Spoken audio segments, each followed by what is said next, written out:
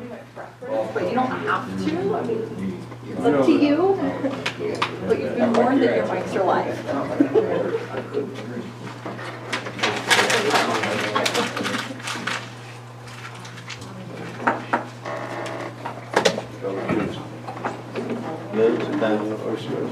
Yeah, of course. Sure. Good morning. Good morning. How are you all? Good morning. Haven't had a chance to meet any of y'all, but look forward to giving you whatever information we can provide today. So, yeah, all I know is that our team in briefed on that's the Trinity Lighting Complex, or the Six Rivers Lighting Complex. As we were told to show up here at 9 a.m. for this meeting. Haven't had any more information since. So. That's it, huh? Yeah. Make it up as you go. We do.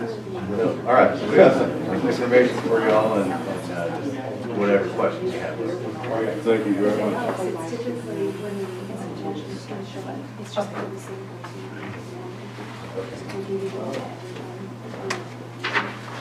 Okay, yeah.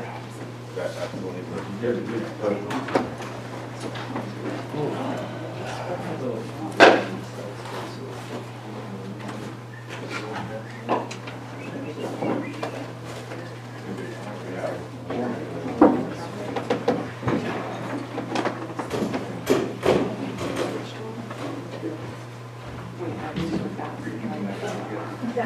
Cook's right over there. If you have to go, she'll pass it. I need 7 plus a couple for leave. Perfect. Oh, no. That's cool. That's right.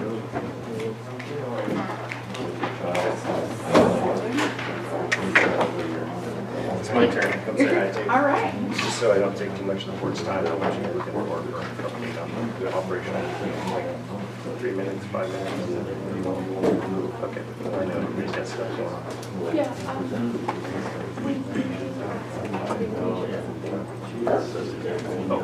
Oh, stop.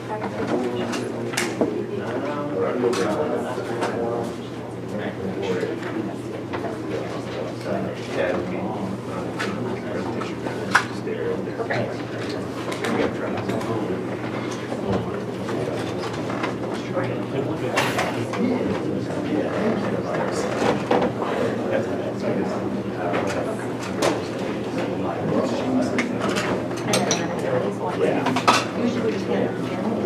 I'll talk about it. Thanks for having us.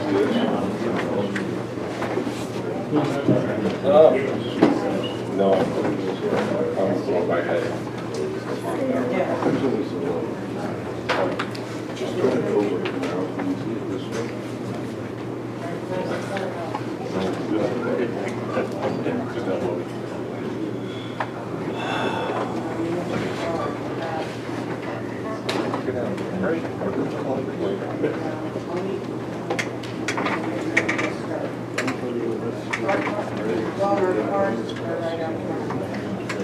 It'll be on your left.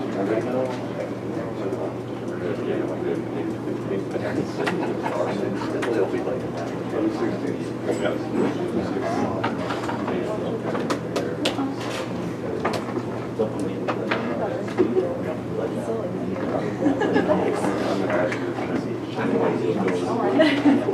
We all use our phones.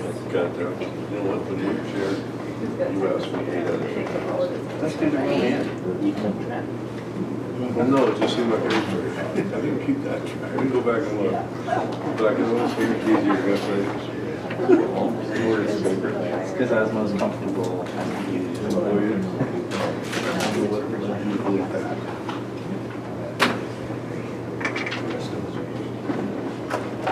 You go live with your mics and video on Zoom.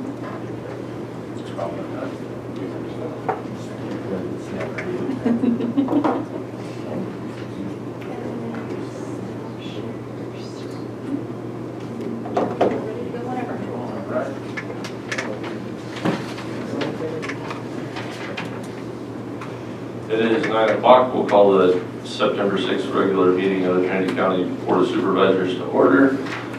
Supervisor Brown, will you lead us in the pledge of allegiance? Please join me in the pledge. pledge allegiance to the flag of the United States of America and to the republic for which it stands, one nation, under God, indivisible, with liberty and justice for all.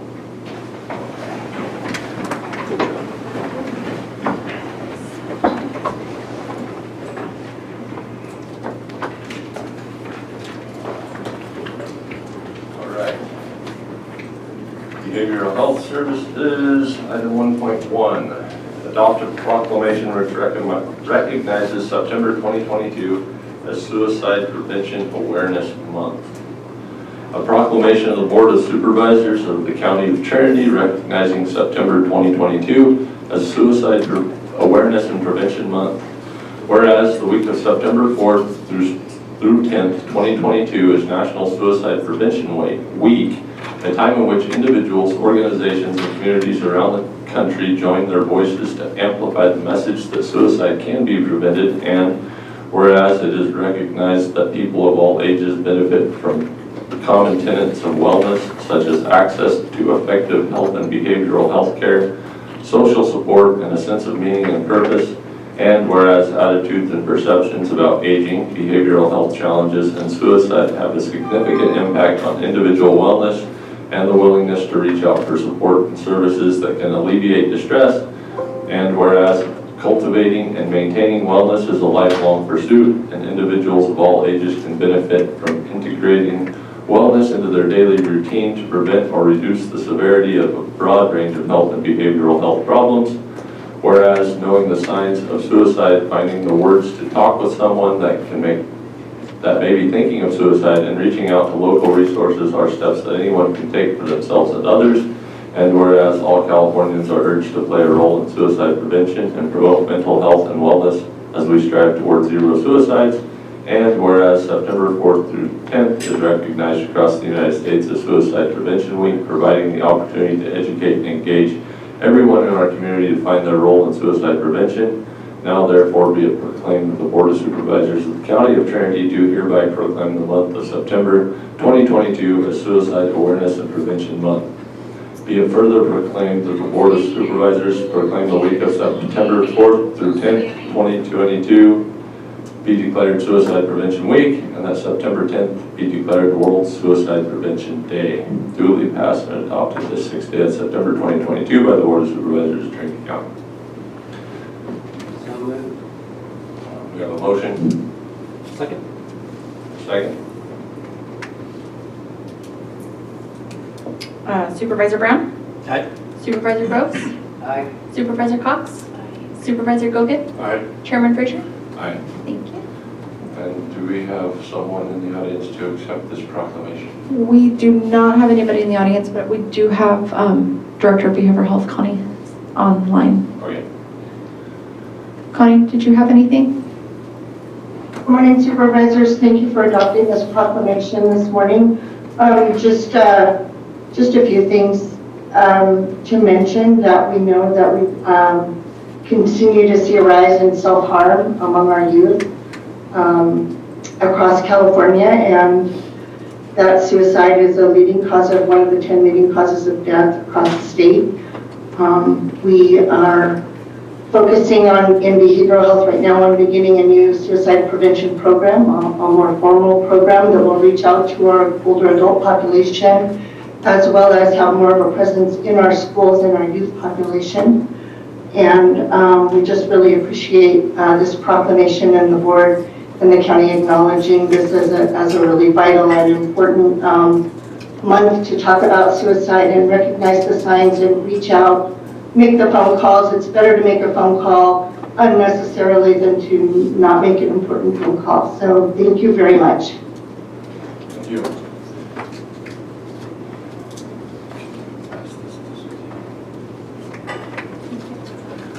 All right. Clerk of the Board, item 1.2, receive an update on fires currently burning in Trinity County.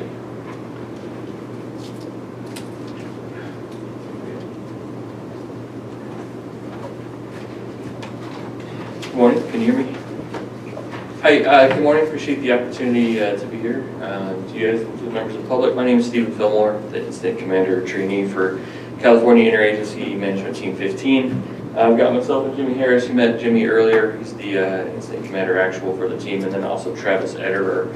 I'll bring Travis up in a minute. He's one of our operations section chiefs and give you kind of a high-level operational overview. But before that, I just wanted to mention you guys should hopefully have some VIP packets that we put together. In that, there's a series of information. There's a timeline of events that brings you up to current. There's our current incident action plan from today. Here's the what we call the 209 update, which is what we report up to the national office about what's going on, and a few other bits of information that should get you the latest and greatest what's going on out on the fire. Just kind of skipping to the punchline, the fire is going well. We're the third incident management team that has been on the fire. When we got here about 5 or 6 days ago, they were just sort of concluding the last bit of tactical firing operations and closing off that last little bit on the Campbell fire, and so it's looking good, and it's held in its line since we've been here about 5 or 6 days now. So overall, we're feeling really good about where the fire is at. Don't really expect it to move. The Ammon fire, sorry, is 100% contained, and we expect the other one to come along pretty well too. So everything's going good, which is one less thing for the county and the state to have to worry about. And we're demobilizing a lot of resources and getting them back into the system because, I don't know if you guys heard, there's a lot of new fires that started yesterday up and down the state all over, and probably be more today, unfortunately, just with the heat and everything. So if you have any questions, myself and Jimmy and Travis will be around, but I want to bring up Travis here to give you kind of more of an operational overview and any questions you have. But again, appreciate the invite here. Communication has been really good with the other counties, with Humboldt County and the tribe and everyone else too, so it seems like everybody's happy. Thank you. Good morning. I'm a little bit taller than Steven, so we got to work on this. And I'm still getting used to reading glasses, even though I'm pushing 50. So thanks for having us. Like you said, my name is Travis Eder. I'm one of the kind of robust operations section group that we have. We're pretty lucky as a team to have a really strong group. So as an introduction, start date, so just a little over a month ago, a series of lightning fires happened, and kind of joined up to make the 2 major fires now that are organized into branch 1, which is the Campbell fire, which total the 2 fires are around just over 40,000 acres. The Campbell fire is 3/4 of that, and then the Ammon fire, which we call branch 10, down to the southwest of Willow Creek, is only about 11,000 acres, 10,000 acres. So like Steven said, we're feeling very confident. The Ammon fire, that thing's buttoned up. We're really just mopping up the slightest little bits of heat here and there, and then doing suppression repair, which I'll explain a little bit more here in a moment. And then over on branch 1, the bigger Campbell fire, you can see I'm fighting the urge to have to wear these. The bigger Campbell fire is also in really good shape. They have basically containment around 90% of the fire. Moving up the west side, you guys should have a map hopefully in that packet, but moving up the west side is all kind of Willow Creek, Trinity Village, Hawkins Bar, the Sallier area. All of that is solid. There's no fire down in there. We actually pulled most of the hose lines out of there. We're in suppression repair in earnest in there, which means we're pulling down the berms from any dozer lines, any hand lines that need to be fixed up. We're adding water bars to avoid any kind of erosion when the rains come. And then, getting rid of hazard trees so nobody gets injured later in the year, or take out any roads. And then moving up around the northwest side, we call that Division Golf, so that northwest side, that was that last area that really had any tactical firing, like Steven mentioned, about 5 days ago, and that looks really good also. It's a little more technical dirt there. What I mean is it's steeper, there's more hazard trees, it's harder, it's more dangerous to go down in there and mop that up. So it's a little slower process. So we're a little farther behind there. That line's all, we call it black on the map, but it means we're not really worried about it getting out, but we're not ready to go into suppression repair there. We're still mopping up, it's very slow going to get down that really steep slope. Really only about 15 feet down a day. And when the smoke was in there, we didn't want them down in there at all because they can't see the trees that are going to fall and the branches are going to fall and hit them. So safety is a paramount concern for Team 15. It has been. We have a whole separate tent just for if something happens on an incident, we all meet in there and we kind of shift gears to deal with that incident.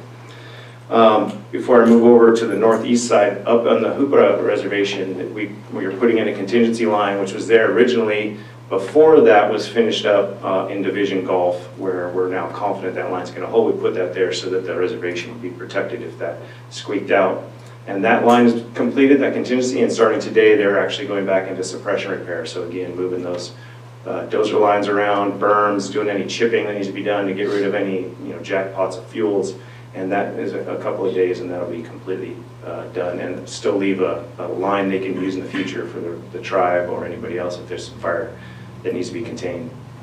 So moving around to the northeast side, that's an area, I don't really want to say an area of concern, because again, we're pretty confident that that line's going to hold, but with the heat and the fact that we had smoke in there for so long, it's kind of hard to see in there, to see what's been going on. We've been putting firefighters down in there as much as we can every day and mopping all that up and cutting those hazard trees. But as the smoke clears out and the heat hits that, it kind of cures that fuel, and stuff that hasn't been burning starts to burn. So today on that northeast side, and then also just on the east side in Division November, we've upstaffed those divisions, and also, since it's so hot, don't work so hard today, unfortunately. We like to see things get done, but we want you to be available if that has something that spots over the line, which we're really not expecting, but being prepared. If that spots over the line, we can go and attack it. And we've got to still have a pretty sizable air force that can go and put a lot of water on the ground as well. So, especially for Supervisor Brown, talking about that east side, we've done some fire behavior analysis and runs, and really in 12 hours with nobody touching it, as if we didn't exist, it doesn't even hit what we consider our next line, which is already complete. So if you think about the fact that we're going to put 200 people immediately on scene and 9 aircraft, highly unlikely that anything's going to get out of there.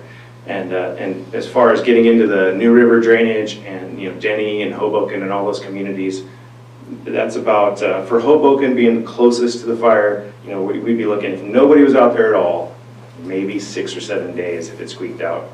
And then Denny proper is probably 8 to 10 days if nobody was over there. And again, from the 2015 fires, that all looks, the fuel is very minimal.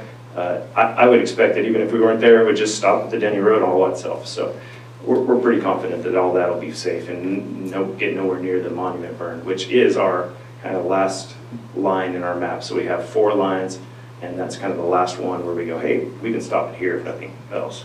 So moving around the south side into Division Romeo, Trinity Village, the Hawkins Bar area, all that is buttoned up. They've already pulled all the hose lines. They've left a few things in around the structures just for comfort's sake, and then they've already almost finished suppression rehab and all that. So that should be back to quote unquote normal by the end of the week for sure.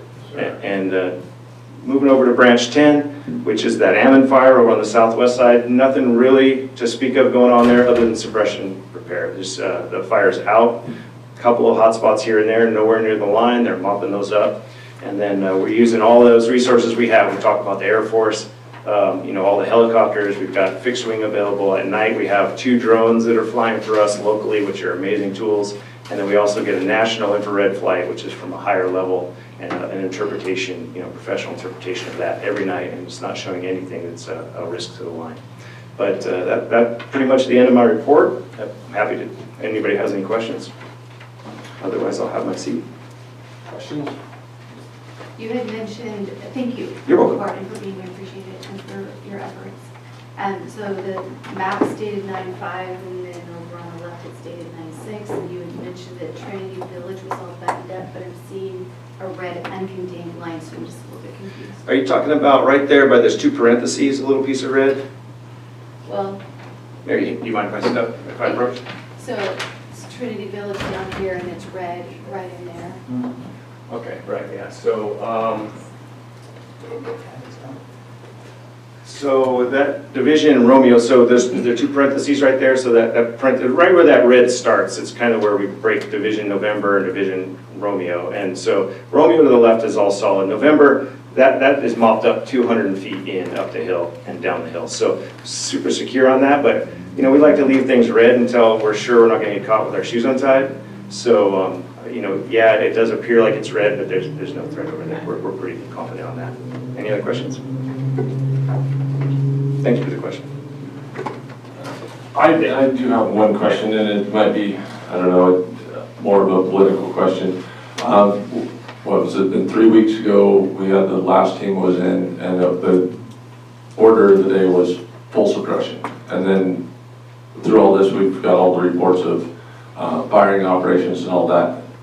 My question would be, how many acres were firing operations, and how is that strategic firing considered full suppression?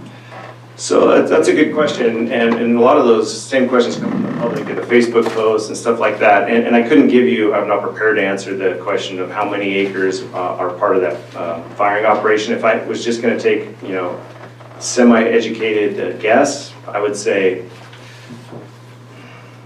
less than 10% for firing operation. But we also do firing operations in the islands that are on the interior. So like for example in Cedar Creek area the other day, that was all starting to burn off on its own. It was about 500, 600 acres, but there's a road down the middle of it at the top. And if we let that thing burn, it's gonna burn high intensity and it's gonna take out all those trees, and then in a day, a week, a month, 6 months, those trees are gonna fall.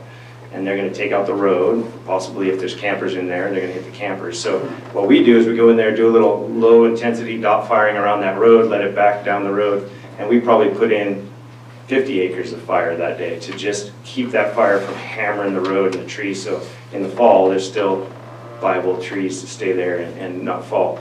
And we still do consider that full suppression when we are using fire as a tool to create a buffer between our containment line, where we want it to stay, and where the fire currently is. And the tool is that when the fire is going uphill, I mean, you guys have been here a long time, it's going to race uphill. So if we can get ahead of it, make a good line days in advance, and Team 14 was successful, very successful at this, the team before us. They create this solid line, they have a solid plan, the weather was in their favor, there's a lot of parts that go into it. The fire behavior analyst does a lot of modeling and checking. We have the drones up, and we have the aircraft ready to respond, and we paint the ridges with retardant where we're using as a holding point, and then they go through and they fire right off the road, and then it slowly backs down. And that's still part of the full suppression package. And then lastly, they go through with the drones, and they continue some aerial and get more depth so that doesn't hit it. Does that answer your question, Chairman? Yep. You have more to add? Yeah, I was maybe jump in on that a little bit as well too. Appreciate that, Travis. Have you guys ever heard of the 3 R's? You ever had a team come up and talk about the 3 R's that we use up here? We call it roads, ridges, and rivers. So when you have slopes that are like that, like so much of it is, there's really no real way to put a person there. So there's 2 ways to put out a fire. You can either put a line next to a spreading line of fire, and you can go in with shovels and water and put it out right where it is, which is okay to do if you're out on flat ground, or even something that's reasonable that you could walk on or drive a dozer on. And that's what we call direct attack, where you're putting it out right away, just right where the fire is. Unfortunately, in a country like this, we usually have to fall back to one of those 3 R's, the roads, the ridges, or the roads. Roads, rivers, ridges. Most of our firing operations have been coming down roads that are on top of the ridges. That's why you put the roads on the ridges in a country like this. So it all comes down to the intent, really. When you're looking at that full suppression, that's saying we want this fire to be out as small as possible. Sometimes small as possible means right where the fire is spreading, and you go in, you put a hose lay on it, put it out with water. Sometimes that means we have to go to the place that's the safest place to put it for a firefighter, because if we put 100 firefighters on a 50% slope, 50 of them are coming out with broken ankles and that sort of thing. So instead, we'll go out to where we know we can be safe and successful, but still achieve that end goal of putting the fire out as small as possible. Unfortunately, you can't always put it out right where the fire is physically at. Sometimes you have to let it come out to a point where you can meet it. The best way to do that is to put a fire out ahead of it to kind of trip it up so it can't continue to spread. And that's what we mean by those tactical firing operations. The full suppression is a strategy. Like I said, we want it to be out as much as, or we want it to be out as small as possible. Sometimes small as possible means we have to come out to those roads or those 3 R's. Does that answer your question? Yeah, it's all about what you're trying to do with the fire in the end state. So, and that's what it's been all along. Our goal, every single one of the firefighters, almost 2,000 when we got here, was trying to get the fire out as small as possible in a place where they could both be successful and be safe as well too at the end of the day. So, yeah, we're trying to achieve both goals most of the time. Keep our firefighters safe and alive, and put the fire out. So, okay, thanks. I've got one other question. Absolutely. And I don't know if you can answer it or not, but this has been done under unified command, and there's been a lot of public praise and acknowledgement of that being a really successful approach. are you able to comment on who or what agency makes that determination of going to unified command and what the advantages of having unified command versus non-unified command would be? Yeah, sure. And I don't actually know that we're in unified command anymore. I think we talked about this. We're out of it, right? With the law enforcement, right? Yeah, we're still in unified command with law enforcement. A lot of times in California, there's a lot of intermingled ownership with CAL FIRE, and we have a division chief here that could speak to that, but I feel comfortable speaking to that too. The advantage of it is when you have unified command, and your first question was how do you determine when you go into it, that's usually pretty straightforward. So I work for the United States Forest Service. When our land is threatened or about to be threatened, we'll go in and accept, the responsibility for that. We're paid by taxpayers to protect this National Forest Service lands, and CAL FIRE and the local government entities, it's the same thing. They have a fiduciary responsibility. So they'll recognize that. Everyone pays attention to the fires. So most of the times it's a pretty organic thing. We'll show up, our land's threatened, CAL FIRE will show up, their land is threatened, and we just work together. It's a pretty regular thing. And to your other point, which was the advantage of it, the advantage of that is all the, the interested parties are represented. So the National Forest System's lands, the resource integrity, the timber, the recreation, the trails, all the things that go into that. The Forest Service brings that perspective to it, and local government with the structures, most of the time they're looking at infrastructure, they'll bring that and they'll represent those views, and we'll make a consolidated plan that tries to attempt to address all that as much as possible. It usually works pretty well. There's usually a high degree of respect, and sometimes there can be some friction, but most of the time it works. Yeah. Hopefully, does that answer your question, Supervisor Brown? Yeah, thank you very much. Yeah, for sure. These are great questions. I'll stay up here as long as you guys have them. Any others? All right, thank you, sir. Okay, we appreciate the opportunity. We will probably go back to the fire and let you guys get back to your regular meeting, and we'll be here for another 10 days or so if you need anything else. So, thank you. Appreciate it. All right. That we'll move on to public comment. This time is for information from the public on matters not appearing on this agenda or within the consent calendar. All comments are limited to 3 minutes and must pertain to matters within the jurisdiction of this board. When addressing the board, please state your name for the record and address the board as a whole through the chair. No action or discussion will be conducted on matters not listed on the agenda. However, the chair may refer the subject matter to the appropriate department for follow-up or schedule the matter on a subsequent board agenda. Do we have any public comment?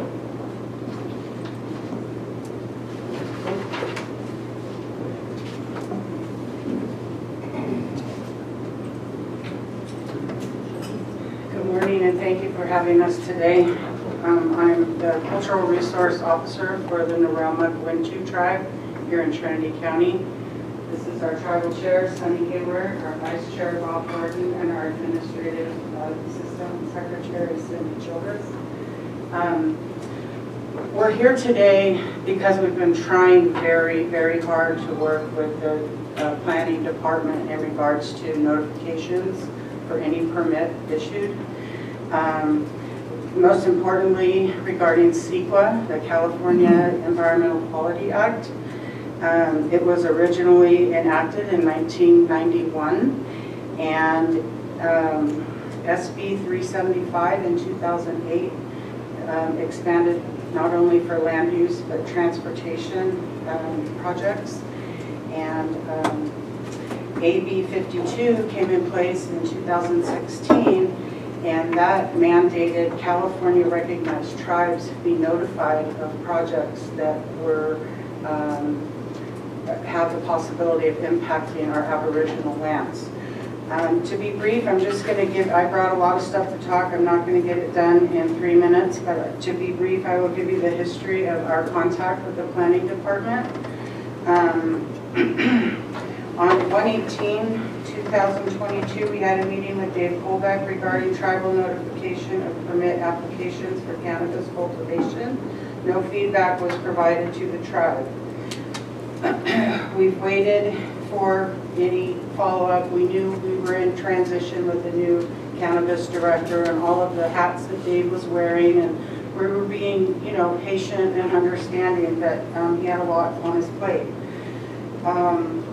But on June 29th, I emailed a request to be added to the notification list of the cannabis cultivation permit applications. I informed them that they were out of compliance by not notifying us of these projects. How we hear about that is the consultants on that notification list, and that would be Downriver Solutions, Nick Engelhoff from Archaeological Research and Supply Company, as well as Bill Ridge. And so they're notifying us, not the county, which is, when it first comes to their desk, they're supposed to notify the tribe. That wasn't happening. So when I used the word non-compliance, immediately the new director for the cannabis department emailed me back and said, hey, I just got an email when you asked for notification that we have been out of compliance. He wanted to understand. So I wrote back, we needed to request another meeting with the department. I mentioned the previous meeting of 118 with Dave Colbeck. I also reminded him of state and federal laws, AB 52 and SB 18 mandates tribal entities on the notification list at the Native American Heritage Commission to be notified of said projects. Within the email requesting a meeting, I provided multiple days of availability to assist with coordination. No further response from Sean Connell. Okay, your time's up, but I would ask that you on Thursday, this Thursday, if you can meet here at 11:30 a.m. with our cannabis ad hoc. We'll schedule time with planning and with myself and Supervisor Groves, and we can go over some of this, and we'll figure this stuff out. And I did try to reach out. I don't have contact information personally, but to try to address this already. So yeah, if you guys will meet with us on Thursday, and if that for whatever reason doesn't work, you can reach out to myself or Supervisor Groves, and we'll make sure we get a time. Well, we really appreciate your time, and we want to work together with you, but we are not having any success in that department. What time was that, Thursday? 11 o'clock. 11:30 would be the best time on Thursday, and we'll be here. We'll have myself, Supervisor Groves, people from the Cannabis Division and County Council. So when we'll meet with you and come to it, get this stuff straight away. Thank you very much. Yep. Do we have any other public comment? I have Adrian on Zoom. Okay. Go ahead, Adrian. Thank you, Chair. Thank you, Chair, and Board of Supervisors. First off, I want to say a big thanks to the Fire Safe Council, RCD, and the Sheriff's Department for sending out that really nice evacuation map. It was really nice to get a document that was so clear. It was specific to my zone, so I imagine everybody else got one that's specific to their zone. That's great work. I hope that those zones stay the same so we can continue to use that. Second, I want to talk about how the cannabis permits are rolling out for the county. We've spent God knows how many months in ad hoc meetings. We've all tried to be solution oriented. We've done tons of research. I've conferred with cannabis folks and attorneys and all that from all over the state. And I do think that we kind of found one of the reasons why we're having such a hard time getting permits issued. One is that we're calling them licenses. Licenses are not conditionable by their nature. The state requires that local jurisdictions create site-specific individual discretionary review processes, which are by their nature discretionary. Permits are discretionary. So when we took the EIR and its mitigations and adopted it into what was previously a ministerial process, we created a discretionary process, which by its nature is iterative. There is no, you're never at one point done with CEQA. You're constantly having to do your MMRPs, so on and so forth. Also note that the TAA lawsuit specifically states, now, regardless if I agree with the outcomes of that lawsuit or not, what the county signed on is that the county is not the licensing authority. If we want to have a successful program, if we want to keep our farms in business, we can issue discretionary conditioned operational permits to our cultivators, we do not have to make the same mistakes that were made in Mendocino County that does not have a discretionary process. They have a ministerial process, and all their phase 1 farmers are really having a hard time, and it's really difficult to sit here and watch us go down that path when that's an example that we can use as to what not to do. And everything that my trade association and all the other cultivators who come to the ad hoc meetings have been saying consistently over and over and over and over is please issue discretionary conditioned operational permits. Let us continue through with the state, who's, the state still considers our licenses valid because they also don't agree with the outcome of the TAA settlement, which is not a judgment, it was a settlement. There was never a judge that said our program is flawed in any way. Running out of time, so I just wanted to please, an action item from the supervisors, please create permit system, not licenses. Thank you. Thank you. Next we have Hayes Family Farm. Hi, Board. This is Steve Lyon, Junction City. It's been another 2 weeks since the last board meeting. I believe we're still at less than 30 licensed cannabis farms currently in the county. We've had another business start to close its doors and lay off, I believe it's like 7 or 8 employees. Personally, I'm down to minimum staff. I've laid off folks, and I just, want to remind the board, these are hundreds of small family businesses with employees that are still not operational. I've attended plenty of ad hocs. I know what all the excuses are, but the bottom line is this still isn't getting done, and it seems like some of the momentum has waned. I guess it's September now, season's pretty much over, but something needs to change. I hope the board continues to look at what is going on at the county process. This is not a state issue. This is not a farm issue. This is a county licensing bureaucratic issue. And it week after week after week, nothing seems to change. I just want to remind the board of that situation. Hundreds of businesses, small family cottage industries, shutting their doors, closing, losing their investments, moving out of the area, small businesses in the county closing. Thanks for your time. Next we have Olivia. Hey, it's actually Jake Grossman Chris from A4. Good morning, Chair and members of the board. It's hopefully no surprise news to anybody on this board, but you can get back to counting cars in Trinity County because there's so few coming through each of these towns. As I recently heard in the discussion last night, there are folks that won't go out in Weaverville because of the vagrants and the closed businesses and all the petty crime that has just been picking up, as well as I believe what's turning into multiple Narcan deployments every week in our community. It's something that needs to be addressed. I wish that I was hearing more discussion, more urgent discussion about what we are going to do and what we are going to do now to preserve any industry and all industry that's in Trinity County, as well as what the plan is to encourage more industry here. We have been politically a very no county.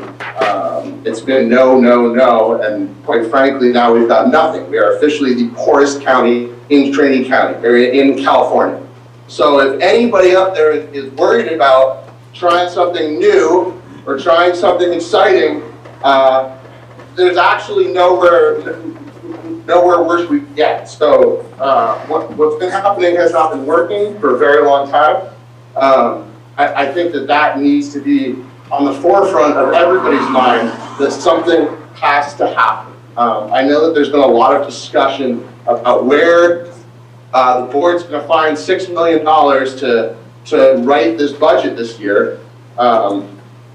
If the county had managed to have 530 cannabis licenses active and operating at their highest ability, that's 120 acres of canopy, or 128 maybe, acres of canopy in Trinity County.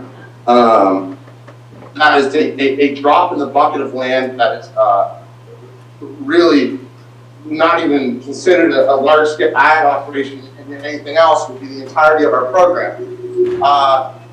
Most people who are successful in this business, at their production values, at our tax bracket, you are talking about those 530 licenses producing $6 million a year. So it's kind of funny that we can't make this program work, but we also can't come up with the $6 million to balance this budget. You know, I, like everybody else, is beyond frustrated. I'm sick of every time I want to go out to eat there being one less option. I'm sick of wondering what there's going to be left in any of these towns for my kids. And I'm sick of wondering what the hell is everyone thinking that's at the wheel. Thank you. Okay, Veronica? Good morning, Board of Supervisors. Thank you again for the opportunity to speak with you today.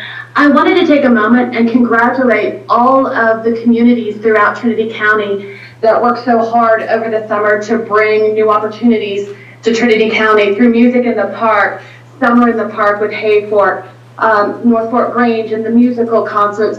It has been a very nice area for people to come and visit. I've heard a lot of great feedback from the downtown merchants on visitors. And, you know, recently Gridley was just awarded $3 million to build a sports complex because the state of California does recognize how much that can bring to, how much that can, economic support that can bring to a community.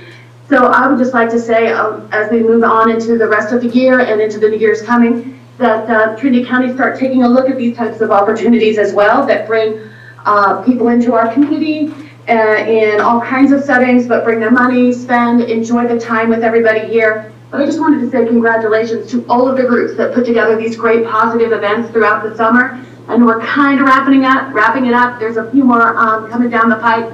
So I hope everybody gets an opportunity to attend. And the Weaverville Chamber of Commerce, Arts Council, everybody involved in those kind of things. So I just wanted to take that moment and congratulate them and tell you a little bit about the good stuff. Thank you. I have no additional raised hands and no new chats. All right, unless there's someone else in the room, we will close public comment and move on. Next item, reports and announcements. Item 2.1, reports from department heads. Are there any department heads that wish to report out?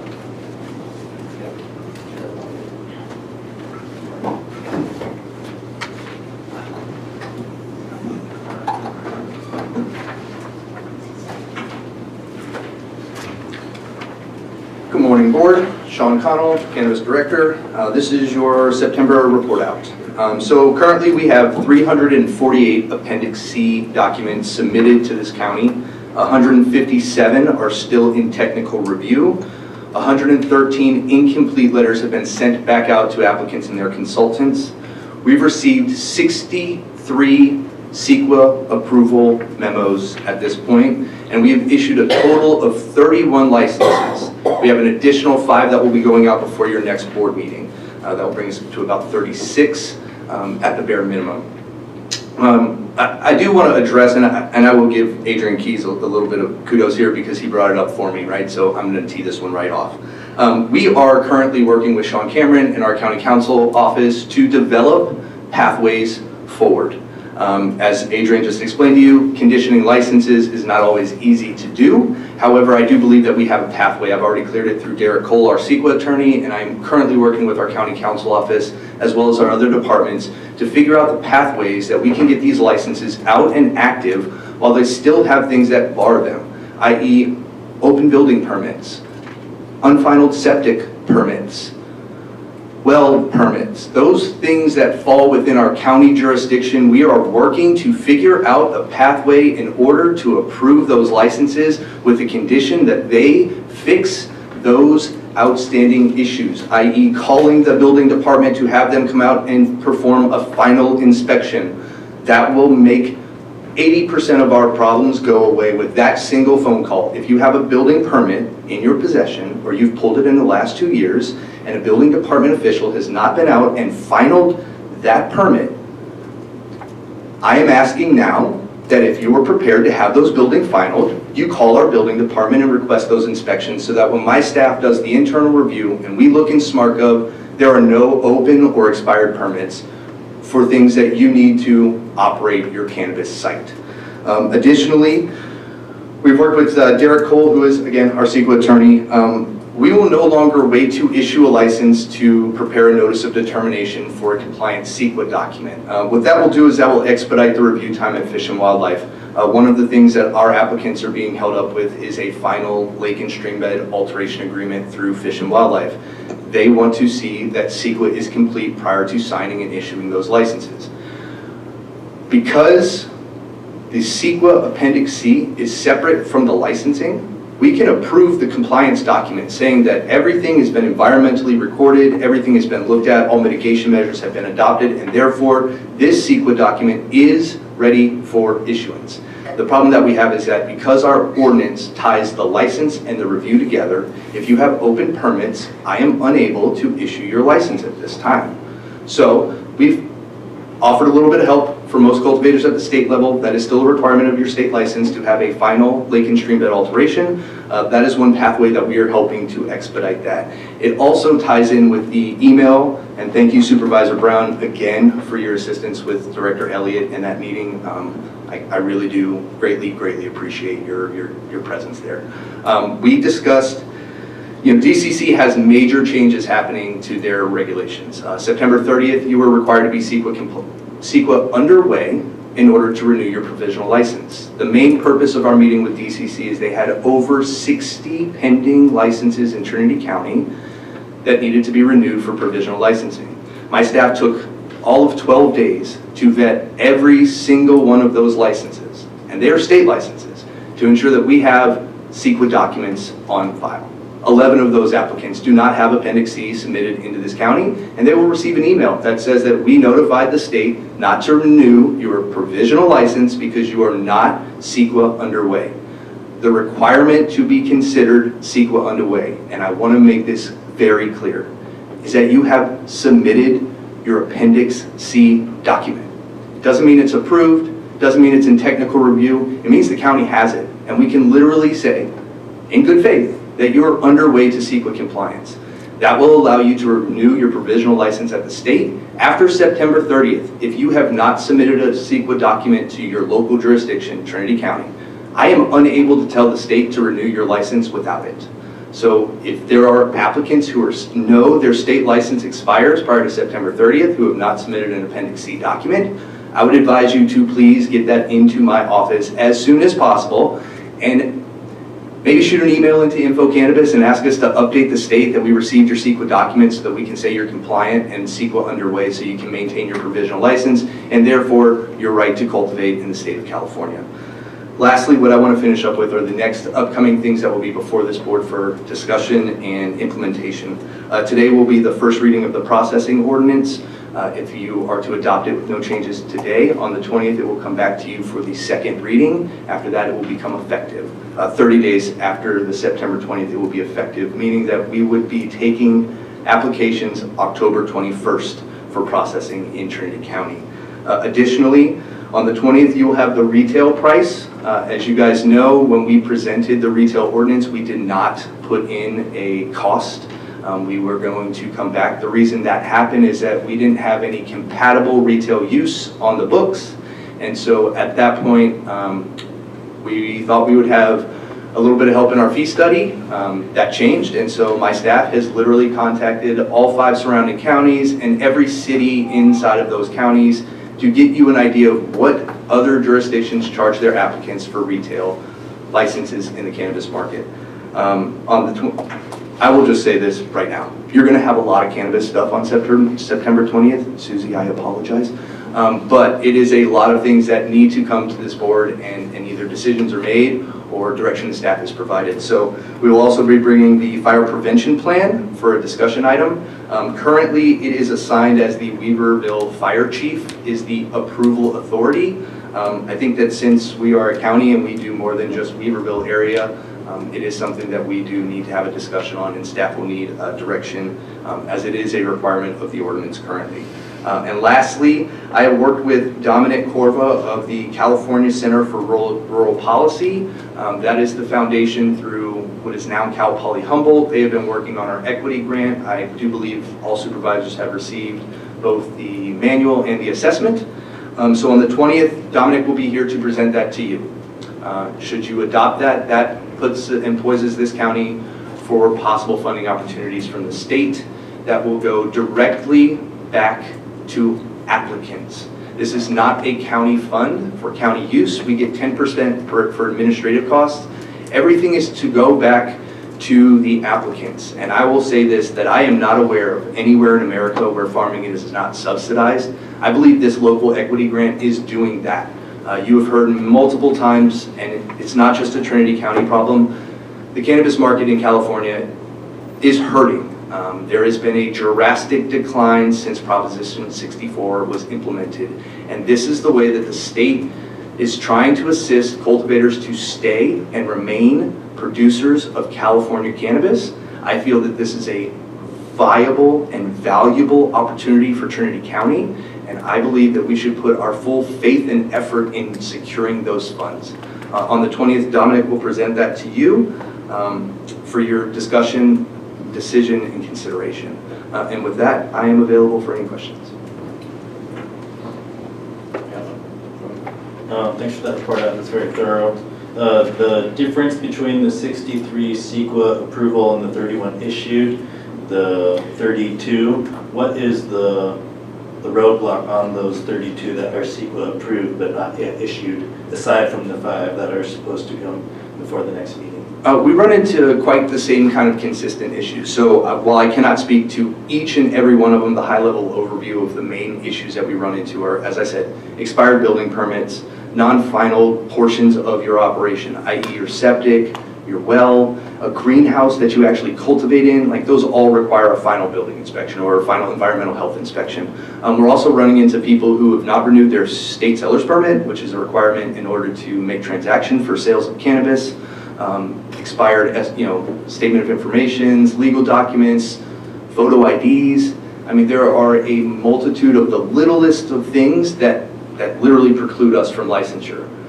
But the biggest issue that we have right now are those internal county departments, expired building permits that, people just, it expired, the program was shut down. I would imagine there was no incentive for them to final those, but now they want us to issue the license without those buildings being final, and that's really what for a lack of a better term, handcuffs us a bit.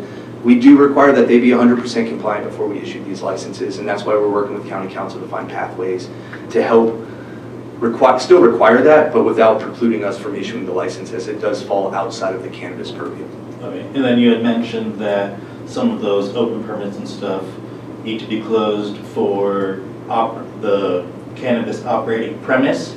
So is there a separation between the entirety of a property versus the actual mapped premise and the permits that are within or outside of the premise? I would actually say different. If you're going to use a structure or a building for any portion of your operation of cannabis, it's got to be permitted. So if you have a shed that you use as drying, and you pulled the permit, but you never had it finaled, it's not a final building. Therefore, it's not available for use, right? It hasn't received the certificate of occupancy, that final safety check from our building department that says this is safe. You, your employees, your workers, anyone can go in there. We have no worries that it's going to fall on top of you.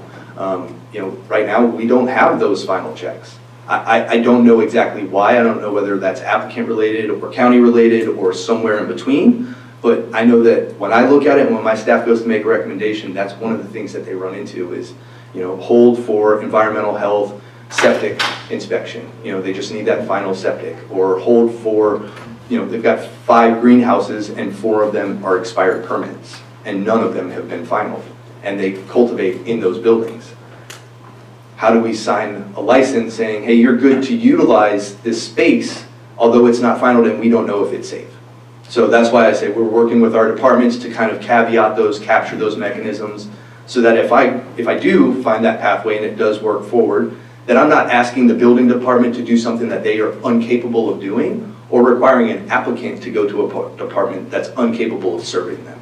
So it does require a little bit more work, a little bit more finesse with our internal side, but that's really what we're looking at. Okay, thanks for the clarifications. No problem. So I have a couple of questions here. What are the costs for retail outlets throughout the other surrounding counties? Well, Shasta is prohibited, so there is no cost associated there. If I remember correctly, it might be in Shasta. I know there's a city, the base application is $10,000 up front, and then you're paying a business license annually, and then you're paying a tax based on your employee rate. I've seen that in about 4 or 5 different cities, not necessarily that $10,000 upfront costing. Mendocino County, $636 for your license, $40 application fee, $40 renewal fee, 3% gross receipts. Yeah, I mean, there's a good spread and swath between where Trinity County is and where the rest of our surroundings are at. Everywhere from no cost, no taxes, no renewal fee to $10,000 up front before you even look at your permit. So you said Shasta County does not have any? Correct. Shasta County, Siskiyou County, Tehama County are all prohibited cannabis counties. So they have unincorporated areas. So each city inside of there, like Redding, has retail. There's costs associated with that. Mount Shasta has retail. Shasta Lake has retail. Weed has retail. Things like that. Humboldt has retail for the whole county. Plus Eureka, Arcata, Del Norte, all of those individual cities get to put their own capture mechanisms on how they want to run their commercial operation as well. So in those no-grow counties, there is some specific spots in there where you can't have retail? Yes, sir. And in those spots, what are their costs for licensing or application fees? Well, sir, that will be before you on the 20th. I would prefer not to speak to it because I don't know them off the top of my head, and I'm not prepared to talk about it. That's why we're going to bring it on the 20th for discussion and decisions. I thought you said you had checked on those, so that'd be great. I'd love to hear about that. So we were talking about unpermitted buildings and such. What about existing non-conforming buildings? I'm not aware of anything called an existing non-conforming building, Supervisor. So say it was built prior to the statute coming out. 1972? Yeah, we'll say. That's prior to the Uniform Building Code. That's a one-time historic building evaluation that's allocated in our EIR. Those are all complete. We're talking about new permits for new activities on these parcels. So that's shops, garages, greenhouses, infrastructure that is necessary for their activity, for any farming activity, to be honest, not just a cannabis activity. Fair enough, I just wanted to clarify that. And then I think somewhere in the first, I think it was the first handful of licenses that came out, there was no home on there, no residence, but there was an RV and they got a license. Was that part of the first? Just correct, correct. So that's part of our ordinance, that if you do not have a residence on your parcel, you will pull a director's use permit, which is standard in this county. It is an RV permit. No longer does it come through the planning department. My understanding is that it now goes directly to the building department. And that is for a occupancy home while you're reconstructing your residence. And that is perfectly acceptable with the cannabis program as well. Thank you.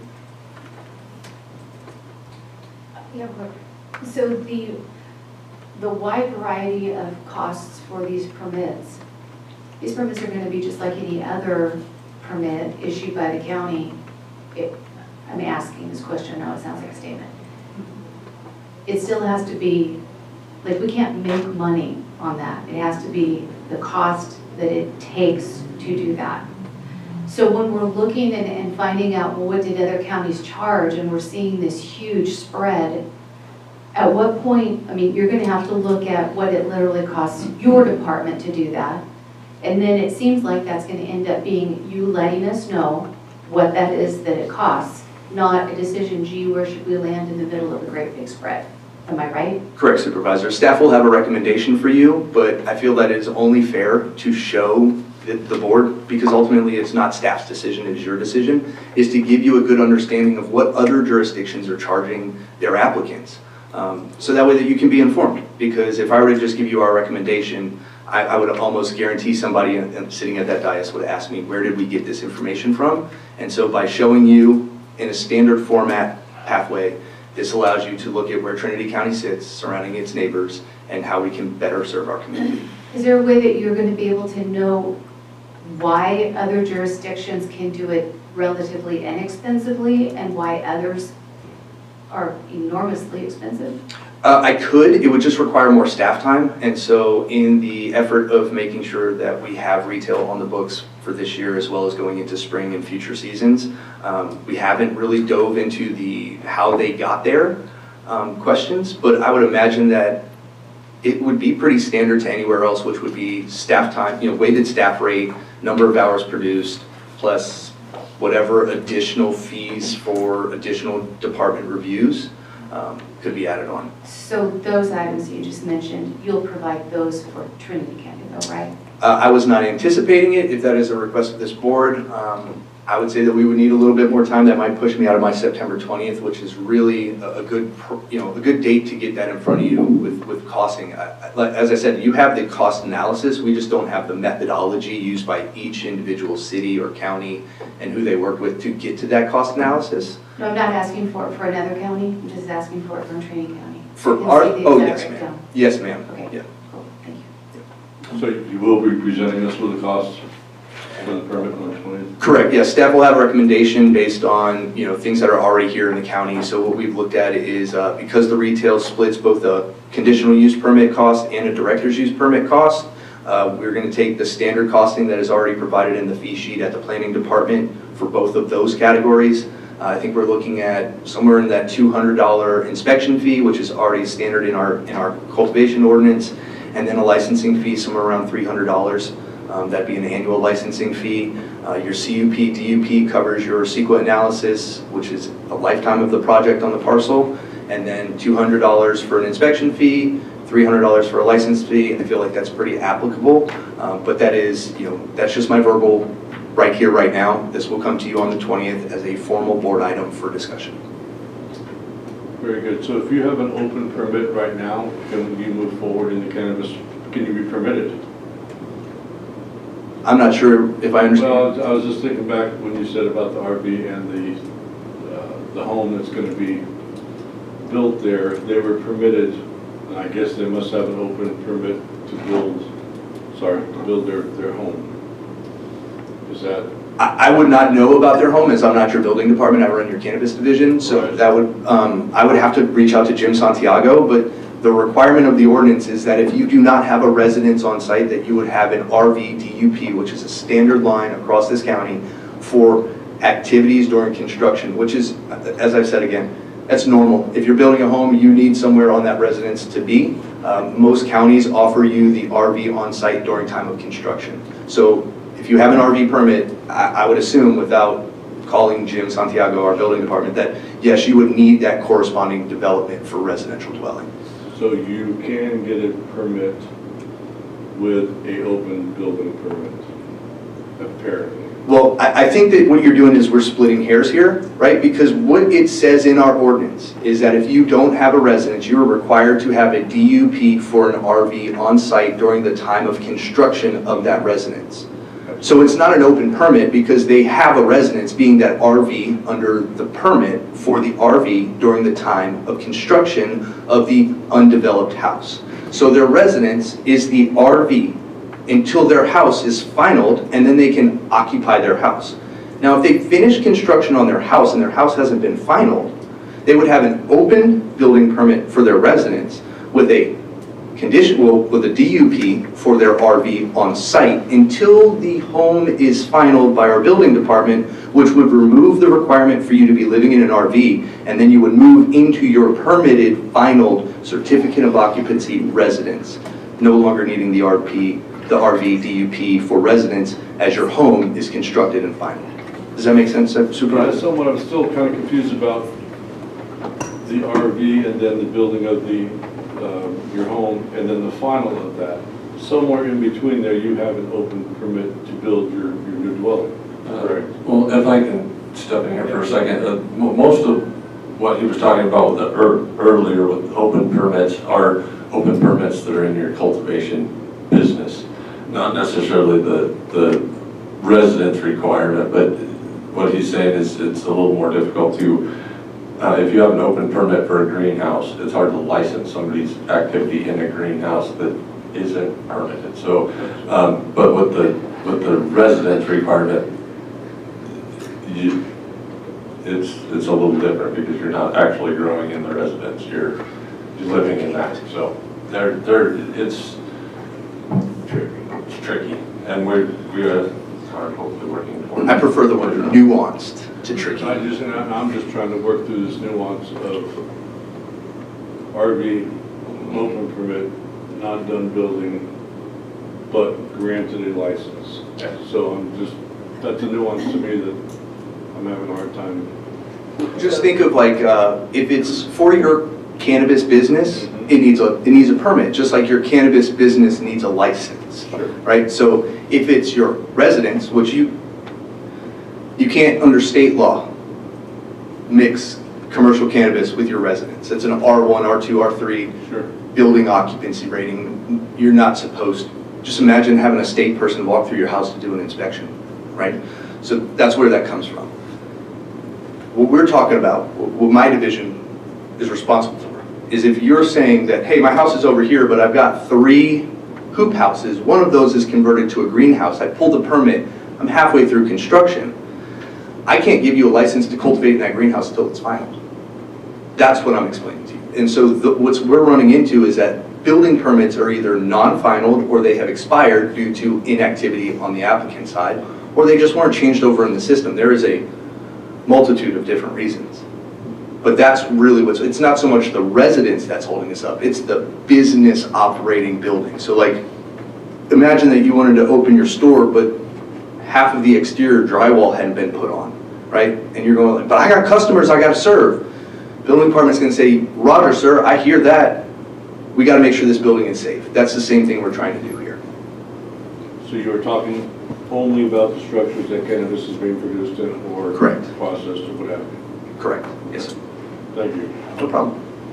To be clear, the ordinance says that you must have a legal dwelling. So the RV becomes a legal dwelling while you have an open house permit, so it qualifies as that. I was just confused with the nuance of an open permit for residents and not being able to get a license over. All right, thank you very much. Thank you. Do we have any other department heads? I did have a question. Go ahead. I'm sorry. So the applications for the retail license, are those completed or when are they going to be completed? Are you talking about just the basic application document, or are you talking about? So I want to open, I don't want to do this, but say Rick wants to open up a retail store. Can he go down there and get the application form and get that going? And if not, when can he? Not yet, but I would imagine that by the end of this week that is public. It's been made available to everyone in the public. We're going to do a nice little social media update, kind of walk through it. I'm working with IT to address YouTube so that way that we could go through like a county informational provided to any applicant who would like to open business here in Trinity County of how to properly fill out and why we're asking for what we're asking for and what we're looking for in those questions in order to expedite our review. Thank you. No problem. Sorry. Special Counsel or Director Collins, do you think ours would be cheaper because we have we don't charge as much for things, I guess I would say, than the surrounding counties? I wouldn't say cheaper, I'd like to say comparable. I think that's probably easier, right? We don't want to be known as being the cheapest place to do development, right? We want to make sure that we capture what it takes to administer our division. And so what we've done is we've used what are like comparables. It requires to go through a CUP or a DUP process. That's a fixed cost already associated in our planning fee sheet. I don't need to recreate that. It's already there. We can just adopt it. There's an already in 1743, I believe, A for nurseries. There is a $200 inspection. I could be wrong on whether it's A or B or D, but there is a $200 inspection fee already associated in our ordinance. So that, again, easy capture mechanism. I think the big thing is what would it cost for a licensure? And so when we're looking at that, we look at, average cost of time, work time, what does that mean for our division? And I think about $300, leaves it pretty equitable for most businesses to get into business here in Trinity County. And I think that that's a fair cost. I think that that's all we can really ask for. But ultimately, it will be up to you, the board, to decide. I can only make you a recommendation. And you had mentioned one of the jurisdictions outside this county had a $10,000 something. What was their application fee, sir? So just to apply, it's $10,000. Came up with $10,000. Yes, sir. Fair enough. I just didn't know if there was more strings attached to that. And there's a lot of nuances here that I'm trying to figure out, and I thank you for answering them. One of the questions I have is, if you have a septic system not in a grow area, as we'll say maybe the RV, do you need to have that septic system re-inspected before you get a permit or license?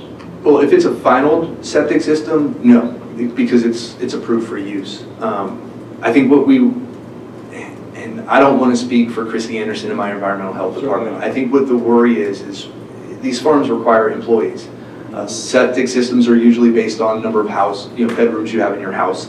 So what they're really worried about is making sure that if you were to have employees, particularly as you talk about planting and harvesting time, is usually when you're going to need, like any farming operation, the additional hands, that your septic system can hold the additional waste that is now present on site in those human bodies.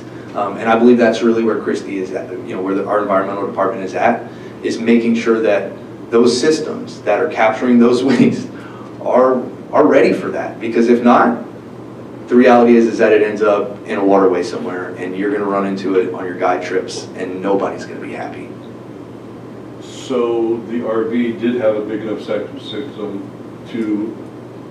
Again, that's not my jurisdiction. It's not my jurisdiction, so I don't know. I didn't do the inspection, nor did I do the plan review for either the RV or the septic or the well on site. I would assume that our other county departments, I work with them closely. They're all very knowledgeable on what they're required to do, so I can lean in and have faith that they've done theirs. I agree. I think Christy's fantastic.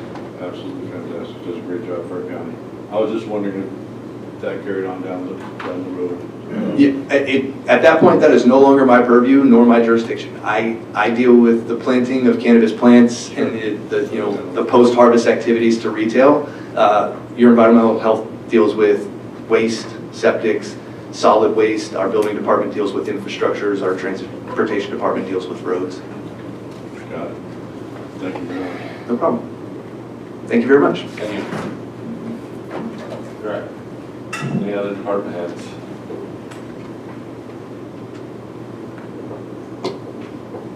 Chairman Frazier, I have no raised hands and I'm not seeing any movement on Zoom. All right. Report from County Administrative Officer. Good morning, Board. Well, definitely we have some good news that we have hired our new board clerk, and she is with us here today, and her name is Ashley Piker, and just want to welcome her and really appreciate her being here, and it's going to be a great opportunity to have some new help and have Susie return back to her very important duties as our senior financial analyst. So I really want to thank Susie for working extremely hard, doubling her focus, her attention to detail in many aspects of her job as well as the board clerk. So I just really want to thank you, Susie. very much. And that's all I have today. I have a question.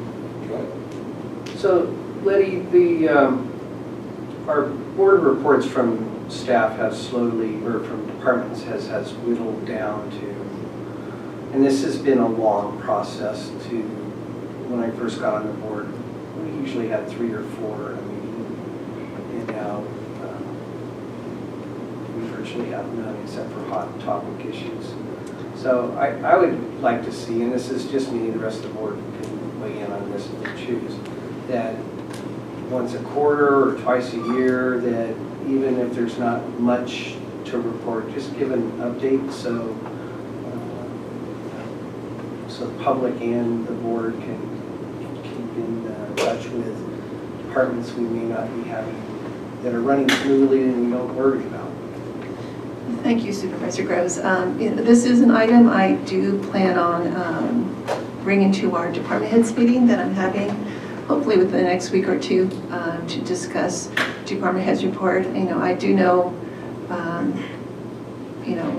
some department heads, prefer to send you email updates of their projects, and but I will be having that discussion with the department heads at that meeting. I would follow that up with, I really appreciate the department head reports that are in writing just because I enjoy processing it that way. But it does occur to me that the public then doesn't have the opportunity to hear that unless we find some way to publish that on the website, or perhaps if they were to staff out somebody to show up and read it into the record for them. So that might be a consideration, as there's some options there that you might think about what would work best. Okay, thank you. Supervisor Cox. Yeah, I would like to comment on that also. I think Panos does a great job of reporting out to us. Personally, myself, it's easy for me to look back on my emails and refresh myself with what he said and what's going on, what's expected to be done. So I'm appreciative of that effort that he's making to keep in contact. He's doing a great job. Okay, thank you. And I did want to thank Susie for the dual role you did play during our financial crisis here, with being Emma and you and the budget. And just thanks, great job. Really, really appreciate it. Yep. Alrighty, any other questions for the CAO? Seeing none, we'll move on to report from members of the Board of Supervisors. We'll start on your end, Supervisor Brown. All right, I don't have much to report on as far as out-of-county travel. There was none. Really, the biggest thing I'd like to just mention is that I'll be attending the annual RCRC meeting next week, and as I've done for the past 3 years, I've tried to collect little donation items from the community. Typically they've all come from District 4 because that's the businesses I've known the most for the past few years. But if I know Supervisor Groves has donated some wine, things like that. If any businesses are interested in donating some items, or if any supervisors, Supervisor Gogan has donated a fishing trip very generously in the past and also for this year. But any additional ones would be great if possible. They don't need to be big items, they can be little stickers and hats, anything like that. It's a fun way for the RCRC members to kind of see the fruits of the county. Obviously Napa and Sonoma have come to the table with like 20 bottles of fancy wine and fancy cheeses, and it's all immaculately gift wrapped. Trinity County, I think, traditionally has had a bit of a lower presence in the gift basket world, but I've tried to raise the bar slightly over the few years. All these baskets end up getting donated to, this year it's Nevada County, as it relates to who the chair of RCRC is. And there are, I think, 4 or 5 nonprofit organizations that will receive the funds collected from these donations. It's usually around anywhere from $30,000 to $50,000 gets raised and gets donated into the communities. And that is about it. Unless there's any questions. When did you need that, or did I already miss this? Well, I sent out an email a couple weeks ago. I know. But if ideally, I'll be heading down there on, I believe, Tuesday or Wednesday. So anytime this week, I can come back into town. I will do my best to get you something in your office or at Thanks. in Susie's office. I'll remind you. Susie doesn't drink.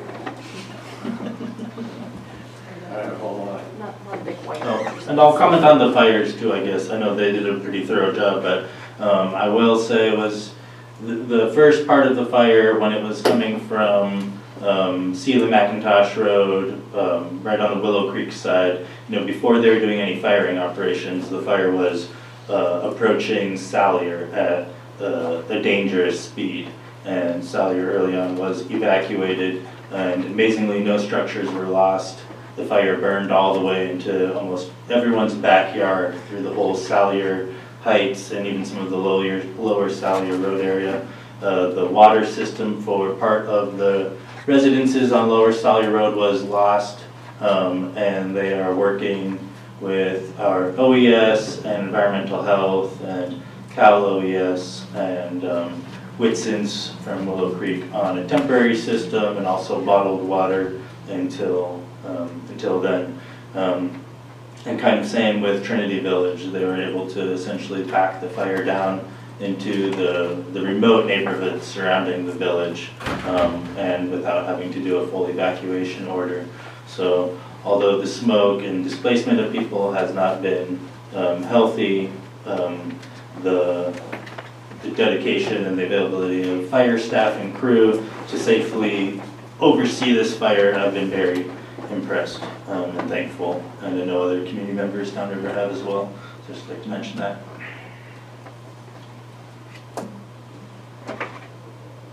Thank you, Supervisor Gogan. I had no out-of-county travel. We did have a couple of meetings. One of them was a sort of a roundtable meeting about the DOT tax. Coming up, we have an ad hoc committee. And we picked a few dates. I think Letty will let us know the time, the date, and the area as soon as we have them all confirmed. They'll be throughout the county. I think we have 4 or 5 spots that we'll be having discussion with the public about the DOT tax, which I think should work out well. I think they're a very unified ad hoc committee, and I think that it will do well.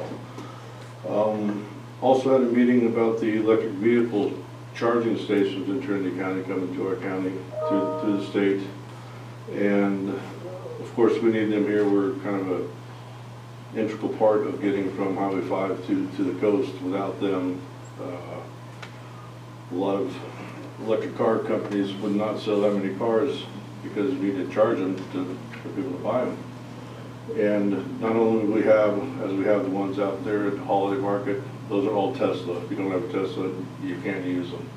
We have 2 in the Douglas City rest area. I think one's continually broken and the other one is not adaptable to many different vehicles. So the ones that we're thinking about bringing to strategic spots in Trinity County will be adaptable to all electric vehicles. So it should be a help to our tourism here, to bringing people here with electric vehicles, and making sure they can get from Highway 5, we'll say, to Highway 1, and anywhere in between, with charging stations in between for all electric vehicles. So we're going to work on that, and that should be coming at some time in the future. That is it for me. William, what agency is that working on that? That you work with them on? What agency are you working with on? Well, it's the state of California with the... It's the Public Utilities Commission as well as the RCRC. And I wanted to clarify, RCRC, for those who may not know, is Rural Representing California's rural counties. There we go. Yeah, so we've been having some Zoom meetings with the PUC and RCRC because there was funding coming through for us to allow permits, streamlining the permit process. Yeah, and I think it's a hindrance now because of the lack of charging stations that we have here, especially just for one particular brand of car. Pretty much Tesla, I think, is the only electric vehicle. And Teslas make up an unbelievably low percentage of car sales in the world, less than 1% of cars in the world are Tesla. So there is many other electric cars out there that make up a larger percentage of Tesla combined. So we do need to have adapters for all of those vehicles, and hopefully we will soon, and we're progressing down that road. Great, I appreciate you doing that. It'd be nice to try to keep these in our T-PUD zones so we can have Trinity County load use versus BG&E load use. So those things were brought up. They were brought up at strategic sites that would also not only be a place for you to charge a vehicle, but a place to add economic value to our, a place to add economic value to our county as you wait for your vehicle the half hour to hour that it does take to be charged. You could be spending your tax dollars somewhere in Trinity County doing something beneficial to our county. Thank you for that. All right, personally, I don't have anything to report. No meetings this last couple weeks, so move on to supervisor talks. Sorry. So on the 18th of August, there was a Superior California Economic Development meeting, and Alex Cousins and Trina Stokely had just been onboarded by this board to be a part of that. Trina is the new loan officer representing the county there. And so without going into any detail at this time, I just want to give the board a heads up that there are some things about the transitional process of the executive director that have me a little bit confused, concerned, and so I am just doing a little bit of a deeper dive into what's happening there. So we'll just leave it at that for right now, but just to let you know, I have a couple concerns and I'm on it. And if there's something further to alert you to, I'll bring it to your attention. Beth Lindauer from SCED is serving us well, moving our CD Hall what is it that we need? We need to look at the feasibility study, sorry. Looking for funding to make that happen so that we can continue that very exciting process. And we also had Fabio Robles from the County Office of Education reached out and said that they too would like to partner in that process. He himself is a veteran and would like to see more veterans education go on with our students. They also could use some more office space, and the location is certainly perfect. So it's just exciting that we have more community partners coming on board and seeing the vision there, and so I think that's very exciting. Also good news that the Forest Service, Lisa Wren from the Special Uses Office, is requesting some additional information, but it looks like we're getting close to her signing off of a conditional use permit that Travis needs in order to move forward with some additional broadband coverage. So that's exciting, and certainly the county is staying up to speed on the broadband as far as, state funding and all of those processes. And planning department and Skylar are doing a great job of next steps continuing to move forward. So that is the end of my report. Thank you. Supervisor Groves. Yeah.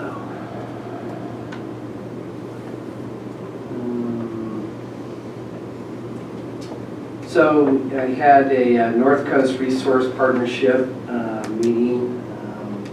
That's, of course, a very valuable group that gives a lot of money, or is the pathway to get money for SB1 water systems, but they really have moved and are working very hard on partnerships for fuel reduction, cleanup. They're highly involved in the state's wildfire forest resilient task force. We got a presentation by Patrick Wright, who's the director of that. So they work heavily with the tribes and are trying to make that process be better in the future.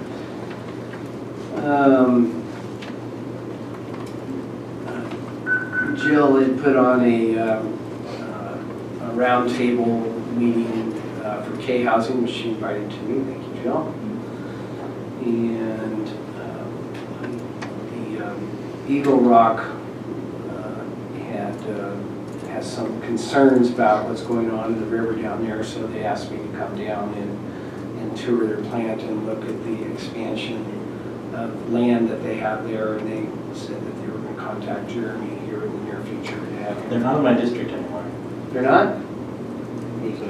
I believe, is it you or? No, not in my district. Supervisor Cox.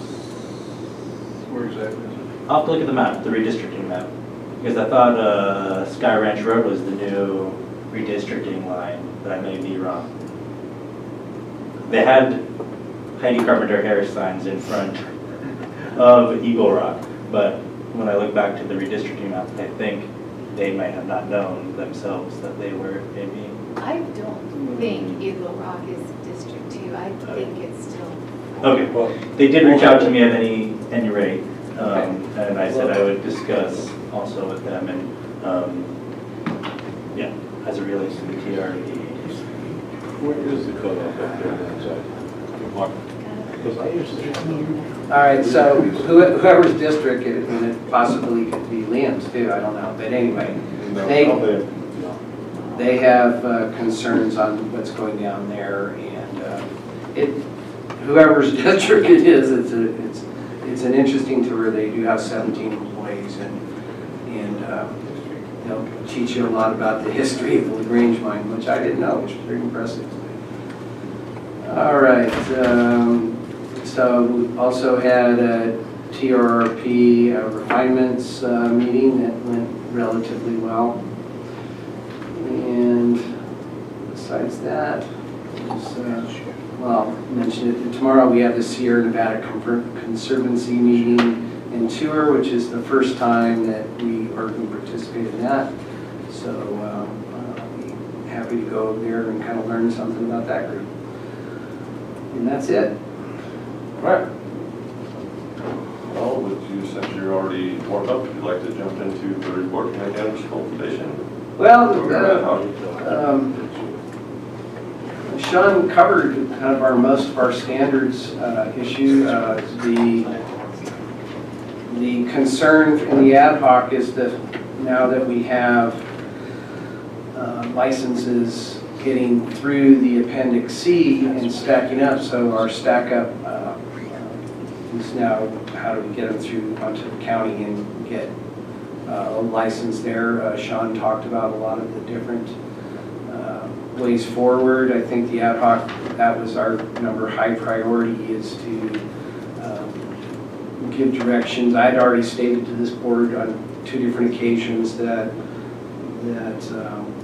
we would be, that the director would have pretty wide discretion to issue licenses that haven't totally completed the process on our side, but with goals and mitigation timing. So I think we're full speed ahead on getting whatever that takes to make him comfortable to issue those. There still is a lot of discourse or unhappiness in that group, some frustration about these licenses not coming out. And we've talked about having some pretty decent numbers to make it through the fall here to call this successful or not. So a lot of work to go, but we have built the foundation. It seems to me like we're framing the building now, but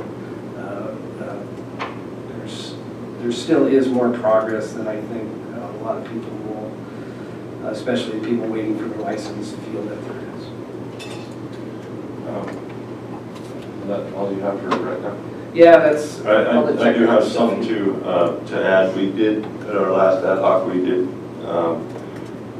have some discussion with Jerry Hittleman, possibly to take over for Heidi Schuten to continue with the ordinance updates, that's still going to be an ongoing look into that. And then we also discussed at the point we go beyond just moving toward making our cannabis program function. If we get into the ordinance, actual ordinance writing, at that point, I think we'll be out of our purview as an ad hoc, and I will probably, if I'm still the chairman, appoint an ad hoc to be involved just with that ordinance makeover as a separate issue instead of, I think that's kind of beyond what Keith and I were asked to do. So, but that'll be farther down the road. Right now we're still in talks to see if Jerry's willing to take this on or if he's capable of taking it on. We'll go through that, but hopefully to keep the momentum that we gained with Heidi, she did great work, and if we can pass that off to somebody else who has the planning knowledge to run with that and actually end up with a one cohesive cannabis ordinance, it would be incredible. So we're looking at that. Hopefully that continues. I think that's the biggest update coming out last week. Where did you find Mr. Middleman? He's actually with Rincon, who is doing part of our general plan update. So they had brought it up when they did our original general plan kickoff meeting. They said, hey, we've been involved in cannabis before, and so CAO Garza reached out to them to see if they'd be interested. And they came to our ad hoc virtually last week, and we had some discussion. So hopefully that will work out, and we'll keep you updated on how that moves forward. So, and then the other thing I did want to just clarify, because we have been talking about using discretion and issuing licenses that aren't totally completed, and just for clarification, that is on the county side, not on the CEQA side. So all the CEQA stuff is completed when you finish your Appendix C and when you get that notice of decision or determination that you're CEQA compliant. We're not using discretion in CEQA. It's simply on the county ordinance side where people may need time to work into compliance. So just want to make that clear. All right. And I'm sorry, I forgot to mention this, that Heidi also had left a very detailed recommendation list of all the ordinances. So she'd gone through and bullet pointed or bubbled, whatever you call it, our ordinances. So there's a pretty easy document to pick up and pick up the ball. Very good roadmap. So, all right. Well, with that, I would think we do for a break. What do you say we come back at 10:45 and then we'll continue from there.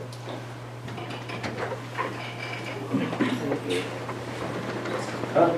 Oh, you're good. Oh, no. Everything was cracked when I did that. How are you? Good. Question for you. Yeah. Yeah, you had the name of the business and all that. That's all I have to say. No, we didn't have to take pictures.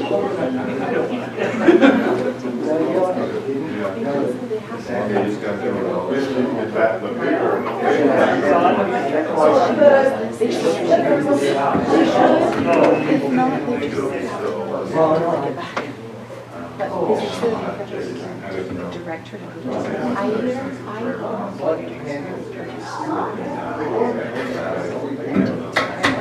Hello. Well, I gave it that.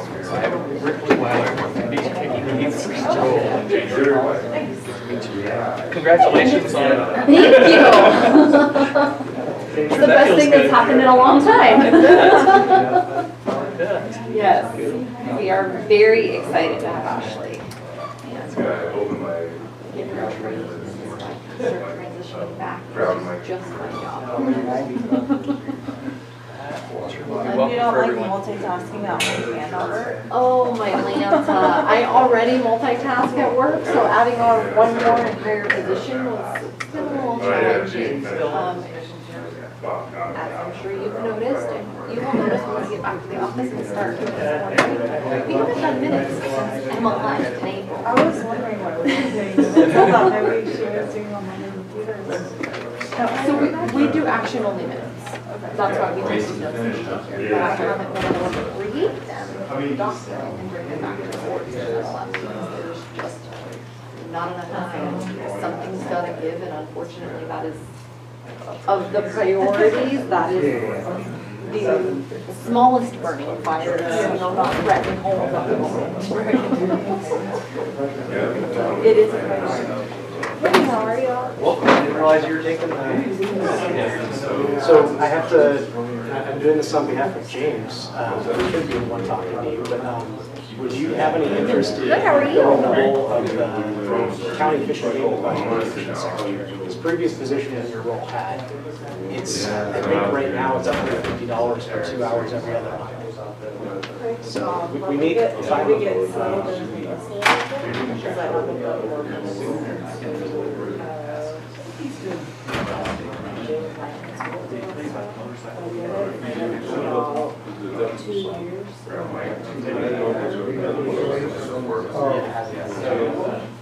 It's totally, it's a logical role, but it's pretty much, you guys before your meeting, taking minutes, making changes to the minutes. I thought you were going to show me something. It's hard to really engage in the conversation. That's just crazy. I'll let James know that I already made James is the chair. The Trinity well done. The forces are well now, so we advise the board supervisors on things that are going on in the fights.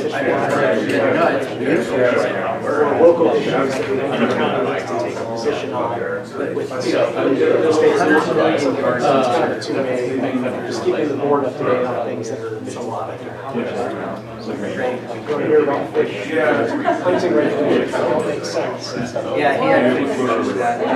There is some questions that he's drilled to do a season only antlerless deer hunt. I wonder if they have just done it all out. To actually harvest. No, this is just watching like that. That canyon was filled up. I mean, it was a narrow, short canyon, like the same height all the way up in there. Like a giant French drain out, huh? And then, yeah, it is exactly.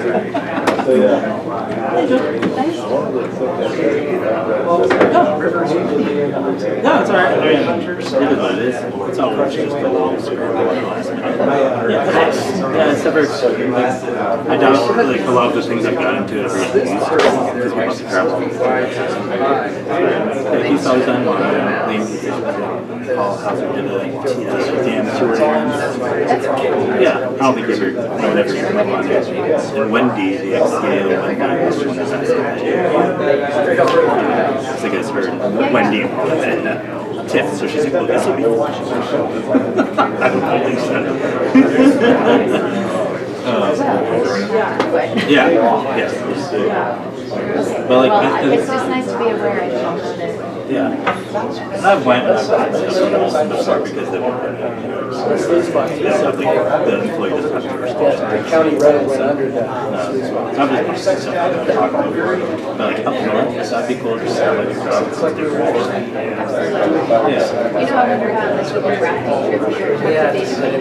I always get something from Six Rivers or Big Sur. I mean, that's Jake's game. I already have seen it. So fishing trip. And then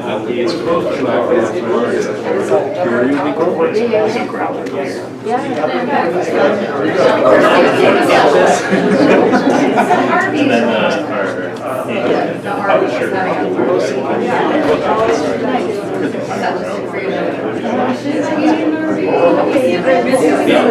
Together, make it beautiful. Yeah. Yeah, okay. Don't think I'm all those. They usually have some beautiful, there's a whole team of women down there looking to get basket and they go, yeah, we'll take Oh, it. then you fix that. Supervisors. That's all right, so you just speak for yeah. Except for honestly, if I was in a fight, that Oh, I didn't have a 5-1. I was gonna say, I'm here all day. Yeah, you have to come back for 5.1. Yeah, that's awesome. I forgot we had 5.1. It's just gonna be 4-2. If you want to do 5-1 first and close session, so no pressure though. We'll just let you hang out. That's fine.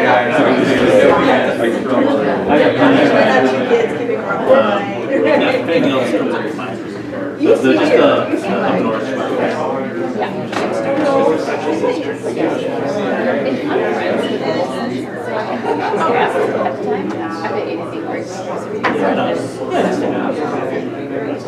Start house is going to be the difference with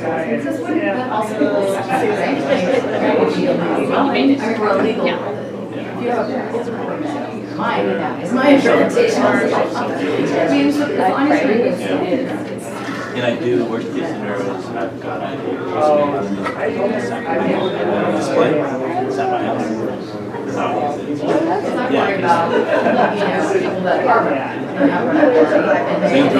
Keith's wine. That's pretty good. And you're aiming at $1,000? No, it will be.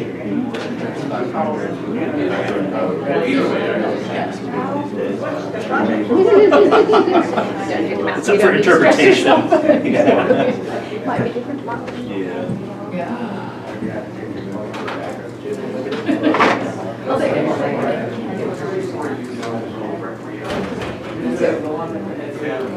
So you know what happens every year.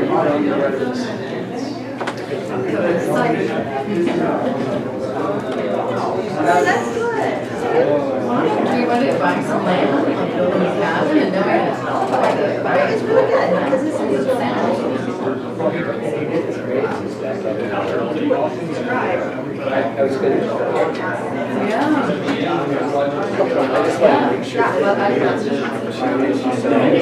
Got anything you want to try to get a donation?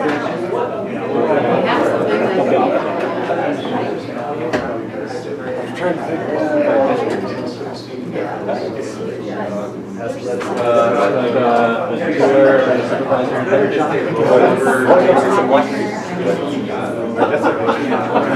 Very important. Maybe else we have a sheep. Yeah. How do you put a sheep? Some people do meat. You can do it.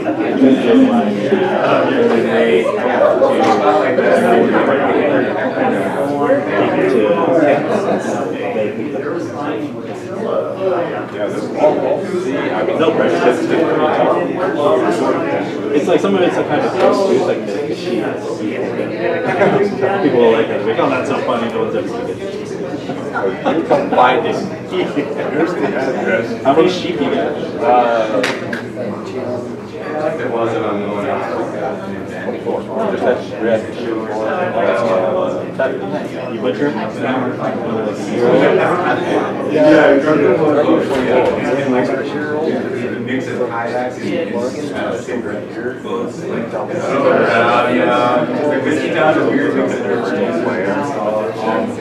Twice as much.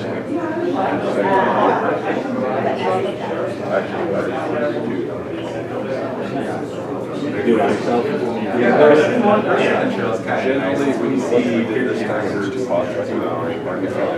Which one? Yeah, that's me marking the bar. It's a little slow. Like that's what people do. you cow?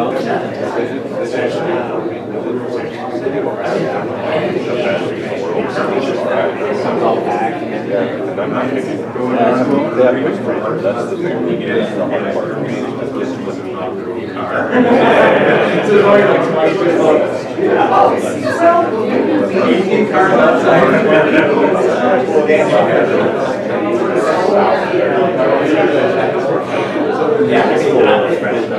Same thing I did with the weeds.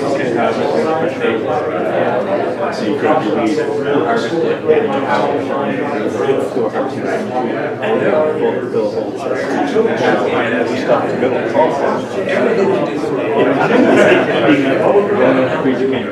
We have to have, well, we spread it out with hot water. We put a layer and you freeze it. By the time you work in the freezer, it's about ready to stack up for shaking. Then go back to the thing and then check the next one. Yeah, I'm sure that is.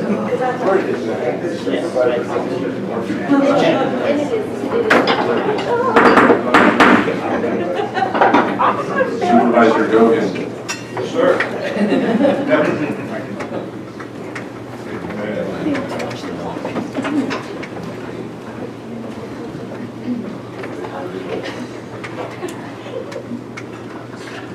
All right. We will call the September 6th regular meeting of the Trinity County Board of Supervisors back to order, and we're moving into the consent calendar. These items include routine, non-controversial matters and will be acted upon by the board by one roll call motion. If a member of the public has any questions or comments on an item on the consent calendar, they may provide them now. A member of the board or staff may request an item be pulled and considered separately. Do we have any public comment on the consent agenda? Chairman Fraser, I have no raised hands and no new chats. All right. Anyone wish to pull any items to be considered separately? Mr. Chair, I'd like to pull 3.5 and 3.6. All right. Any others? I would like to pull 3.8. 3.8. 3.8.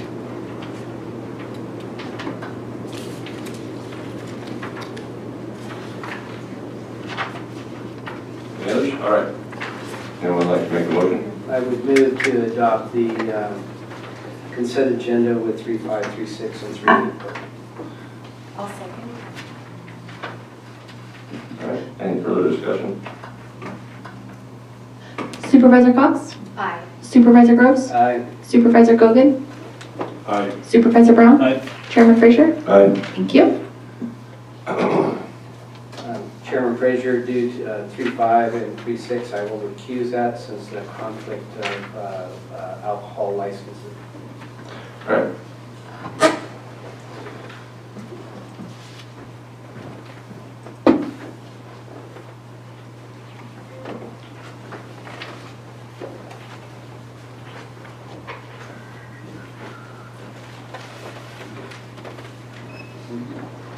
All right, item 3.5. Find that the proposed license will meet the public convenience and necessity and find no objection to the issuance of an on-sale beer and wine alcoholic beverage license to Ryan Crockett for Crockett's Up North at 480 Main Street, Weaverville, California. Do we have any public comment on this item? I have no raised hands and no new chats. All right.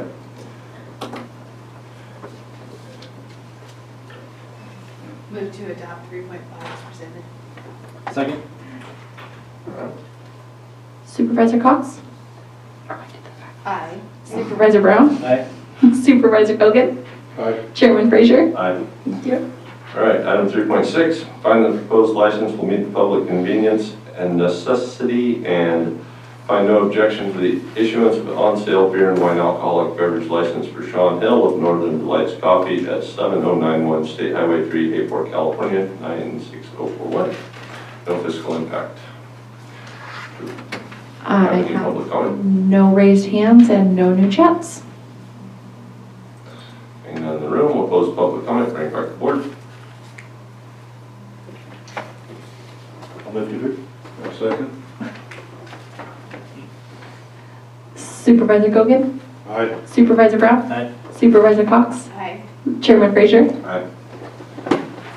All right. Item 3.8, waive provision 2C of the County fee waiver policy by, oh, wait a minute, we have to wait for Keith. Sorry, Keith. Keith will go in. Yeah, I should be. Okay, item 3.8, waive provision 2C of the county fee waiver policy, find the Trinity County Arts Council, TCAC, Festival of Light, provides a benefit to the county and approve TCAC's application for a waiver of county fees, waiving general service fees in the amount of $236.15.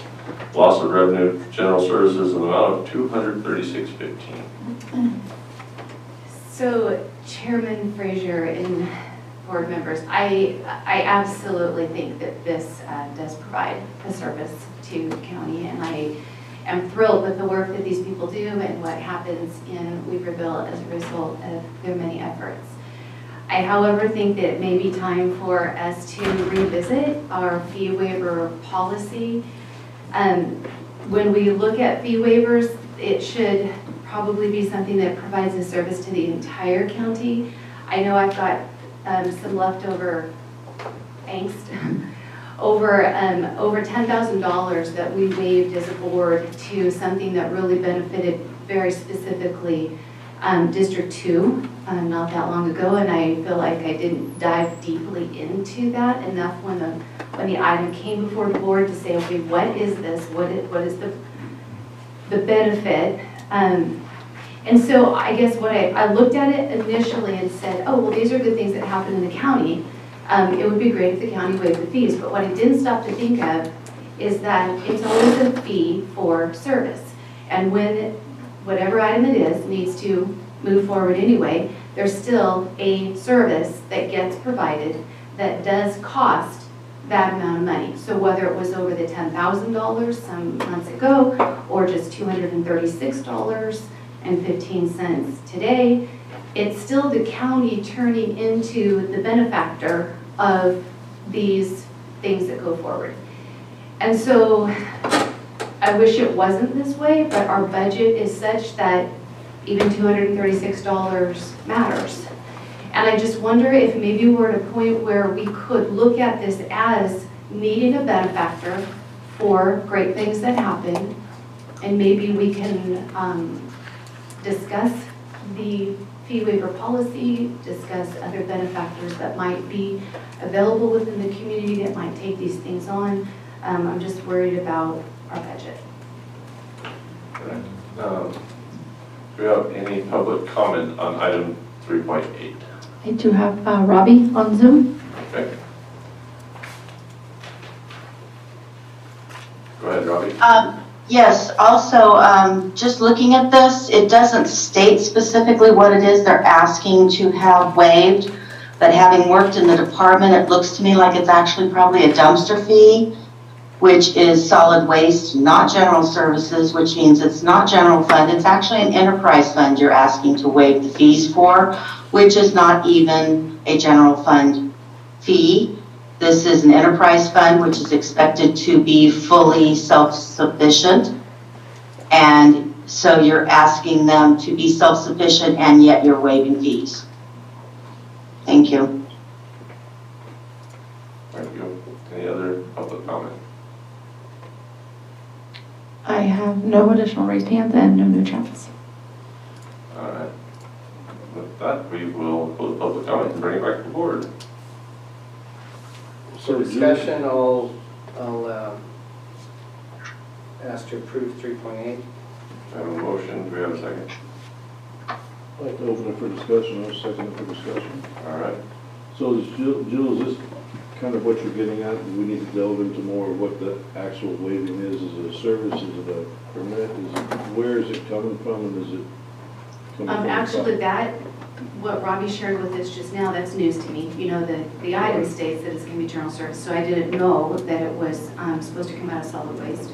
And either way, we're in a dire situation right now with our county finances, and I think that either discussion, bears consideration. But just for clarification, the application is for Trinity County Building and Grounds, not for solid waste. So I want to make sure that's clear. Okay, thank you.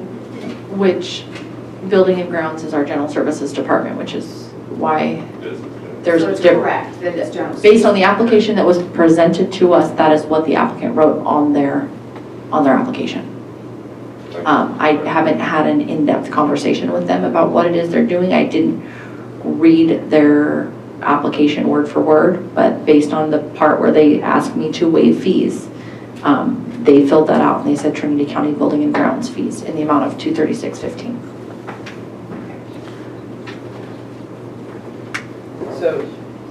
So what I see is two separate issues here. One, we have our agenda item. Two is a supervisor asking to relook at our fee waiver policy. So I have no objection to taking a look at that. I do feel a little bit uncomfortable talking about crisis in our budget. And I've mentioned this before, that our budget is in much better shape than 7 years ago or 6 years ago or 5 years ago. So I think we need to be a little careful when talking publicly that our budget is in some sort of crisis mode. We always are, never have enough money, and I do want to really relay that this budget is not nearly as bad a shape as we have in near past and distant past. But it is public money, and we do have to have a oversight on it for public money. Just real quick, just for clarification, Debbie Case from General Services did reach out and advised that it's for rental of the CD hall. So it is in fact General Services fees, as they stated on their application, as we have stated on the agenda. It's not for solid waste. Looking at the waiver policy, it does say item 2C, the proposed project contemplated under the fee waiver request is not for the purpose of fundraising, but this project is for the purposes of fundraising. That is within their application ask. It's for fundraising, I believe, and I don't know if that is, if it falls outside of our policy or not. Is that a legal question? That's why the agenda item before you is asking you to waive provision 2C, which is that fundraising. That's all right, the church meeting. So, for clarity, Oh, you feel so smug on it. Oh, you were asking first of all that any of these waivers of funds benefit the whole county, not just my bishop or just, but it's a benefit to the whole county. Seems appropriate. Yes, that's what you're trying to get to. Oh, sorry. Which I agree with. Here, when it comes to the application, they're asking for to raise money, which goes against what we say here.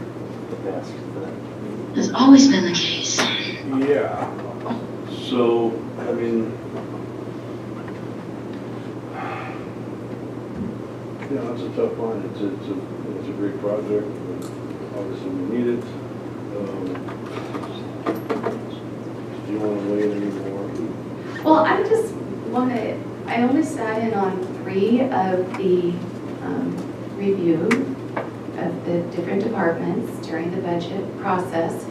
And my impression is a little bit different than Supervisor Grove's impression of where our budget lands. I was wondering if our interim CAO might want to have some comments.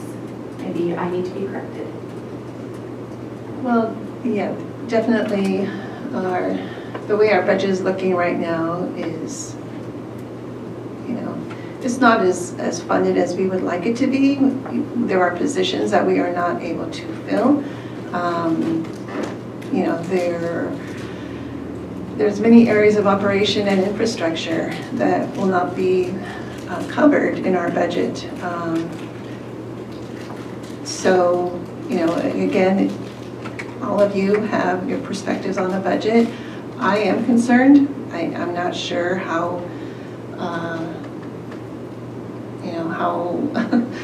how to make it any better than what it is, other than, when we did have our meetings with department heads, there were some, the department heads that we did meet with on those cuts were very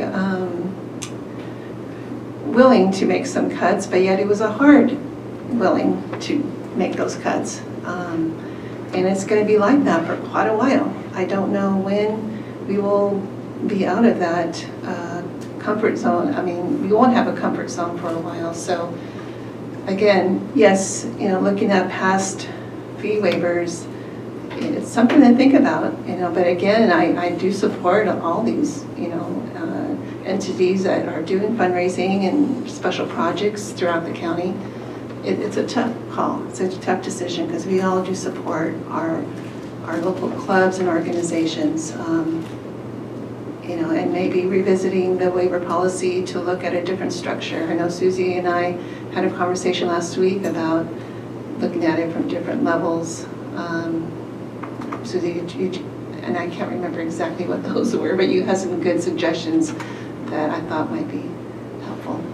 Yeah, I was, Letty and I were discussing it, and I was suggesting that we potentially bring the policy back to the board for consideration of the policy as a whole, but then also for some direction on at what point do you want us to put these on county matters versus at what point would you like to see them on, on what point do you want to see them on consent, because they're kind of a more routine and they meet this different level of criteria or this different threshold, and then at what point would you like to have them on county matters for a full discussion, because it's always kind of been a gray area for us. And agenda prep is, where should we be putting them? What does the board want to see? And so I had recommended to Letty that maybe we try and bring that back to the board after the first of the year when we have the new board. So do we weigh the cost against the economic income, possibly from something like this? Is something we could weigh in? We have $230 or whatever it is here, but this could bring in several $1,000s of economy to our county.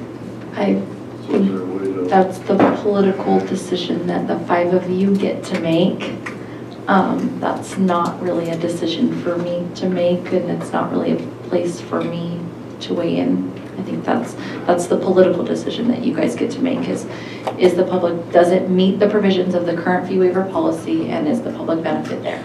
All right, so I think that we do have 2 different items that we need to deal with here. And first off, I think that if Supervisor Cox, if you think that this is something you want to see, you have my blessing to put it on the agenda. We'll discuss it at length in county matters and just go over it and review the whole fee waiver policy. And then for today, I think we need to stick with determining whether or not we're going to approve or deny item 3.8.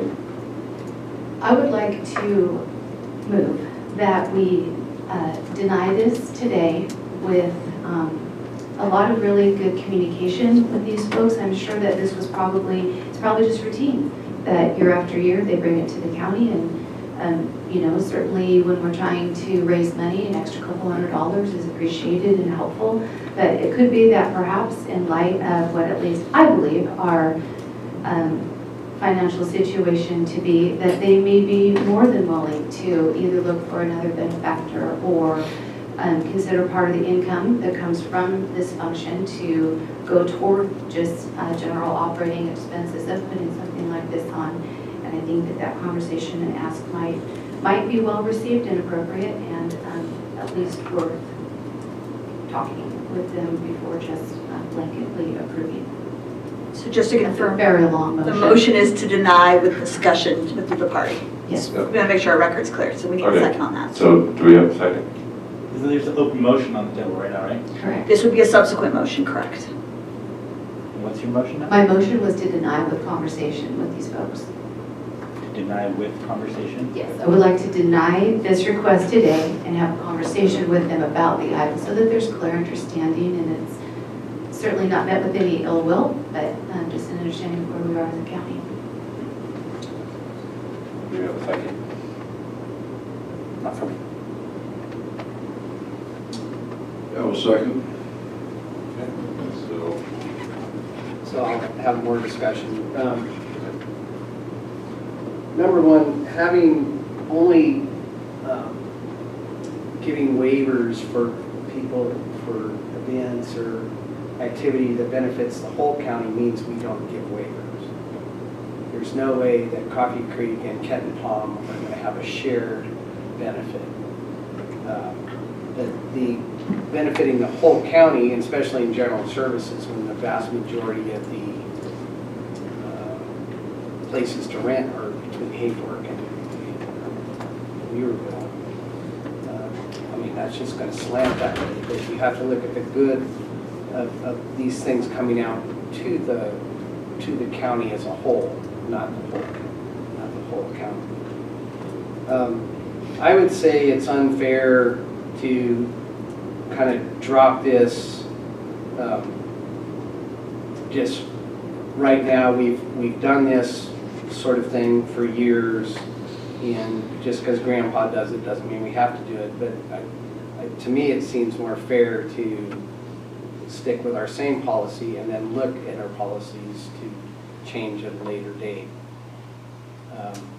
And Supervisor Cox, I don't mean to demean your view of the budget.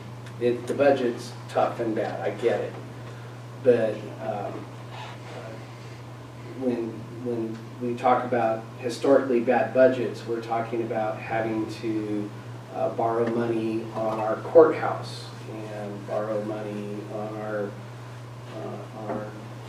not the jail, but the juvenile hall that we had to borrow money against, teetering on bankruptcies. Now, I appreciate the fact that you don't want us to get to that point, that we are in that crisis. But with that, for the most part, we are financially sound as a county, and historically financially sound. So we probably aren't as far apart as we sound like we are. So Jill, did I take your motion along? I think that you're not against it, you just want to have some discussion about it. My motion is to deny this today. And discuss it. Yeah. And I have a way in here too. I agree with Supervisor Gross that I have a hard time, because this is on the consent agenda. This has been so routine for us to waive these things that are for the public benefit, that I hate to say, no, this is where it ends, and then before we have that discussion on our fee waiver as a whole, I think it would be slightly unfair to TCAC to be the one that was the denial, because it's a discussion we need to have about the entirety of the waiver policy, not just this project. Doesn't the waiver policy, though, apply to things where we are not raising funds? Am I correct in understanding the policy itself? The intent is, yes, to apply to non-fundraising events. However, again, we can waive that provision as is requested today to allow it to be utilized for fundraising events at the board's pleasure. And it has been for many years that even fundraising events have their fees waived. Is that my understanding? We have historically waived provision 2C and waived that requirement that the event not be for fundraising events in order for them to apply for a fee waiver. That would be correct. Mm-hmm. Okay. I am appreciative that we've had this conversation today. I would like us to give that direction to staff to bring this back for discussion on the fee waiver policy itself. And with that understanding, I will remove my subsequent motion for today. All right, so You need a second on that. your second needs to. So you're good with withdrawing that motion? I am good with that. Okay. So we're back down to one motion by Supervisor Groves, seconded by Supervisor Gogan, to approve item 3.8. You ready for the vote? Are we ready for the vote? I just want to make clear that I support that bringing this back, so I don't know if And You need the whole board, or 3 board members to say that to you. Well, I was gonna ask that question. It's like, is direction to staff good enough, or? Yeah, I don't think we need that included in your motion. Okay, I think, yeah, that's what. I think we got it. All right, bring that back to us at your convenience. Thank you. Quickly. So we do have a motion. You ready? Yes. Supervisor Groves? Aye. Supervisor Gogan? Aye. Supervisor Cox? Aye. Supervisor Brown? Aye. Chairman Frazier? Aye. Thank you. Okay.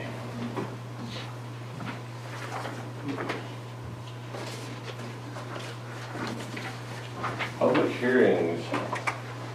Building and Development Services, item 4.1, continue from August 16th, 2022, a public hearing to consider taking the following actions regarding the establishment of limited density rural dwelling regulations. 1, find the adoption and implementation of this ordinance to be exempt from California Environmental Quality Act pursuant to CEQA Guidelines Section 15061B3, the common sense exemption, which applies to projects where the activity will not result in a significant effect on the environment. 2, introduce and waive the reading of an ordinance amending Trinity County Code by adding Chapter 15.25 regarding limited density rural dwellings. And 3, direct staff to file a copy of this ordinance with the Department of Housing and Community Development, complete with local findings for each local change or modification to the alternative regulations contained within the state housing law or California building standards law pertaining to limited density owner-built rural dwellings. Unknown fiscal impact. Chairman, I will be recusing from this item as I have numerous buildings that will apply under this potentially. Right. Thank you.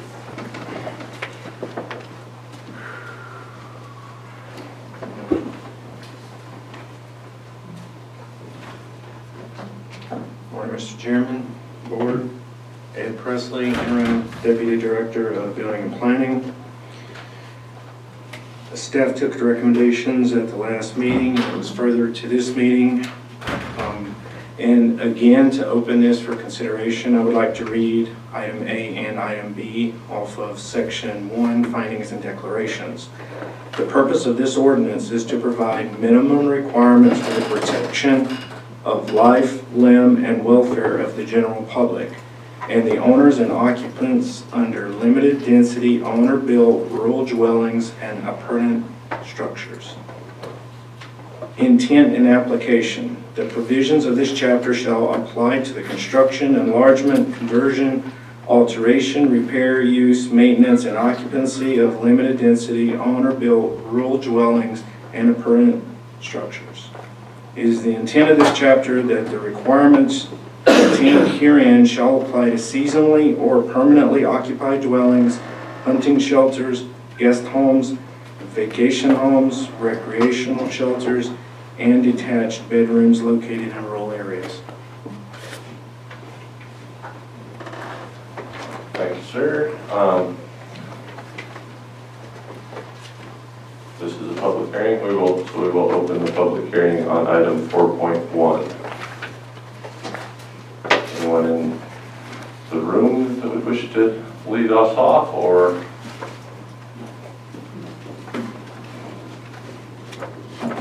Hi, Chris Williams, Weaverville. I just urge you to approve this. Housing is so desperately needed in our community, and we're not the most economically advantaged community, not to mention the rise of building costs, etc. So this is just super meaningful. This can change lives, and I feel like this is super urgent that we need to pass this and really help out the members of our community. Thanks.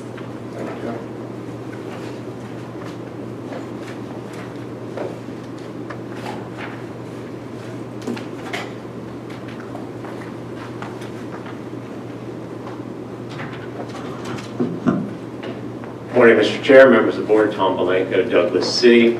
As you all, I'm sure know, I'm very much in favor of this ordinance.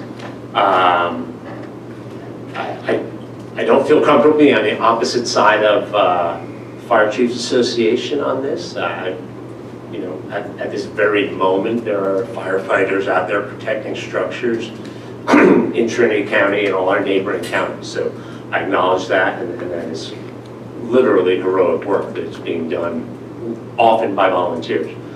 And At the same time, the touchstone of limited density owner-built rural dwellings is personal responsibility and personal acceptance of the consequences. I, for one, live 45 minutes from a fire station. Many of the applications where this would apply are very far, where the difference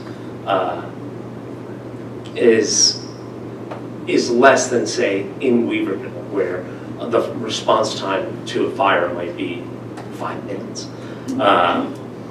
So I also think that the biggest factor, and our latest looks at the firestorms that we've had, defensible space and hardening of the exterior of structures, which this ordinance does, metal roof requirement. Defensible space is defensible space, it doesn't change that. Those are bigger factors than what kind of beams you're using inside. The only other thing, I wasn't here for the last hearing, but I did read the report in the newspaper talking about liability. I think we somehow got off track there. The county's not liable for legislative acts. Legislative bodies aren't liable in tort for the things they do as a legislative body. A building inspector, by operation of the government code, I think it's like section 816 or something, early in the government code, building inspectors are specifically relieved of any liability for any of the acts they do as a building inspector. Even if those two things weren't there, and they are, the Tort Claims Act, which is a prerequisite to suing a county or city, makes discretionary acts of employees like, I think this construction looks safe. Discretion, not ministerial. That is specifically protected under sovereign immunity. So liability is not a factor here. I do think you should pass it. I think it's very popular countywide, and I hope we can act on it today. Thank you.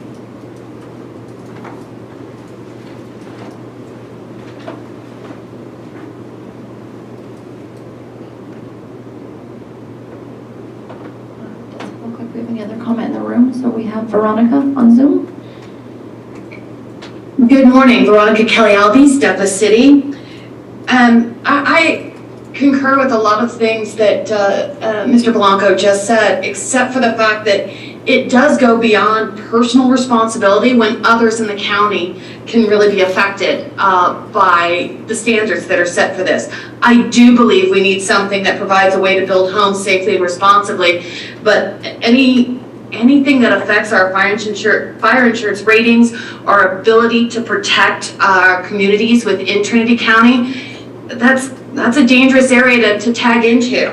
And I'd really like to find a way for people to be able to build homes. I live in a house that my husband's family, his great-grandfather, was there and built a lot of that himself as well, and then Marshalls that were there before. So I get the desire and the ability for many to be able to do it. However, getting rid of several standards could be really detrimental, not just to that person and that property, but to those outside of those borders. And that is something that needs to be looked at. So I support finding a way to get K-class housing within Trinity County, but in a safe and responsible way. Perhaps it is something that starts in areas and then grows as it becomes more feasible. I'm not sure above my pay grade. However, I beseech you to really take a look at all of those factors, because it is not just a personal responsibility. It does affect everyone around. So thank you very much for listening. Next, we have Olivia.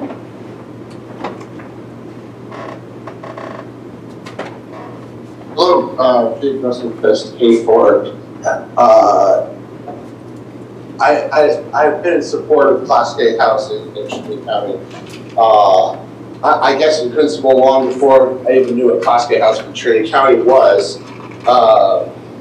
I think the hot button topic that this has kind of hit with folks is that, in a way, for generations, Trinity County has had Class A housing. We just didn't address it. You know, years and years and years ago, I called Mr. Santiago and asked about building a geodesic dome, which was essentially a yurt. His only concerns were how high the deck would be off the ground, and that that did not need permitting as long as it was something I could take up and put down. You know, fast forward some years later, boy, that's an unpermitted structure, you can't live in it, so on and so forth. You know, we've seen Class K housing implemented across the state of California successfully. I think Trinity County is without a doubt, in all the places I've traveled to and lived in California, is the greatest fit for Class K housing. In fact, I cannot think of one single person that I know in this county that does not have something on their property that would fall under Class K housing. Whether it be a renovation that was never permitted because it just didn't have to be, whether it be another dwelling. This to me, out of all the years I sat through these meetings and seen different things come before the board, is without a doubt the most built to suit for Trinity County. That being said, I have lived through multiple wildfires on multiple different properties. Some at my home, some at our farm, and I can tell you that a lot of the fire regulations that I hear people talking about having to do with this have absolutely zero bearing when you live behind 2 lock gates up to 3 miles of a private road. In fact, CAL FIRE doesn't even come during forest fires. So I think along with a lot of things we look at here, instead of getting lost in the weeds, we need to look at the realistic applications of this. You know, first entry in Trinity County doesn't really exist because I believe the only place that has a first entry team is Weaverville, and that means that all 4 folks that are certified would have to be the first people on the scene. You know, that saves them a minute and something in getting into the building. That's a reality in San Francisco. That's not a reality in Hayfork or Kenton Palm or Highland Palm. And as we've seen with so many different things, one size doesn't fit all in Trinity County, but we've been living this for a long time. Thanks.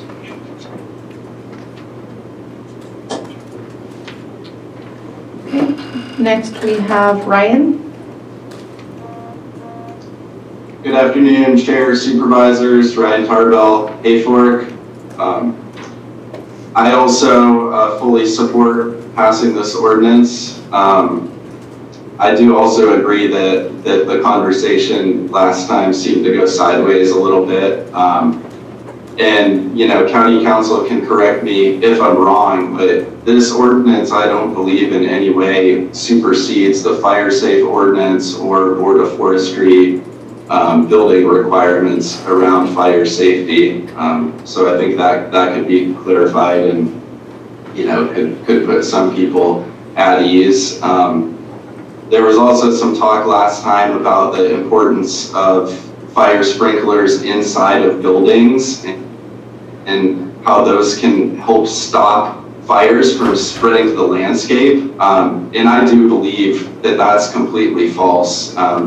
If you look into fire sprinklers inside buildings, they're not developed to stop a fire. They're only developed to help people safely get out of a structure during a fire. And you can even watch videos of people trying to start the fire sprinklers inside of a building, and you literally have to like hold open flames on those sprinklers for like 30 seconds to get them to go off. So really, especially in small houses, I don't really even think they're doing much to help people get out of a building. I think they're more applicable to multi-dwelling buildings where there's a lot of units and you might even not know that a fire is happening. And we've got fire alarms in these small houses in the country. It's really easy for people to get out. And so I really urge you to pass this and help make housing more affordable here in Trinity County again. Thank you.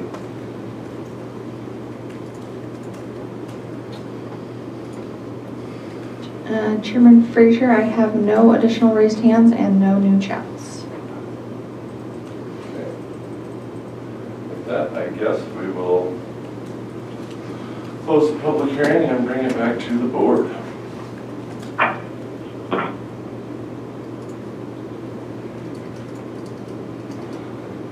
Anyone care to make a motion so we can begin discussion?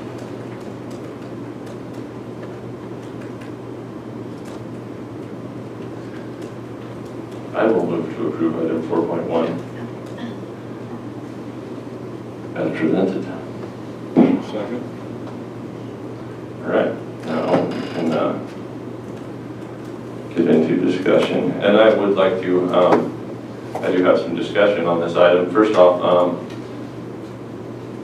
I would like to apologize for our last meeting. I did lose my decorum for a moment, and I do Supervisor Cox, I was a little rough on, and then just my constituents deserve better from me.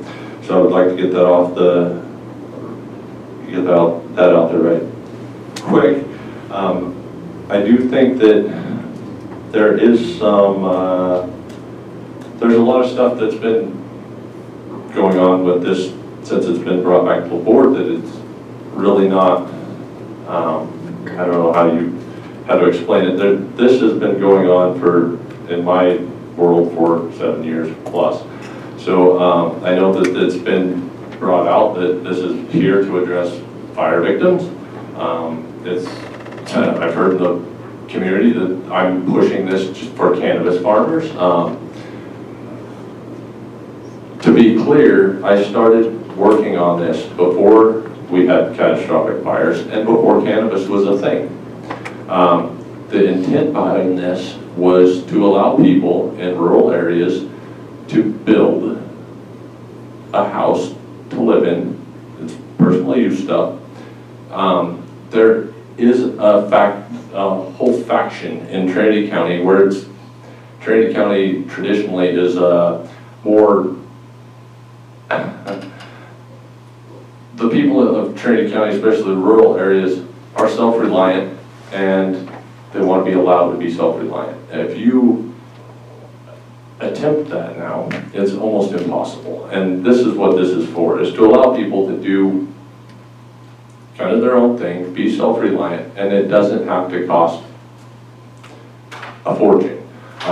As far as some of the concerns we have got since the last board meeting, I know we got a letter, I didn't print it out, from the Fire Safe Council, and I'm 100% on board with Fire Safe Council. I think it's a great idea to have defensible space around your structure.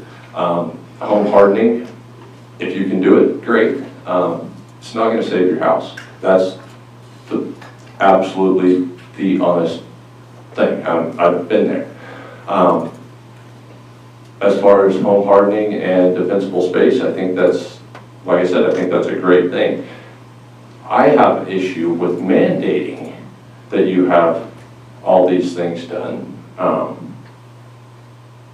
Unless and until we can mandate that there's going to be somebody there to defend that space. Because honestly, we all know in Trinity County, if there's a wildland fire coming into your property, there isn't going to be an engine there to defend your house unless you're one of the lucky few. So that's one of the issues I have there. And like I said, if people are capable of doing that, that's great. The other issue I have with that is, where does that end? Because if you read some of the defensible space stuff, if you make that mandatory, are we going to start enforcing that in Hayfork, in Weaverville, in Junction City? Are we going to have the county go around and say, you need to move your lilac bushes because they're starting to die off and they're too close to your house? And are we going to start issuing citations to grandma in Hayfork who didn't deadhead her daffodils and they're up against her house and that's dry vegetation? I mean, there has to be some common sense involved, and I do get it. But at the same time, I think there's been a lot of more like fear-mongering going on. I mean, what we're looking at is not allowing people to build an unsafe structure and in the middle of a brush patch. That's not what we're looking for. We're looking for people to be allowed to build their own house for their own use. And so a lot of these arguments that have been raised, I think, are really, they're non-issues. And in the long-term scheme of things, unless you can go, unless as a county we want to go out and enforce regulations that are unenforceable, this is just to allow people to live, basically. So,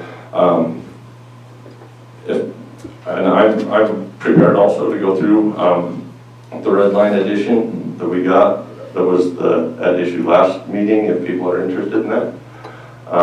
Because, like I said, I've been involved with this for a long time. I do have some answers for some of this stuff, and would love to discuss with board members my feelings on this, or what the intent was, how we can make the wording better if that's what we need to do. So if anybody's interested in that, we can go through those red lines line by line. That's what intent is.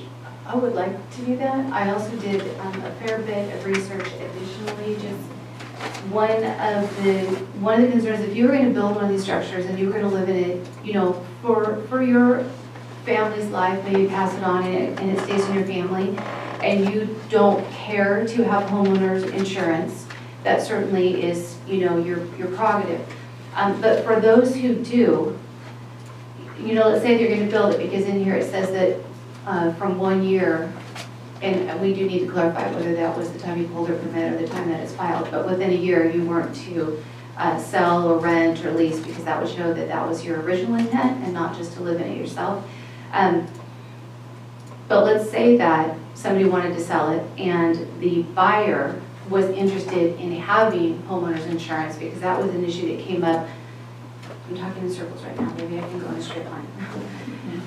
I did ask a group of 15 people to come together. I think we had 10 of us at a roundtable discussion, because I wanted to hear the interaction of each of the perspectives looking at this and have those people weigh in with each other and see where that landed.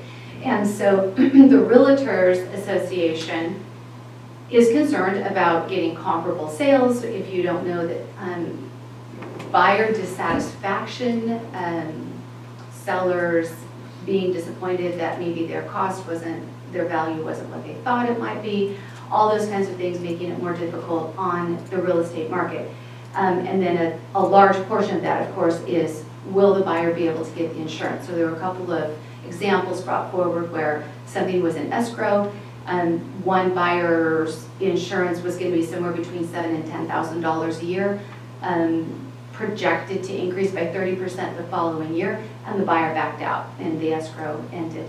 And the other one, the costs were similarly alarming, and that buyer opted to have a policy that covered the structure only at an uncomfortable price and didn't cover any of their belongings inside the structure, and only covered fire, no other situation.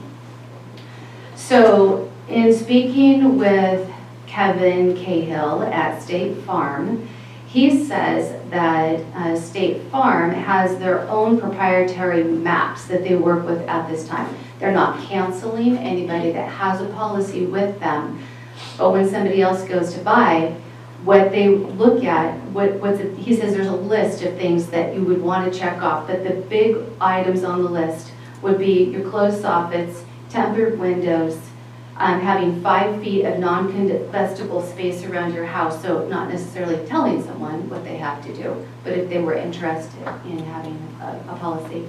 And then non-combustible siding. So I believe this ordinance doesn't deal with siding, it deals with the roof being metal. So you might want to look at that, but the other thing is you could always build up from this ordinance if you knew that that was going to make you more favorable toward the attaining of the policy. They don't look at interior sprinkler systems, they don't look at the electric car charger, they don't look at the extra insulation that are in current codes. His statement was, let's don't deviate from exterior features that will make the structures uninsurable. The other thing that I did was I called 3 banks, and Coast Central doesn't do owner-builder loans. Quad Bank used to, and they don't anymore. Banner Bank does. Banner Bank is interested in doing business in Trinity County in the future. And they would do owner builders. What they would ask for would be your plans, your cost breakdown. They would want to see an appraisal where your loan to value ratio was acceptable. They would want to see qualifications to build, but they were comfortable if you had a contract for hire for oversight on your project. They would, however, want to see wiring that was functional throughout the house. So again, excuse me.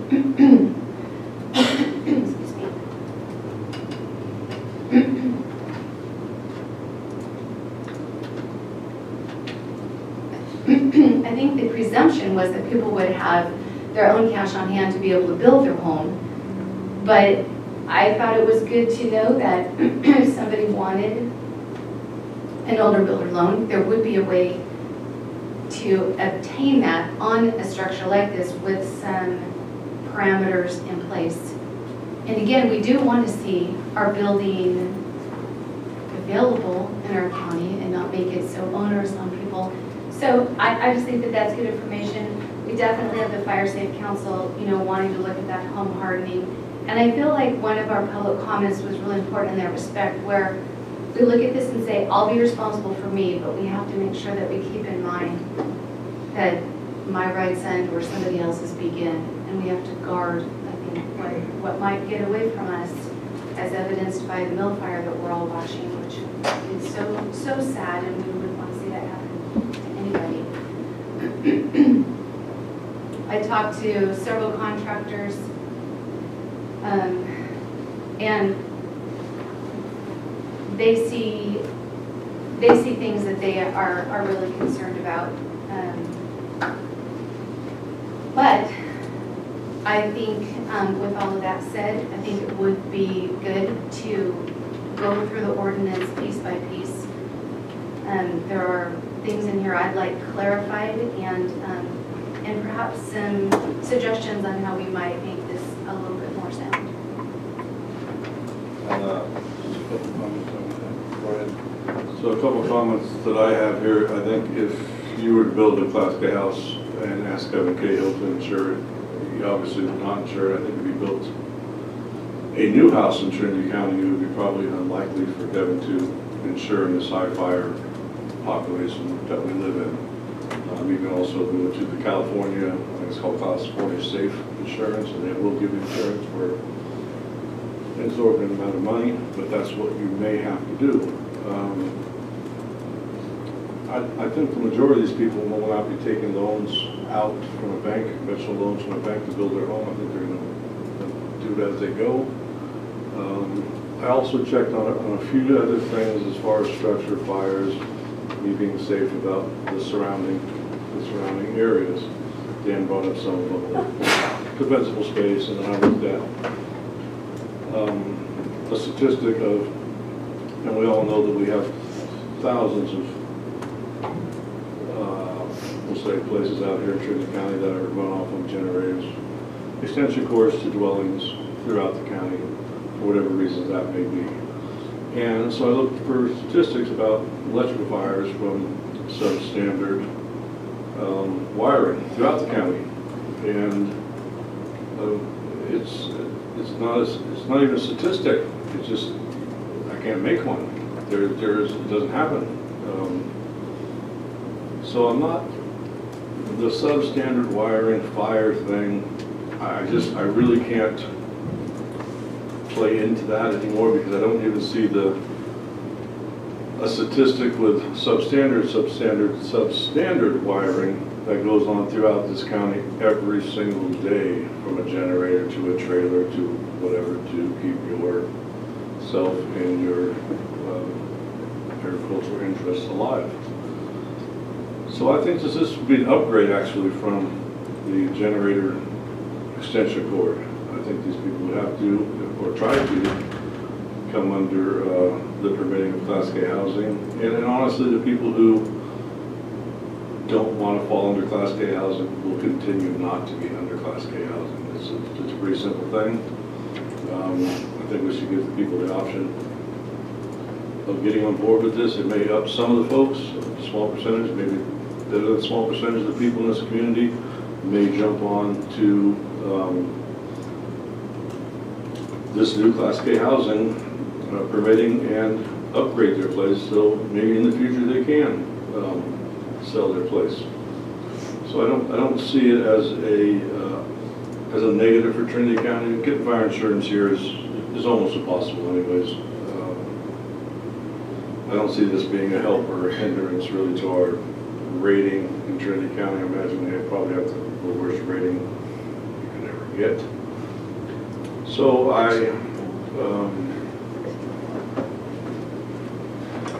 would just like to say that I think this is a good ordinance. I know we're going to go through it line by line now, but I hope we can pass this and get through the kind of the negative stigma of the wire and the fire. You know, it's up here. It's more of the forest fire and the house, not the house then the forest fire.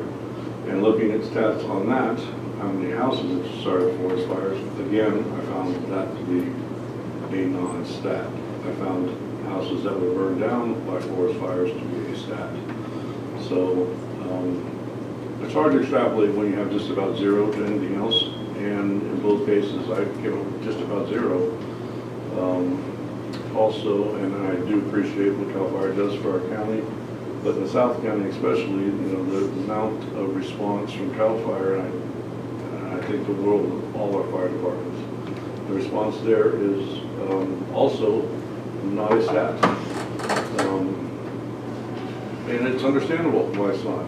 They are where they're at. I think the majority of people that are building these Class K houses, when they do, pretty much expect that a forest fire comes through with or without hardening, metal roof or not, their house will burn down, as I expect my modern house will burn down in a forest fire with all the safeguards in place. So I really would like to see this pass, but I'm sure we'll go through this line by line. I did also, I mean, and this definitely not complete research, but I did try to look into, because one of Supervisor Cox's questions last time was on ISO rating, and I did try to look into that. And the nearest I could find was that the ISO does rate county building departments on the effectiveness of how they enforce their building code was the criteria. So if this is part of the building code, and like I said, I don't know how that works, I'm not ISO expert, I never am, but it would still be building code. And I don't want to harm anyone's ISO rating. I know it's, a lot of people are losing their fire insurance in Trinity County, or the only reason they haven't lost their fire insurance is because the state said that you can't take someone's fire insurance. So we don't want to make it any more difficult on people, but I really don't see this as the danger that has been portrayed as. I see this as an ability for people to actually meet the minimum standard rather than just go out there and build it. I've had discussions with several people in the last 3 weeks. We've had an extra week. The most common answer I've got so far is, I'm going to build it anyway, because people simply can't afford to do what's required. They can't afford to put in a car charger and solar systems and fire sprinklers and to replace a hunting cabin that burned down in the August complex. And then it becomes the question of, as a county, who wants to be the one to go and tear that down? Who wants to be the one that says, okay, you're taking down your house? Who wants to be, that's not going to be me. So it's just, there's a lot of stuff that goes into this, and I really, I think a lot of it, if once we get past the initial fear of the new, I think that it's going to be non-issues. And I could be wrong, there could be some things that are more difficult than we anticipated. We can always come back and look at stuff in the future also. I have noticed it's a lot easier. It's a lot easier to take away somebody's ability to do something than to give it back. So it's easier to restrict than it is to unrestrict, seems to me. Supervisor Groves, you've been entirely too quiet.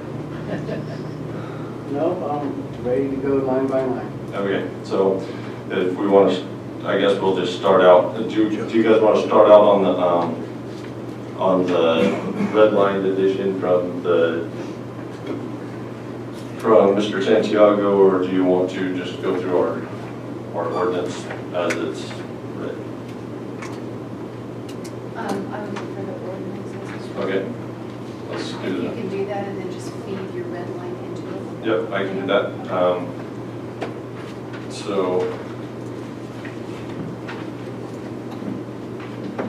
all right. I don't, instead of reading this entire thing, because we waived the reading, on this first page in sections A and B, do anybody have any questions with that? I think that's the part that Director Presley read aloud, so pretty much just the intent. All right, seeing none. In C, in the findings, we did have some red line on this from the building department, and when in the findings where it says in section 2 that the distance and the terrain of the county create a degree of isolation and creates difficulty for both builders and inspectors, and the building department said they do not have any difficulty performing inspections on areas. I don't even think I wrote that, but that's nothing intended to say that the building department's not doing their job, but whether or not they say it's a difficulty, anytime you have to travel for 8 hours to perform an inspection, that is a difficulty on county staff. It's part of their job. They understand that, I'm sure, but it is, I believe that could be a difficulty. So if we want to strike that from the finding and just say that the terrain creates an isolation, I'm okay with that, but I do believe that it does prevent difficulties for inspectors and the builder. So I would just say that out of respect to how hard they work and how successfully they do perform their tasks, I don't think that it weakens the findings at all to remove it, and it sheds a better light on them because they do their job really well. So I would suggest striking just and the inspector. But I don't have a problem with that. I think that I see it a little differently than you. I think that that was in there to kind of acknowledge that we know that our building inspectors are overworked and underappreciated. But I'm fine with striking that if that's the will of the board. You were looking to strike it. I was looking to strike it. You were looking to strike it. But I see Supervisor Frazier's looking at the same thing from the opposite side, and I understand his intent now is to edify them not to. Yeah, there's no disrespect meant for the building department saying that it's difficult for them to perform their job. I mean, it's difficult for anybody in Trinity County to perform their job if you have to go from Coffee Creek to Minot. I can appreciate that. So we all on the same page, just let it be. And then, okay, so I don't. And item 3, there was, in the findings, there was also a red line addition that says, Adoption of the regulations for limited density rural dwellings will not constitute a danger to the health and safety of Trinity as long as standards for electrical, mechanical, and sanitation facilities are maintained. And the building department would like structural integrity included in that. I have no problem with that.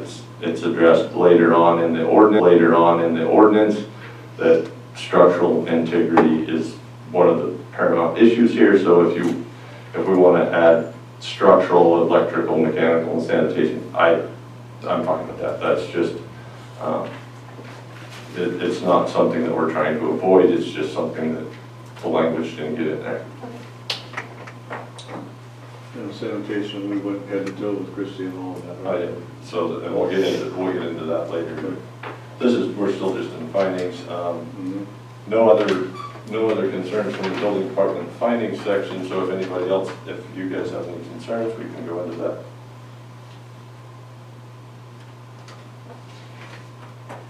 All right.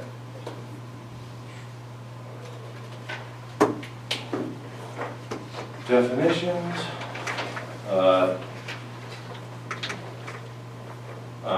Pretty straightforward in the definitions. I believe that we did make a change in item D last meeting where there was a typo that said 2.5 stories. That was meant to say 1.5 stories. That's already been changed. And then the building department's comments in A, the appurtenant structure section said buildings are used for commercial purposes should not be included with this ordinance. I don't believe that they are. This is for personal use. And we just heard from our cannabis director that when we're using it for commercial purposes, it's a whole different code. So I think that that's addressed. We can add that language if it's required. I'm kind of looking at council. I think we addressed it. So is that addressed good enough, or do you think we should add language that says this is not for commercial structures? It is addressed within it. It's your pleasure. This section is not actually creating any law. This is just kind of giving the findings that establish the ordinance. So my more concern is that it's addressed in the body, which it is. Okay, I'm good with that too. And then under D, where we said we changed from 2.5 stories to 1.5 stories, and then the other suggestion by the building department is that it should say square footage of the dwelling should not exceed 1,200 square feet. I think that's arbitrary, and I really don't. There's no reason given for that. So I don't agree with adding that.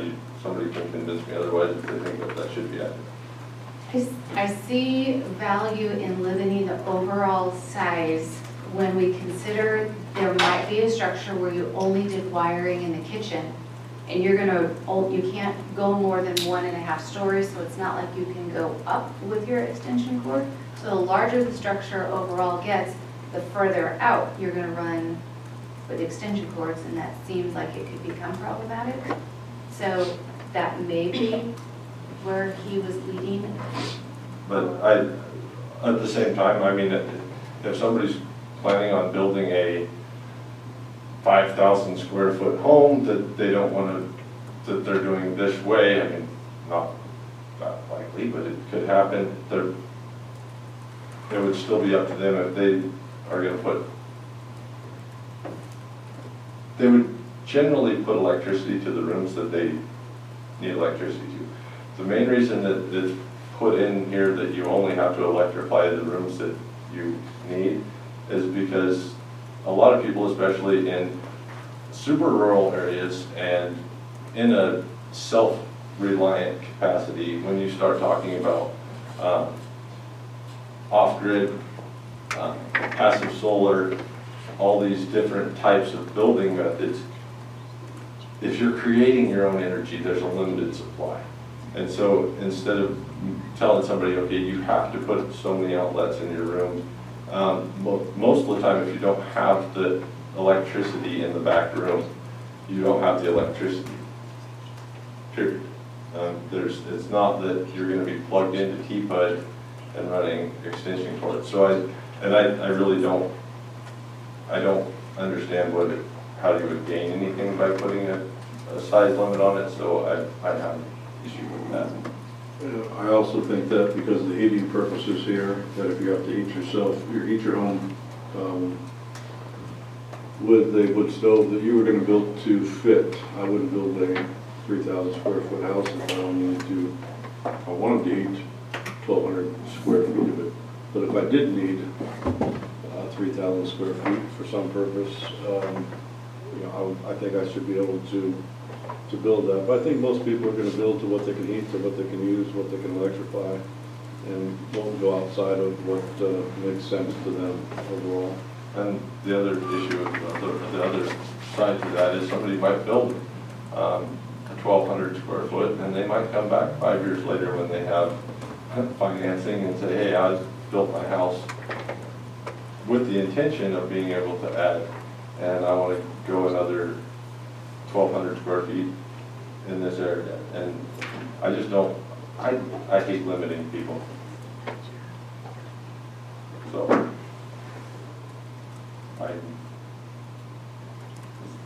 I would strike, it sounds like I'm inciting vote here, I would strike the 1,200 foot because it is arbitrary.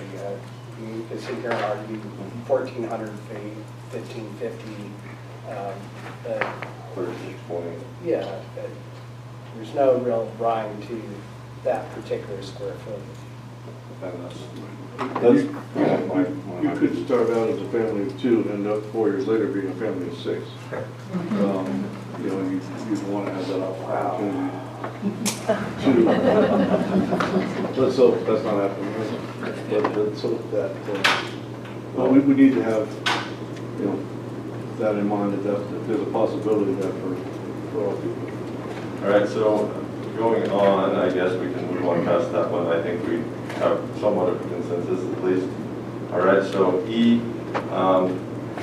owner built, that's the definition of owner built. I know before Supervisor Cox, you had some questions about the use of contractors. I think that's in this section. Is that in this section?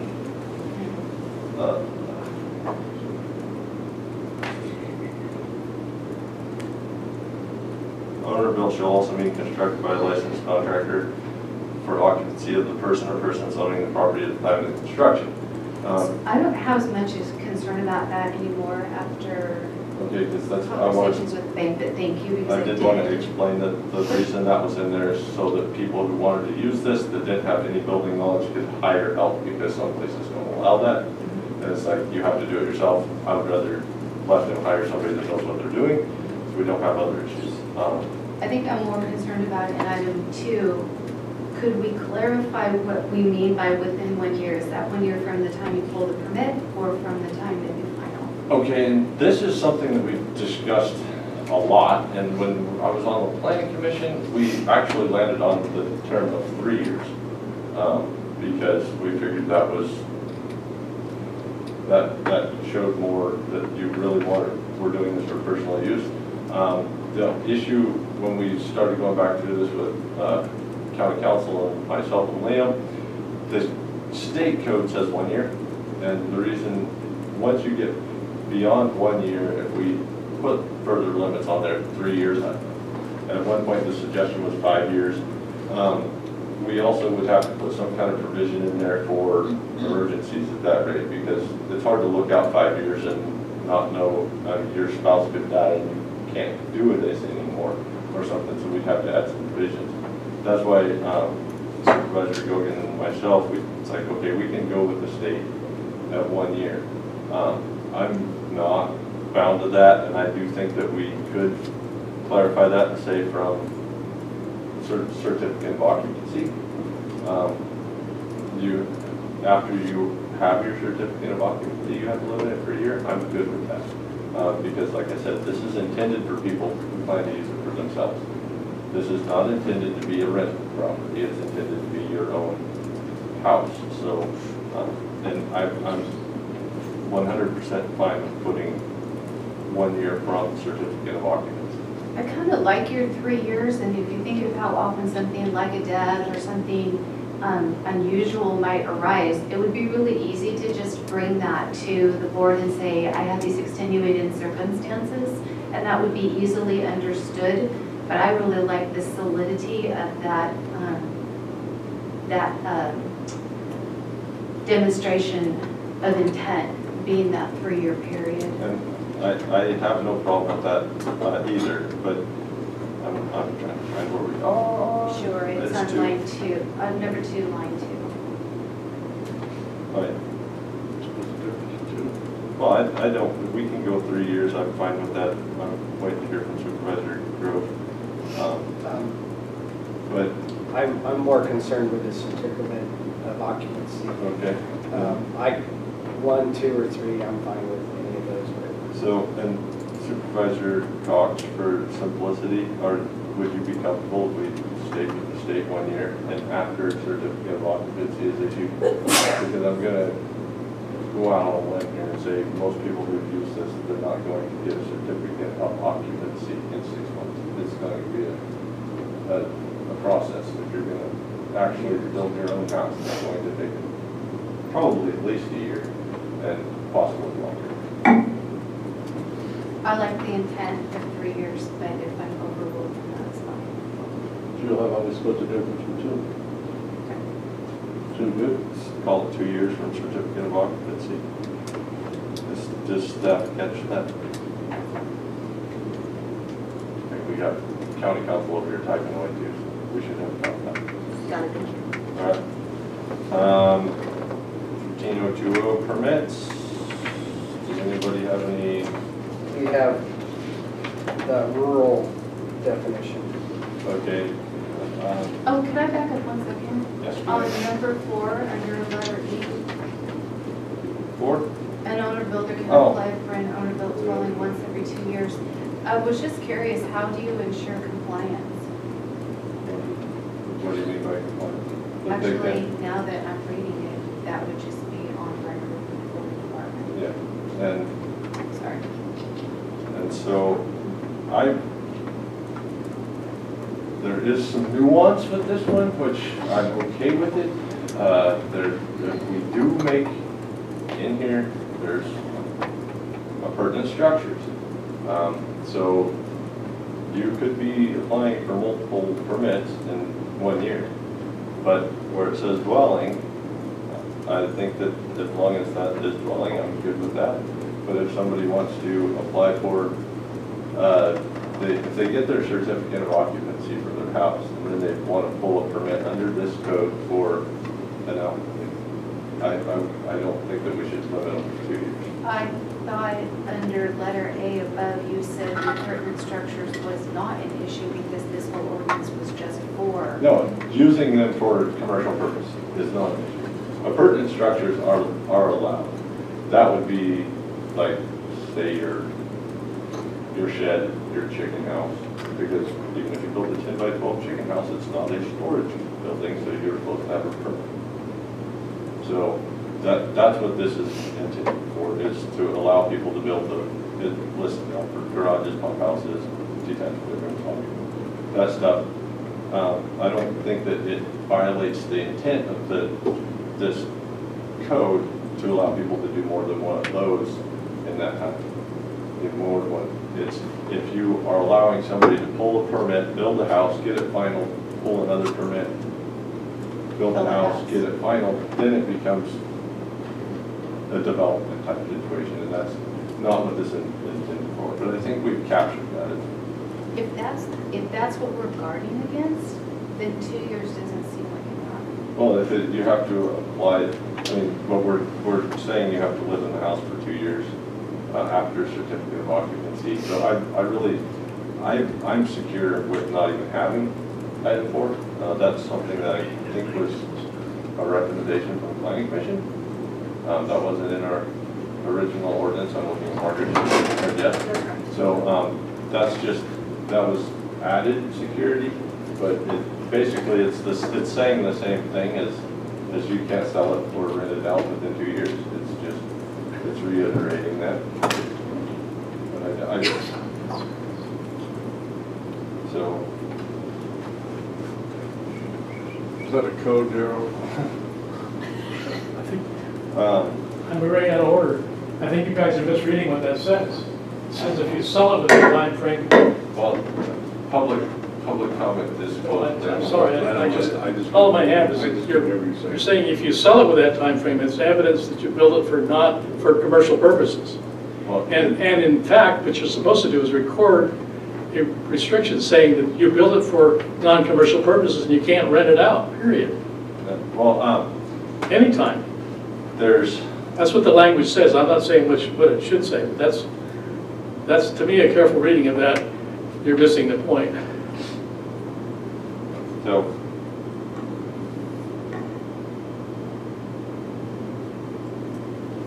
anyway. Meaning the language works to not be renting it out.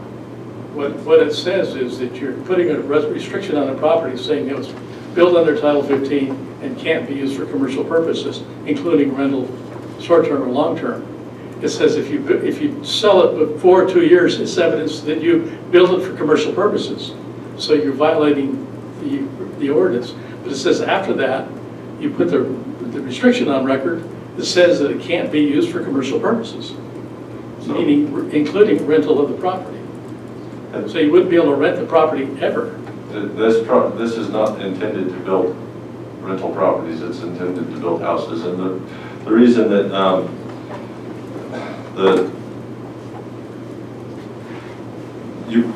the restriction on sales for 2 years is the main thing to stop people from using it as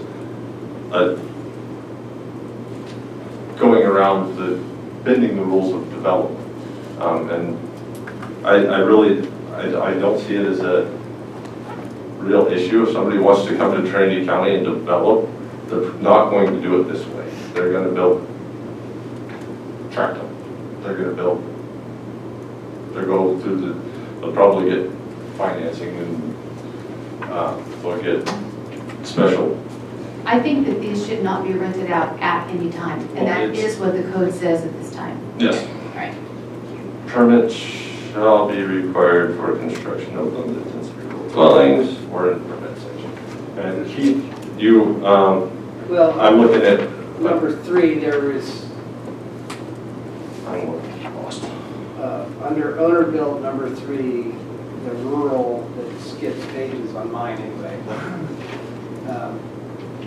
We still have the 2.5 or 5, and then Jim Santiago asked for a 10-acre minimum. And I believe that was, you guys removed that definition at the last meeting from the ordinance that's actually being presented. Yeah, that's why it's not showing up. And we changed that because I didn't want to put that in the definitions. That was my. Rural is no longer there.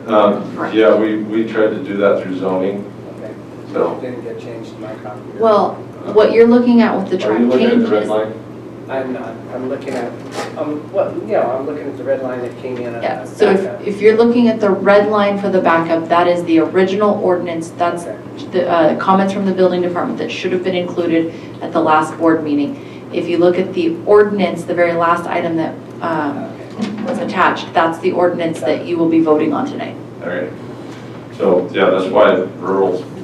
I was not finding it in my ordinances because it's not there anymore. We removed it and replaced it with the language you and I talked about the last meeting of. So it's in the zoning ordinance. Permits. Permits. Does anybody have any questions on anything A through D or A through C? Yeah. A through and C. A. Okay. So the building department note says that the building application submitted prior to the adoption of this ordinance should not be able to be converted to the standards of this ordinance, as they were approved by the building code that was in effect when they were applied. Also, buildings built to Title 24 cannot be altered to the Class K provision. And I just kind of noted it as a question. Does that need to be identified so that it's clear to people? Well, Without language that's in it? not in the red line version that I got. Maybe I'm reading the wrong page, should have jumped. But no, I think you're there. Let's see, because I think that, I don't know that, It wasn't a red line, it was in the I was original one. Yes, thank you. That's what I was going to say. It doesn't look like it was red. That's not a red-lined version. That was just what was included in the original ordinance, and for whatever reason, it's not included in the ordinance that's being presented before you. that wasn't included in the original ordinance. No, this is the original, Comments this from building, maybe, but. came from comments from building. I'm not sure why it didn't make it into the red line. Well, it's in there. It's not showing as red line. So for whatever reason, it it's wasn't in red there. lined by the building department. Then if that's Okay, yeah. He just, if it was actually comments from the building department, then they were not. He just didn't use red. They were not red Okay. to make them stand out. Then deal with it. All right, And so, we changed it in the new one, let's see. right? Let me go. I don't think it's been Actually, it's not changed in the new one. It's No. not Not in in the the new one, it one. was in the error. And I'm looking at council for this one. Do you, off the top of your head, have any reason why we would say if you've already pulled a building permit, you can't go back and say, I changed my mind, I want to go to this lesser requirement for my own personal use, I'll never rent it out? Is there a legal reason why people wouldn't be able to do that, or is that just No, there's no legal reason. They'd have to abandon their permit and then, again, reapply, which I believe is potentially what they're asking. But the more significant section is the second part, which talks about whether we're going to allow individuals who have these houses, have already built these houses, to obtain a permit for a Class K. Which I really, why would you, if you already have a final building permit, why would you go to a lesser building permit? I'm trying to understand this. I really don't understand this whole comment from building. Yeah, I don't think that's what they're looking to do. I think that what they're saying is that there are a lot of unpermitted structures currently in Trinity County. Yes. Are we going to allow individuals who have built these non-permitted structures to obtain permits for Class K? And it's addressed in our ordinance that that's one of the main reasons we're doing this. Exactly. So I think that's what it's asking up here. But again, I would refer back to the section that discusses that. And I really am not, I don't understand the whole reason behind this piece, personally. I think it would be a step up if we allowed that. Yeah, and Honestly, it can't hurt, it's only an improvement to some of the, It's a step up if you've already built it and you're trying to bring it into that level of compliance, potentially, depending on what you did. Yeah. But this one seems like it's a step down. But if you already have if you had a house that you built to Title 24 and it's already final, why would you apply for a new permit to a lower standard? I think it's before final. I think that the issue is if you have pulled a permit under Title 24, have not completed it or finalized it, can you now then take the structure half built or half contemplated and modify it to, or get a Class K? And again, that's your pleasure. There's no legal reason why you wouldn't be able to do that. why would you not be able to? That's what. There's no legal reason. It's your pleasure. I have no problem allowing people to that. If it's what they desire, and as long as they apply by the rest of the rules, I don't have a problem with that. So all they would have to do is then apply. They would have to surrender their permit under Title 24 and apply for a Class K permit. Are they going to be asking for that permit fee back? Is that going to be an issue? They're going to have to pay a permit fee for the Class K, so. Right, and we could talk about whether we wanted it to apply to it. But no, because typically when we accept the permit fee, it's for the process of issuing the permit. So it's already been used at that point. So typically we wouldn't refund those since it's already been spent. Yeah, if you don't final your house, you still don't get your money back. So that won't be an issue. We don't need to state it. No, that's just policy. So it sounds like we have consensus just to disregard that. Good with that, Joe?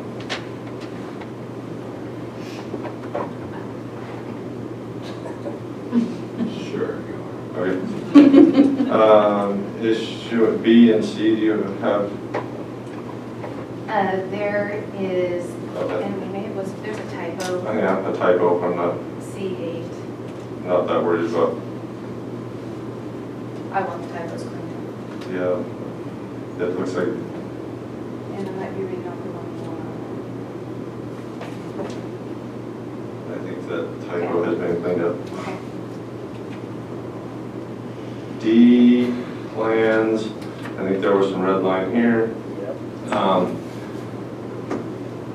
The red line here, structures built with snow loads exceeding 70 pounds would require engineered plans. This is another one of those things that this was one of the original intents. This is why we went through the, at the planning commission level way back when. This was the original complaint from building. This was the complaint. And so that's why we put on the metal roofs that allow snow to slide off. That's how generations of people in Trinity County address snow loads. Don't let the snow load on your house. So I don't know, I mean, if you're going to go get engineered plans in order to build a house that's not, you don't need the approval of the building department at that time. So I think this is going a little overboard, personally. It would kind of defeat the entire purpose of this. Yeah, I would think that pitch and metal roofing would be enough to suffice in this spot. Do we ask for a certain pitch? I think the language we used was a pitch significant enough to allow snow to slide off of. If we want to get technical, that's 6.5 to 12. At one point, we put it in our ordinances 612. I think it was 712 at one point. It was 712. I argued against that because that's an odd number, kind of awkward when you're building. So we went to 612, which is right at the engineer approved level. Or when Richard Ward was on the planning commission, he went through all the stuff about at what degree snow won't stick to a roof, which is 30 degrees, and 612 is 27.5. So we kind of had settled on that. Then we didn't put numbers in this version. If we want to, I'm fine with making it a 612 or 7, which is a little over that, but 7 is an odd number coming from a contractor brain or builder brain. I don't like that number. I would like to see us at least put that. Put the 612 in there? Well, it must be a minimum of a 612 or something. Yeah. Which I think it says somewhere, well, we can find that, not in the definitions. Are we still in definitions? No, we're in plans. At some point in here where it actually talks about that, we can add that in that point, I think. Let's see, roofing. That would be under 15040I, roofing, buildings or structures constructed shall be roofed with a metal roofing of pitch sufficient for snow to slide. So we could just change that to say metal roofing at a pitch of at least 612. I apologize, this is where my attorney and lack of contractor, 612, what is that? 612 slope, which is 6 inches of rise, 12 inches of run. How would I put that, what would I say so that it is appropriate legal? 27.5 degrees. Okay, thank you. Or percent, that would be percent, 27.5%. Slope of 27.5%, okay. I think a standard construction would be just a pitch of 6 and 12. Yeah. 6 and 12? 6 and 12, we've kind of known. That's the common construction language. Coming from the roofer's daughter. I know, I'm just sitting here in marvel at Trinity County that the county clerk knows pitch 6 and 12. Well, I appreciate that she does, because we didn't, so thank you. Okay, She actually roofed my house over the weekend. Long weekend. Materials used other than metal, and that has to be discussed. We'll get there when we get to that. we'll talk about it again. Yeah, but I think that what I'm saying is instead of putting it in here under plans, I think that the best place to add this language would be under I. So, Susie, the red line version doesn't have a typo, but the new one to the board needs a space between description and on the last line of plans. that's, I gotta find my page.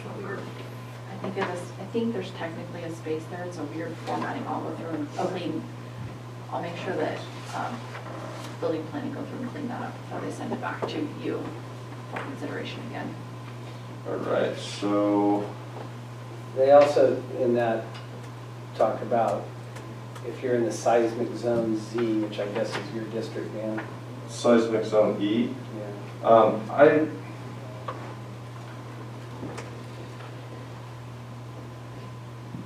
They're asking for everybody else, they're asking that would require engineering if you're in seismic design zone E. Which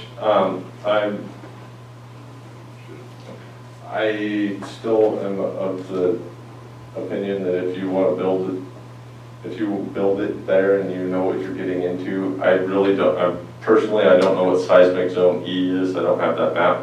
I do know that earthquakes are not as big a deal in Trinity County as they are in San Francisco.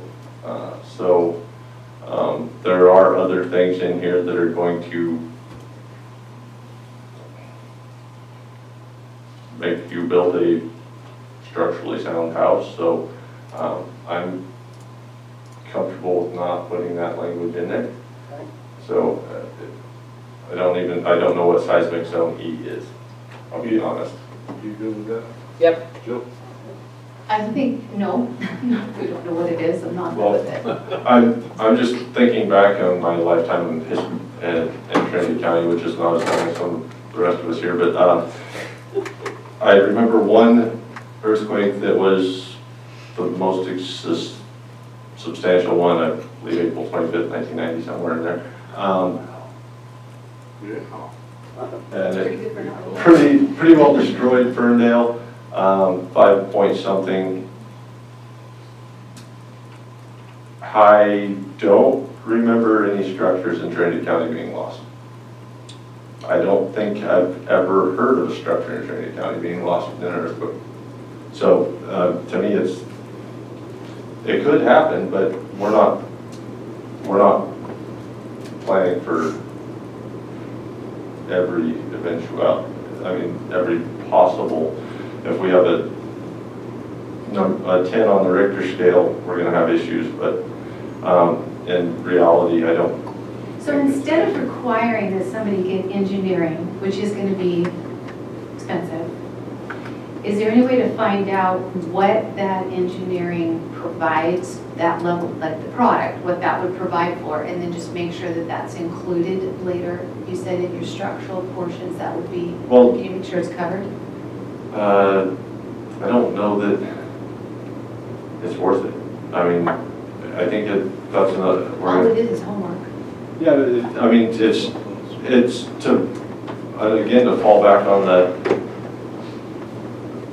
personal, that's personal responsibility. If your house falls down, that's not going to affect your neighbors. Until you sell it.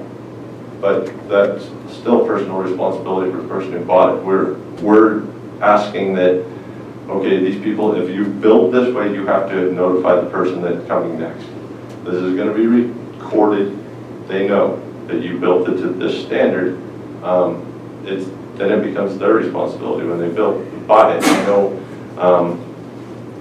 and you can buy houses that are not built to code in Trinity County right now.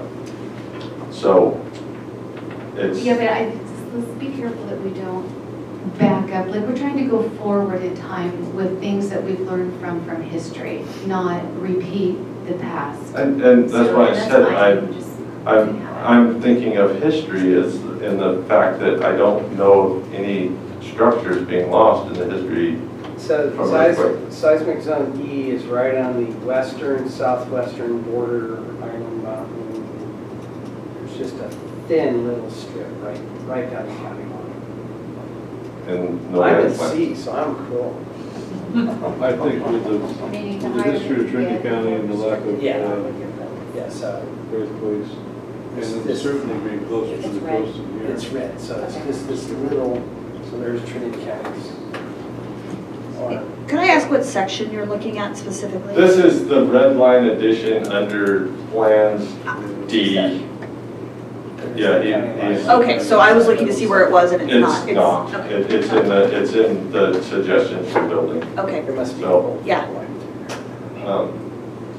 So you found seismic zone E? Yeah, and so it's it's a thin little strip right down the county line, maybe 20% up from Mendocino. The rest of the county is either C, B, C or D. okay, so it's probably non-issue. There's D1, D2, yeah. You all live with a non-issue? Yeah.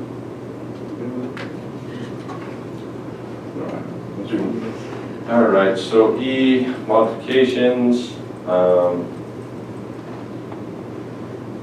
The suggestion in this is plans would be required to be modified for both the building department files as well as the assessor's record. I have no problem with that.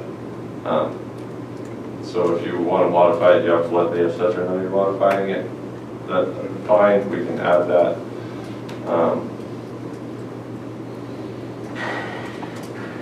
The building department had no suggestions until we get down to H, where they said instead of a single inspection, that should say a final inspection. If that's what they want to say, I'm fine with that unless anybody has issues.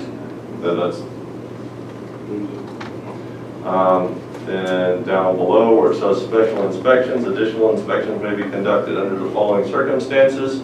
An inspection may be conducted where there's reasonable expectation that the footing will be subject to serious vertical or lateral movement due to unstable soil conditions. And it said this would be at the building official's discretion. So I don't understand how that red line, what it means, if he's saying it's his discretion whether or not to make that extra inspection. But I think what he's saying is he'd like to say at the discretion of the building official, the lateral and vertical movement part. Not compaction. I'm okay with if the building inspector goes out there and says, hey, you're building in a slide, we need some additional, I'm good with that, but I think that's what he's meaning. Well, it sounds like you may want an additional inspection if he's got concerns there. Yeah, well, it says that there will be one required if there's concerns there, and it said at their discretion. The way it's written here, it's almost like he would decide whether or not he wants to do the inspection, but I think what the intent is that he wants to have discretion to say that there's a reasonable expectation that it will be subject to serious movement. So I'm fine with that. We can write that in. It seems to me Council can catch that. it seems to be redundant. It kind of does. An inspection may be conducted where you have these expectations. Well, who else is going to decide that? So I'm fine with, we can put where the building official finds reasonable expectation, or we can just leave it how it is. I do think that it's captured. I think it captures the intent. I think that That's a good way to do it. Just change instead of an inspection may be conducted where the building official finds reasonable expectation, and then it makes it go happy. I'm fine with that. If staff captures that.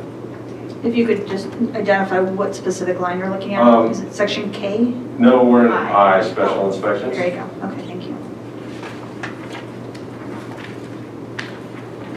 An inspection may be conducted where the building official finds reasonable expectation that the footing will be subject to serious vertical or lateral movement due to unstable soil. Thank you. Okay. And then may to will in the next paragraph. Inspections will be conducted where the application indicates that interior wall coverings and construction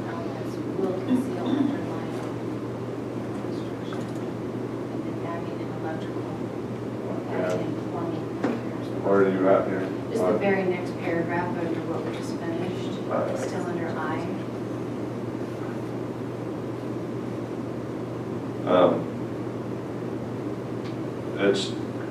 That's also, I think, if that makes it better, but at the same time, we just said an inspection may be conducted if there's reasonable expectation for footing movement. An inspection may be conducted where the application indicates exterior wall coverings or construction elements would conceal underlying construction. I'm willing to leave that also up to the discretion of the building official. It's like, hey, I'm going to do this. They're just wanting to change may to will if there's a problem with interior wall coverings hiding what they want to see, and then adding plumbing into the list with electrical and mechanical systems. Which seems reasonable. You need to see what's inside the wall. Yeah, which we did. They don't have the discretion to do by saying may. Yeah, that's the will. We're saying the building inspector has to, may, he can decide. Because there is another place in here where it says that we just changed the language where it said simple construction may be done by one final inspection. May. And so if we have, we're leaving discretion to the building department.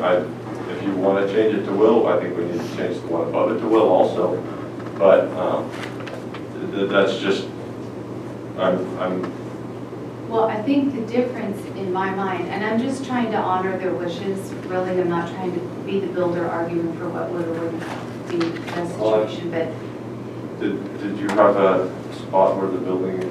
Well, you were just saying that if this one was will, this had to be will also. It should be, it should remain consistent. The reasoning isn't consistent, though. This one may or may not have footings that are a serious problem. This one, we're covering something up that they haven't been able to see yet. Well, the way that's written, though, it's like it may be conducted when there is reasonable expectation. So, I mean, I have no problem if you want to change that. It would be shall. I'm fine with that. We could say an inspection shall be conducted where there's reasonable expectation that the ground's going to move, and we can say an inspection shall be conducted when the application indicates that it's going to cover up. Okay, well, if it's no brief on your part, then it's fine to just honor the wish. But what I didn't get was the red line that had that as a wish. It's not showing, it's another one of those, it's in there, it's just not showing red. Is it? For whatever reason in the document that was uploaded by the building department, there's a few of those comments that are not showing up as red-lined comments. So they're just made in place. So that makes it more difficult for us to see them. Oh, sure. So that's where you have to compare the old to the new. Yeah. All right, so I have no problem with that saying shall. Yeah, I want to ask council, we would have to say shall and not will. Will is not mandated, does it? Will is discretionary, shall is mandate. So Will and may basically mean the same thing. Will and may are the same thing. Yeah.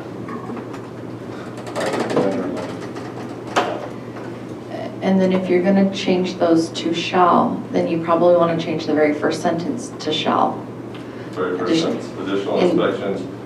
Well, if you change them both to shall, then it's essentially a shall. But it could also be a may because those circumstances may not exist. So I'm for leaving more discretion I am to the too. building department. And so since there really is no definition difference between may and will, in my understanding that's correct, then whatever is preferred, it would probably be nice to be consistent in having either all may or all wills.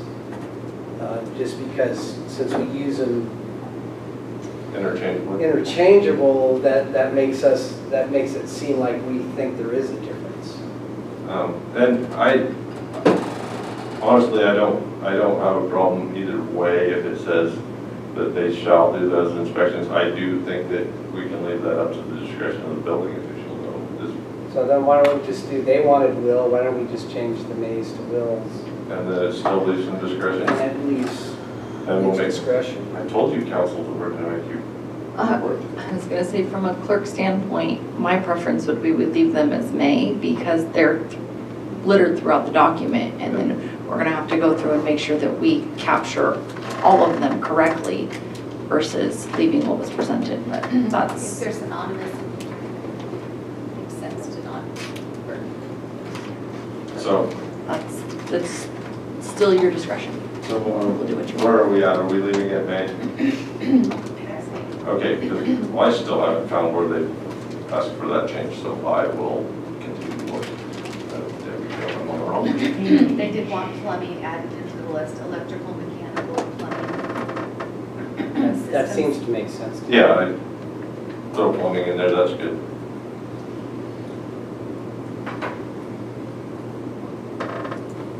Welcome to the September 6th meeting of the Planning Commission. You're enjoying it, Keith. Okay. And there's language on J at the building inspector's discretion, is that what J, inspection waivers. It's not in red, it says that building official's discretion. Now what's discretioning here? So, inspections will be waived by the enforcement agency for structures which do not contain electrical or mechanical, or for alterations, additions, modifications that do not involve electrical or mechanical, or the applicant stipulates in writing that the work has been conducted in compliance with permitted application. I think that by using the word may, I believe that we already captured that that's at the discretion of the building official. Council shaking her head yes. That is correct. Okay, so I think that that's addressed. Inspection notice and request. This one I did not understand. The ask here, really, it's not showing up red on this one either, but it says in our ordinance, inspection shall be requested by the applicant at least 72 hours in advance, and the building department's asking for 24 hours. And they're just liking the restriction. So I'm okay with that, but I don't know if there's a reason behind that. I don't. So I'm fine either way with that. But it's just speaking from my area of the county.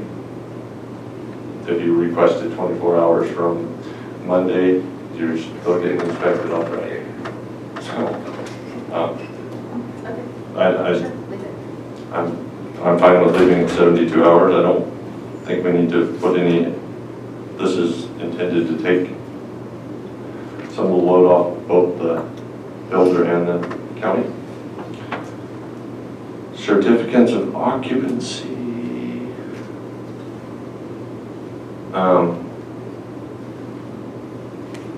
This one also didn't come out right.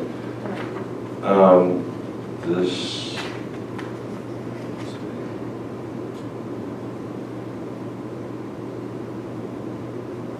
Okay, so then certificate of occupancy will be issued and recorded with the county that is built. The last sentence doesn't show red, but it's not in. Yeah, that's the add-on that structure things like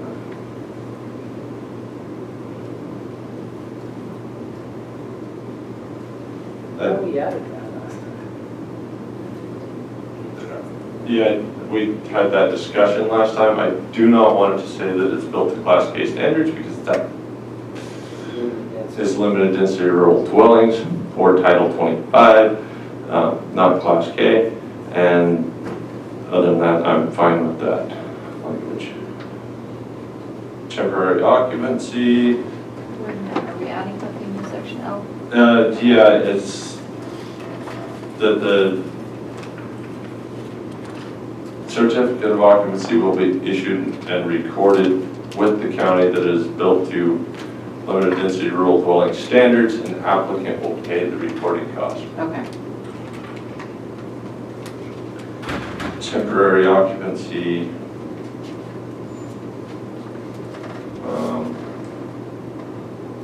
I see no, oh, it says at the discretion of the building official. There's some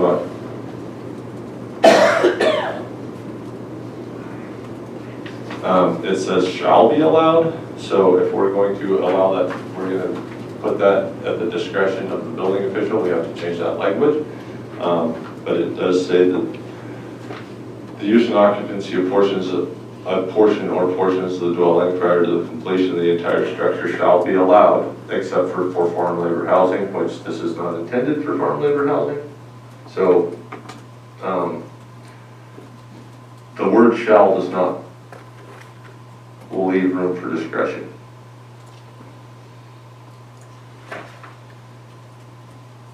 So if we are going to, at the discretion, Keep may in there for continuity. then I'm okay with that. Apologize, which section are we on? This is M. So I'm going to go back to the farm labor housing, I guess. I don't know why that's in there, because it shouldn't, it's not allowed for commercial use, which farm labor is. I think county council put that in there just to be sure that it wasn't allowed for farm labor. It actually was requested the environmental health director. She requested that we put it in just for extra clarification. That we can't use this for farm labor housing. It's not required, it's just, the only concern I would have is that when we're putting that in there in this section, it makes it look like once it's final, we could use it for farm labor housing. And so we do need to make sure that that's not. Well, if we go back up to the prior section, it's very clear that it cannot be used for anything. Except for your own residence. Correct, for yes, any economic benefits. So this would be excluded. We can remove it. My recollection was that the environmental health director was very concerned about it being used for farm labor housing, and requested any chance we get, we put that in there. Which I'm. But part of the point is to create farm labor housing? Yeah, to put people in standard housing. I mean, you could take this, that would throw the whole Pines out. Well, not necessarily. They could, and another thing, farm labor housing, I'm not sure. I don't do farm labor, except for maybe from the labor side. But if you have somebody come to work on your farm and you allow them to stay in your house, I don't know what the rules are there. I know that this is not intended to be built, and I have no problem leaving that language in here, even if we do determine, and that's up to county council, that yeah, you can use this for farm labor housing down the road, whatever. I don't think that we should allow it to be used as farm labor housing if it's not completed yet, because then we get back to your concern with substandard farm labor housing. I get that, we don't want substandard there. So we don't want somebody to throw up a frame with some plywood on the outside and say, these guys are going to live in it. So I don't think that's going to happen. I really. So the fact that you have to live it, you're building this for yourself. Yes. Then you're saying you live in it, but you're allowing someone to come and stay with you. Well, I'm saying that could be. But you're not allowing that after 2 years you move out and your laborers now live in this house. Well, let's change the word farm labor. Say you were building the house and you brought in a contractor and he moved with you. I think we're kind of falling off the. No, this is the intent. The whole intent is owner builder. You're living in what you built, not somebody else living in what you said was structurally good enough for you, for any reason. I still don't know. I mean, I would love to see this be used for everything, but I don't know that it'll be able to, because this is personal use, which I see Director Connell back there shaking his head. Commercial use falls under a whole different building code, and so I don't know that we can waive any of those things. So I don't know. So Jill, you don't want to see this being used for farm labor housing? Well, what you're specifically If this is the language that Director Anderson wanted in there, that she's the expert on that. I'm saying the original intent of this was you wanted to build a house For your for own you. use, yes. And we need to stick with that. And like I said, this is something that I think it's been addressed in other areas. If you want to leave that language in there, I have no problem with that, but I think it's more of a redundancy. Yeah, why don't we take it out? So potentially, yes, I think it comes down to the definition of farm labor housing. And I think the chair is correct. There could be a circumstance where you have somebody, a guest residing. We can't prohibit guests residing in your property. And so if you have somebody working on your property who you're not paying as portion of their salary in room and board, then potentially you could have a situation where somebody's residing with you who's also working on your farm. Which is, I have no problem with that as long as you're living there too. Correct. Yeah, and that would be a requirement, because again, you would have to be residing there as part of this process. But I think what they're trying to say is that until it has been, basically until it's been finalized, they don't want you to have guests. I mean, that's kind of what it's saying. Okay. Which I'm at least not farm labor guest. Correct, at least not guests, yes. But I mean, and again, it could be expanded beyond that, but I think that's the concept, is that until we put the minimum building standards on it, having third parties enter it who may not be familiar with the standards to which this is built, it may not, it could have problems, so Well, yes. and Not a still, hill I want to die on. People are Okay. going to do what they want to do. yeah, 10-4. The issue to me though, the issue is if we're going to add this line that says that's at the discretion of the building official, we have to change the word shall, because that word shall does not allow for discretion. It says you can live in it while you build it, which I don't have a problem with that. If it's for your personal use and you want to live in a house that's not built all the way, that probably means you're a carpenter.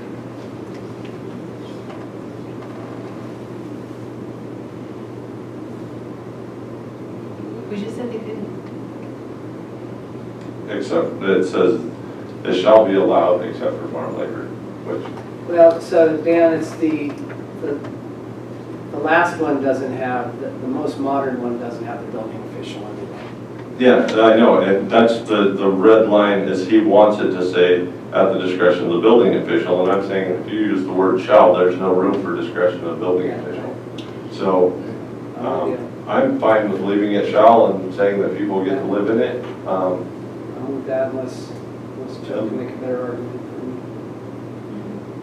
All right, so we'll just leave it shall and not make it discretionary.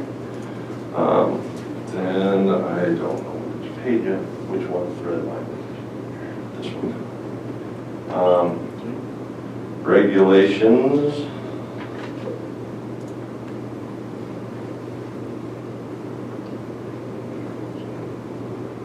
I do think that we might have to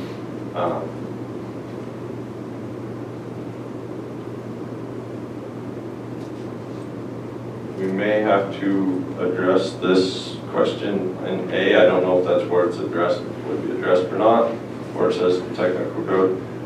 The fire code question. Personally, I think that the fire code question, we're saying it doesn't apply, at least the interior fire code question. Exterior fire code question, I don't know that we have the ability to.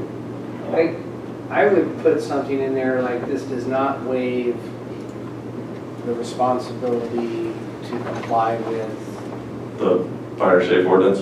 the fire safe ordinance. So that's, we have the outside of the structure and the setback. I think we, or the roads and the outside. So I think we've determined that we don't have the ability to waive that. But it would be nice for, I think, for CAL FIRE's being comfortable on that and for people to know that we're not waiving that. And we have somebody here that can tell us the number or whatever the correct. 1492. So the. I never think you were going to know that. What are those numbers? I don't know.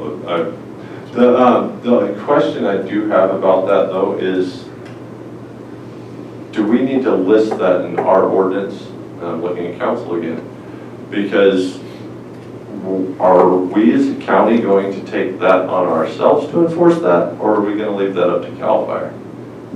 we wouldn't have the ability to enforce that. So do we need to list that? Do we just say, okay, this doesn't waive your requirement by CAL FIRE, but the county, we're not gonna do anything about it because we don't do anything about it? So I think just, I don't know how to quite answer your questions. I'm not sure what you're asking is. We can't enforce it because it's a state regulation. We also can't modify it without, you know, them having the ability for us to do that. So I think we could put in there that this doesn't waive requirements to comply with applicable fire safe regulations or applicable state fire regulations. And then exterior, yeah, exactly. But we also could not put that in there and it still applies because again, we don't have the ability to come in behind the state and lower the regulations without permission to do so. And so, my question, if we put it in this ordinance, are we taking it on ourselves to enforce their regulations? Because say you have to do this, then do we have to send our DOT guys out there to inspect the roads? And do we have to send our... Right, no, it does not give us an affirmative obligation to do so. It basically is just putting individuals who are using this ordinance to build a house on notice that while we are giving you what our regulations are, there may be greater regulations you're going to have to look at. So you could put something like informational or, I don't know, I think it would be wise to have it in there, but I don't know how you structure the sentence to make it understand that we're not part of it, which we aren't. So far, based on the conversation, what I've drafted, and I'll need Margaret's help to finish with what she just said, was this does not waive the applicant's responsibility to comply with applicable state. I would just regulations. State regulations on exterior fire code. I'm going to ask council though, do we need to put that, I mean, this is all do we just need to give fire its own letter? It just, like W, exterior fire code, this ordinance does not waive California state requirements for external fire protection or whatever you want to call it. Absolutely, I think it should, frankly, because we do that for everything else. That would be item W. Does that work for you, Keith? Yep. All right. Sounds. I lost my page again. Does anybody have anything else that in the regulation section? So I want to go and just throw this out under the zoning section. Oh yeah, he's not zoning? Yeah. Did we jump past zoning? Oh, sorry. So it's .030 right above regulations. Yep, I got it. So I just don't know, since our zoning code and our stuff is so bad, the intent, of course, is this to be in limited areas. And so as I was going through here earlier today, looking at pictures, and my suggestion is that in unclassified in ag or in rural residential, do we raise the acres to 5? Or does that defeat the purpose of what we're trying to do? I really don't think it does, because honestly, 90% or more of the people who would be looking to use this would be on larger parcels. But I don't. The only place that I could see that this would be useful, tiny lot sizes. I don't know the zoning off the top of my head. Would be around Root Lake on the police lots, where people are building weekend cabins. Are we in general talking about only District 5? No. No, but I'm looking at, I know more about District 5 than District anywhere else, but. So I have a lot of concern with the unclassified and the rural residential as well. And I guess if anything, The thing that I could come up with that would make me have comfort just in when we start, because I would say that your overlying statement, when you said it's easier to restrict than it is to unrestrict, I see it as upside down. Like it's easier to unrestrict, to open something up further than what you opened it up before. And I think that I would ask for consideration that we take this whole thing and start with view it like a pilot project. Put it in District 5, offer it as a 3-year option for people who have lost their homes in fires so that we help them, because that's really needed.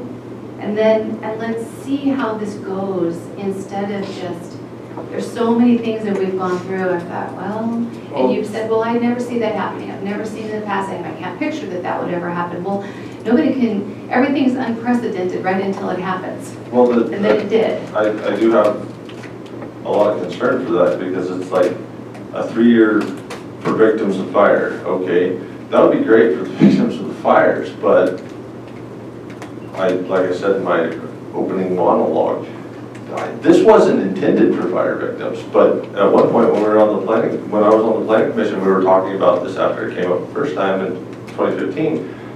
There was a lot of people came in from Junction City that said, hey, if you guys could hurry up and pass this, it would help us rebuild.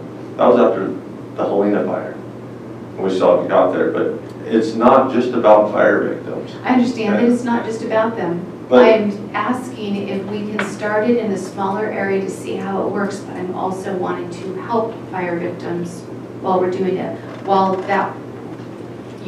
obviously that was in your mind before the huge fires hurt so many people. Now, since we are at this point, why not help them in that process as well? Well, I have no problem helping fire victims. I think it would be great if they could. But at the same time, if we restrict this to District 5, I don't want to be the one that tells the lady that was sent over here from Coffee Creek that she's out of luck. She's a fire victim. But she's not in my district. You know what I mean? It's like, I didn't say fire victims only in your district. I'm asking for a pilot project perhaps in District 5 and allow fire victims countywide to be helped as well. I'm just really nervous about opening this whole thing up countywide. I really struggle with that. I mean, if we want to put size restrictions on it for rural residential unclassified, that's something we can do. I'm pretty comfortable with that. It will probably exclude some people who would want to be included. We can't make it work for everybody and keep everybody happy. I really don't think. I do think that where I was saying it's easier to restrict than to unrestrict is one of the reasons I say that. I seriously spent 7 years getting to this point with trying to reduce restriction, a lot of people building. If we said, okay, we're going to allow it everywhere, and we pass this, in order to increase that restriction, all we have to do is go, okay, we're going to amend this ordinance, and we're going to say this, and we add a restriction, where we don't have to spend 7 years going through. There were an awful lot of repercussions, and I'm not saying this in a way to try to open old wounds at all. I'm saying it because it's something we can all relate to. But there were really good intentions when original cultivation ordinances were written that ended up really hurting a lot of people and took years and a lot of pain and struggle to figure out how to undo. And we're kind of in a space like that where no one has a crystal ball as to what the outcomes of this truly are going to be for everybody. And I think that starting smaller and watching, all right, let's look at it for a couple of years and see what happens. Put a sunset on it. In 3 years, we're going to look at it again and say, okay, how many people pulled these permits? How did that go for them? How quickly were they able to get their structures up and their final, and who's happy and who's not, and see what those repercussions are. Then open it up to more areas of the county. But it just seems like we should really watch our step and be proceeding with a little wisdom and a little bit of caution I don't see any harm in that, but I do see potential for harm in just plowing forward. And I just would ask for consideration before you just shut your mind off to that. Well, what districts would you include or exclude? I would ask that we start with just a pilot project in District 5 because this is where Chair Frazier has been trying ostensibly to get this put forward for 7 years. So allow him to experience that and his constituents. As of recently though, before we districted, we had District 3. Yeah, and, District, I mean, there's a lot of people. Very, very tough. Liam, use your mic, please. Oh, sorry, I would be very hard pressed to come away from this meeting today and tell my people in District 5, sorry, you're not in the pilot project. And then, well, it's like... Okay, 3 and 5. Does that make everyone? Yeah, I'm kind of in for 1 too. So, and that's what I mean, it's like if we... Yeah, I mean, I understand what you're getting at, Jill, but you just... Use your mic. Just like, oh, man, you got Microphones, please. That's, so, and I really do, I know, I get where you're trying to protect us.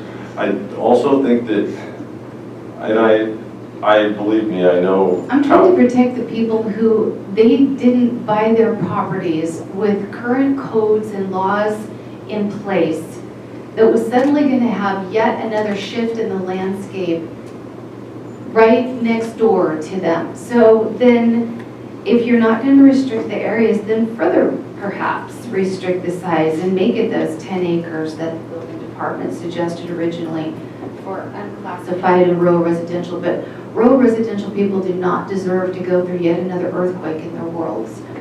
So, Jill, would you be willing to do an opt-out of this? Oh, I hate the see the look on her face. Opt-outs are not a word that we're even going to talk about. I get it. I don't know if, I mean, I really don't know District 2 that well for how much is rural residential in your district. Especially after redistricting, it seems like probably the majority of your district would be more in the R1 category. I'm not just worried about my district, though, Well, I'm worried about the whole county. And then talking like, I believe that would be in Keith's district now, some rural residential that basically has had a lot of issues in the newspaper, that it looks to me like probably they should be looking into rezoning if they want to change the way things are done and be an R1. I'm not trying to push this onto people where it doesn't belong, and I don't think it's going to go there, because most of the people who... Okay, what about this as an idea? What if, instead of a pilot project limited to a certain area, what if you allowed the fire marshals of each district to weigh in on whether or not their community was going to buy into this? And then that would share We have a onus. fire marshal in our district. We have fire chiefs. Well, fire chief, if I said it incorrectly, there's a But then, fire master in your area. Ask them what they think.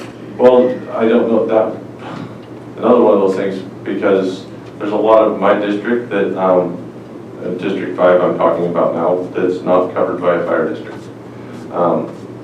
So if you're not in the Southern Trinity Volunteer Fire Department, district boundaries, or Post Mountain, or Chattanooga, Shouldn't there be some fire official that speaks into every area of the county? Is that not true? we have big portions that are federal response. So, and there's parcels of land in my district that's sometimes 160, sometimes smaller. They're surrounded by national forest. Okay, So- well, however, if somebody else wants to get creative with yet another idea, those are the two ideas that are in my head right now, but I am super uncomfortable with repeating history and hurting people, and I don't want to deal with it. I get where you're coming from. That issue I have is I would really like to keep this as a zoning type thing and not get off into. Then if it's going to be zoning specific, then we probably need to wait for a general plan zoning ordinance to decide what's where. Well, I And I can't know go you will not be 14 that I patient. can't go 14 years on this. So Joe, I won't be can we there ask long. this with an open mind to your answering your. Can you please talk into your mic, please? Oh, sorry. Can we pass this now with the open mind of taking into consideration what you're talking about now and your concerns? No, because it was done.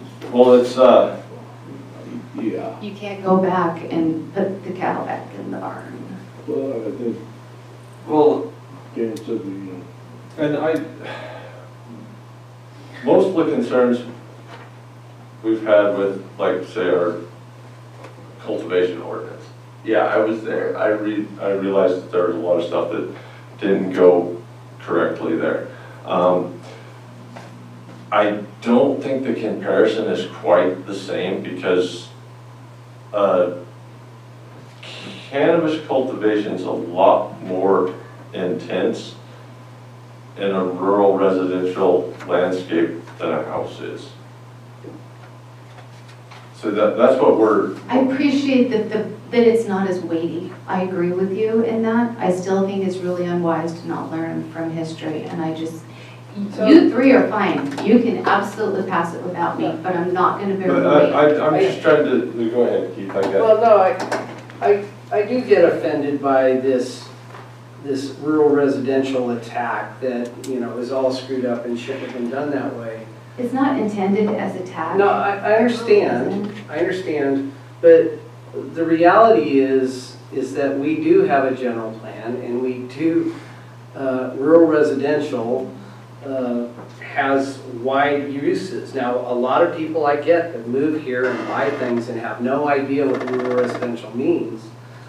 But, you know, campground resorts, farm labor housing, churches, public utilities, airports. You can have an airport in your rural residential area.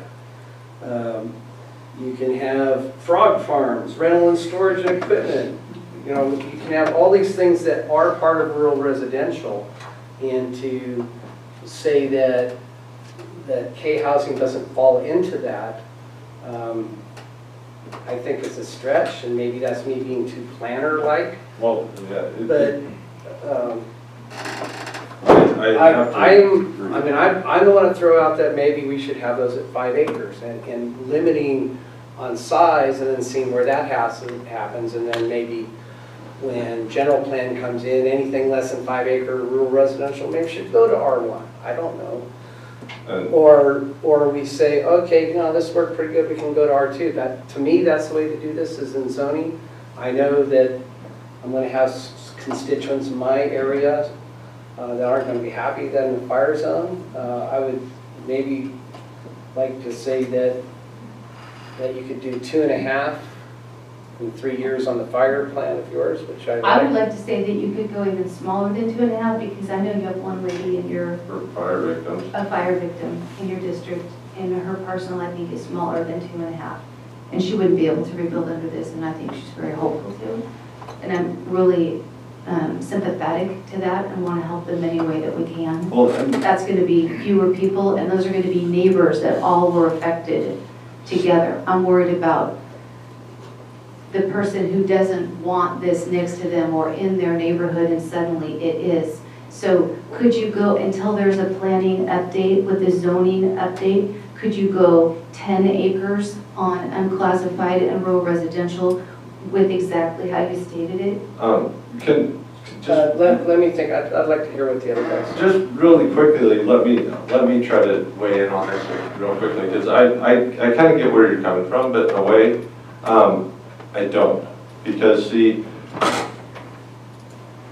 I will put money on the fact that if we just said, okay, and we don't tell anybody that this is built to this standard, you wouldn't even know that this was in your neighborhood. We're not allowing substandard housing. You won't be able to tell this house from your home house. You won't be able to tell this house from the house next door. This is not allowing people to go in and build a tar paper shack or a canvas wall pin. This is a real house.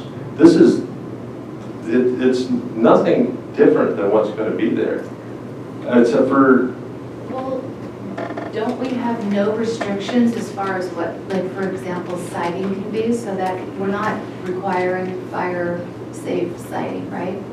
but, Is that true? Am I remembering that right? yeah, well, we don't have anything in here, but the reason I didn't list that is because if you read the fire safe siding, mostly, there's a lot of it that's called out name brands, which really frustrates me, but then solid wood. Solid wood is a fire safe siding. Solid wood, no knots. Solid wood with no knots that go all the way through. So, could I ask a question of Cal Fire? Is solid wood with no knots the same quality as hard plank? No. That's cement. But it's still a fire, it's in the list. Solid wood with no knots is, LP Smart Site is in there. What Hardy list? Plank- I'm sorry, I just not up to speed with you. But there's a list of acceptable siding options for fire safe regulations, and one of them is solid wood siding with no knot holes that go all the way through.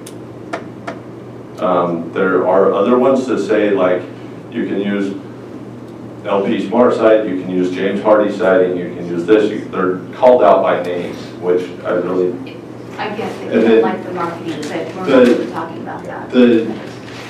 Basically, the only thing that I don't, there's not going to be a difference. There's not that many, I mean, you're not going to have paper.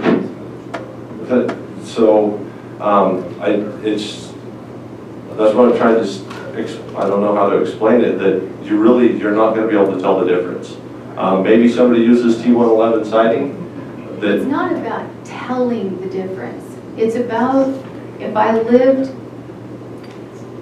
and maybe I'm just picturing this wrong, but if I lived out in, let's just say District 1 because I can envision that. And in my head, I'll just tell you, I'm like picturing Brush Creek Estates. And I'm thinking of how far those houses are from each other as you drive down the road. And if I lived in one of those and I had worked to really make my house fire safe, so I had cement siding and a composition roof, and I had 5 feet of fire protection, sidewalks and gravel all the way around my house. And next to me, within 2.5 acres, was allowed to build something that more easily would spread a wildfire that came through rather than help to end it, I would be disappointed. Just in the landscape that we see right now. And so that's how come I'm like calling out the siding, for example, as well as because that was in the state farm list where we need non-combustible siding, and I guess that's the more accurate way to ask the question, is this what wood with no knots? What'd you say? Solid wood with no knots that go. Is that considered non-combustible siding? It's on the list of acceptable siding. Is it non-combustible siding? Hardy I plank. don't know what you mean by your list. There's nothing non-combustible. James Hardy siding burns to ashes if it gets hot enough also. So it's kind of like, it's the acceptable fire. I mean, if you we could go down this road forever, but I don't know if we need to, because if you look at the W that was proposed to put in, it would say that you're required to we're not exterior waiving. fire standards. We're not waiving any of the exterior fire standards. Okay, thank you, Margaret. So, and really, honestly, it's housing, and it should be, I have a hard time restricting it in rural residential when we call it limited density rural dwellings. It, by definition, fits in rural residential. So you may have plenty of these homes in your neighborhood already that, don't have sorry. But and we're not waiving that. So at one point we kind of were, but. So where I'm struggling is, and I can't call out who these people are because they've asked not to be, but there are a boatload of people that feel like an ordinance like this is taking Trinity County backward instead of forward. And the example that was given to me was, you know, now that we have better medical resources available for people in need, should we just limit it to where people can only get just this lowest level because, well, that's good enough. Now, you might not like that analogy, that worked for this person, but it is incumbent upon me to make sure that I'm representing all the people that want to speak into this while they may not feel comfortable showing up here. And so it's difficult to know how to give and how to bend and try to be the team player, and yet try to say no one has a crystal ball. I will say that we're not requiring people to build to this standard. I mean, there's no limit on how far you can go. So it's that by saying, like your medical analogy, that we're saying if that's all you want to do, it's like the 25-year-old guy doesn't need anything but catastrophic. If you're willing to take that risk on yourself, okay. If you don't want to take that risk on, go moon and stars. If people want to build if you want to put a car charger in your house, if you want to put fire sprinklers in your house, if you want. Which is fine. It's just again to do with your neighbors and how close you are. So kind of back to the distance. I find that like one of the most entitled statements I've ever heard, not from you, but from the person that relayed that on, that if you want to have that, go move in an HOA. To sit there and say, well, I've got mine, I can afford this, and everybody stay away unless you're at the same level. I don't know, man, that just... I agree with Keith on this, but on the other side of things, you know, we are also giving opportunity for people who can afford to build them the standards down to at least step up to these standards, which would be a major improvement. So we're offering insurance down to people who can afford it, and if people who really can afford insurance want to step down to this insurance, I guess they would have the option to also. But to me, it's like we're giving you a chance to get into the building code if you would like to. So this may improve the building code in, you know, especially in my district, with Dan's and Jeremy's the most, but for all districts, you know, we're giving people a chance to step up also. So maybe what we should do is I've kind of derailed this with more philosophical discussion, but at least I realized it today. So perhaps I should just let you get back on track, and then we'll just leave all of that to a final decision.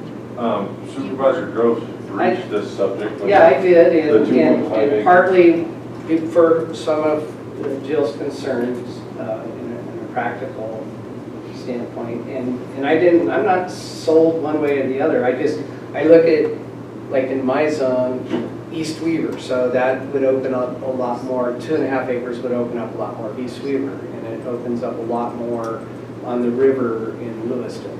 So maybe that's not what we want to do right off the bat. So that's where I,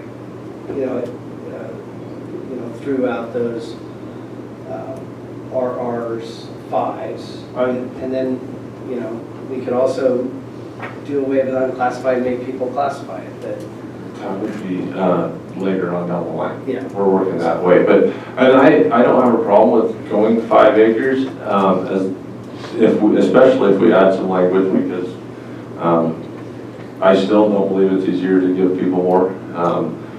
If we add language that says we're going to look at that again in 1 year, because I really, really, really hate the idea of just blanketly saying Post Mountain, you're not invited. I would love to see this happen in Post Mountain, because what we have in Post Mountain now is not ideal. So I'm willing to make that compromise, say 5 acre minimums, but that we're going to revisit this in 1 year after this is implemented. If council, I'm looking at you again, how do you figure out how to do that, to look at lowering that if we haven't had any problems, we want to look at lowering that cap, or somehow putting in some language so we can allow Post Mountain to come in here, and I'm hopeful that we would get a vast improvement in that area. So I'm sure that's doable. And I'll bring it up again, is there some place, maybe through the planning commission or that fire victims Some way to they could get, I don't know, it's not a variance, but some sort of waiver within these zones that if you've got 2.5 acres and you're surrounded by Forest Service, versus that if you're, that would be a person by person case that you could ask for a special exemption within 3 years of your house burning down. So we could do it by a variance. Can we do that by a variance? No, not really, because not unless it's that would be a variance to the law, not a variance to the. Well, I'm talking about the acreage. You're talking about the zones? No, the acreage requirement, I mean, if we put an acreage requirement on there and then say, that wouldn't really be a variance, would it? That would be more of a special use type. Wait, correct, unless we were to put in here that you can request a variance on it. Which we don't want to do that. Okay, which we don't want to do. So then we'd be looking at a special circumstance. Okay. A special circumstance clause, yeah, I like the sound of that, like fire, flood. On a declared natural disaster, you may seek Yeah. permission through the planning department or the planning commission to waive the requirements. Why do you even have to go to the planning commission? If that's your situation, can't you just go ahead and apply for your permit? Well, because there might be special, you could have a whole subdivision that. It's natural disaster. Like the subdivision in Lewiston, that's all quarter-acre lots that you probably don't want to rebuild that. So you have to use discretion, and whoever that deciding body gets to decide that discretion. So that's all right. Did we come to the conclusion that we're going to go 5 acres minimums, and then we'll revisit this in the future? And 5 acres on all of them, or just 5 acres on unclassified and rural residential? we might as well. Okay. Yeah, that's what I had written down was unclassified. Well, I think that everything else is going to be. Everything else is going to be over 5 acres anyway. So A and C. So if you want to make it simple, just put 5 acres.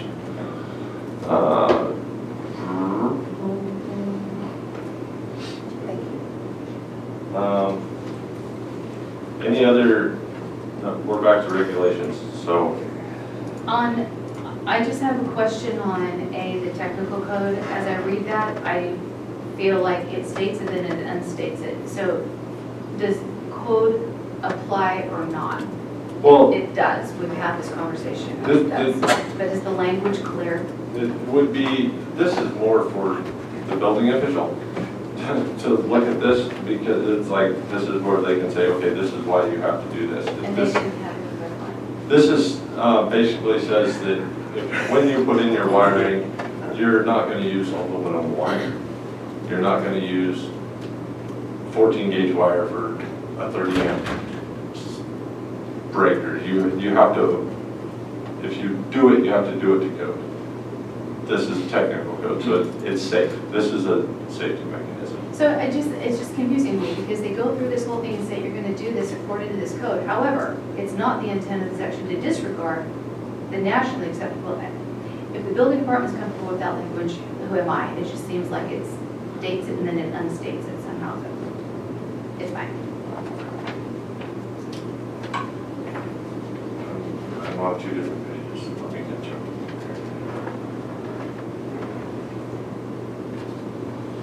All right. So letter F does the same thing. Where you at, Jill? If you, I'm still in the same section, 040 regulations. Letter F, technical codes as basis of approval.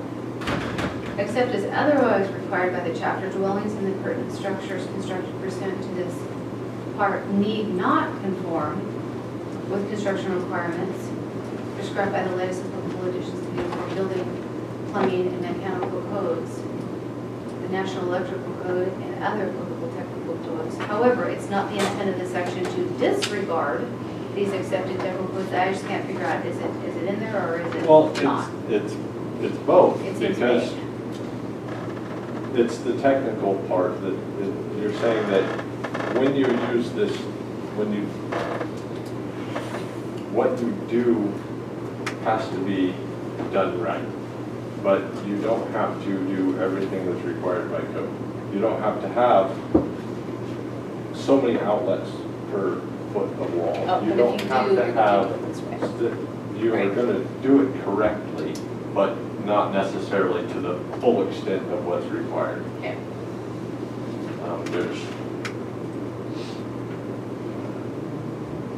So did we skip right there and skip something in the middle here? We skipped down to F and then where are we at now? We're gonna go back up top here.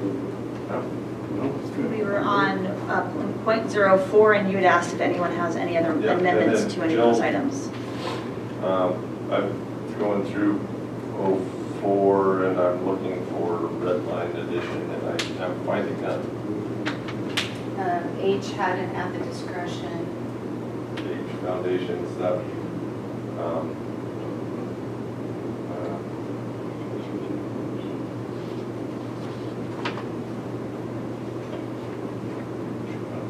building or structures construction.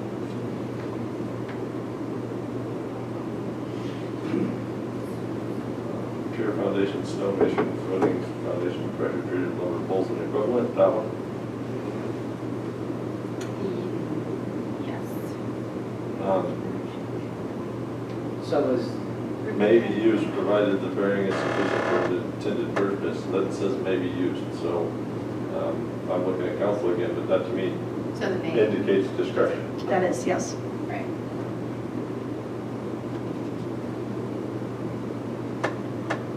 We went through roofing, correct? No, roofing already added the language.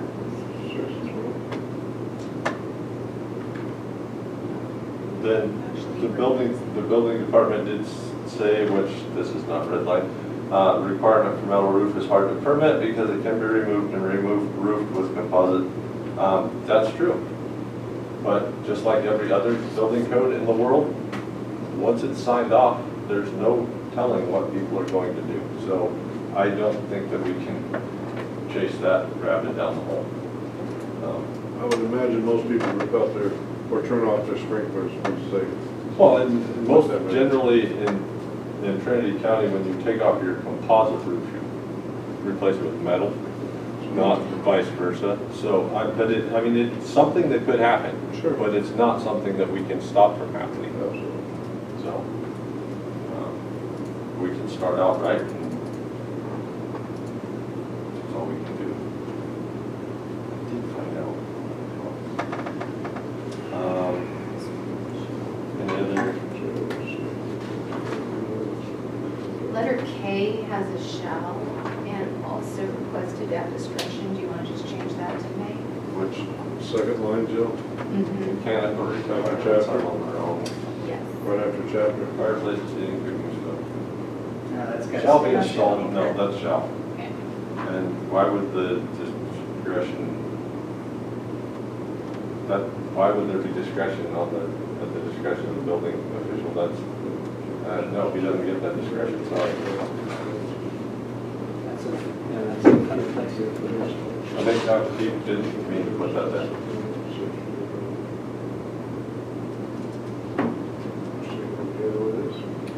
Yeah, because I don't think we can give the building Not official if he wants to.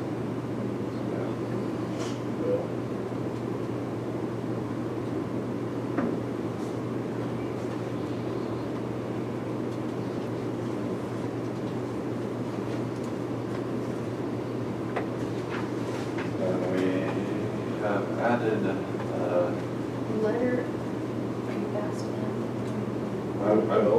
I'm way down there. Do you have something on M? It said, minimum electrical wiring should be required to reduce unpermitted or unsafe. Is that that's a, There's a Was on the original notes. from the building official. Once again, that's a thing that we have no control over what happens after.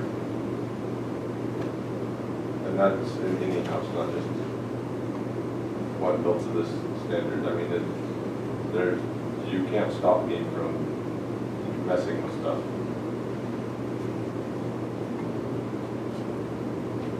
Yeah, That's not messing with it, it's like the code it should be built to, right?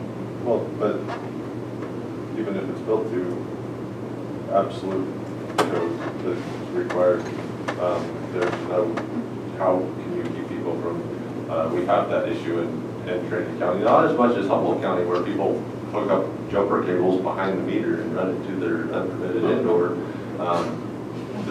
It's not something that we can stop. I believe the intent there, Mr. Santiago, in the previous meeting that Jill and I perhaps present, he had issues with not wiring every room, and that people would have kind of green acres, electrical cords running through the house. I don't necessarily see that as an issue. Yeah, and that was his concern. And I understand that concern. I tried to address this earlier, that the reason why we're saying you don't have to put electricity in every room is because actually in an extremely rural setting, sometimes it's very difficult to create that much electricity out there. Yep. 7.5 kWs a day is what I. And there's a lot of people that do less than that. Jill, you had no questions on L, I take it? This is just about the electrical requirements? Heating capacity? Yeah. That seems pretty straightforward. Then there was no comments from the building official. We're going to N now.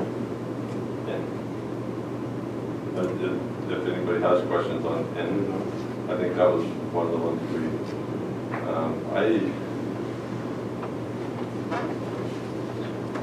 we did have a comment at one point, I don't know if it's on here, because it says sanitation facilities under sanitation, required and approved by county health official. We didn't call out septic.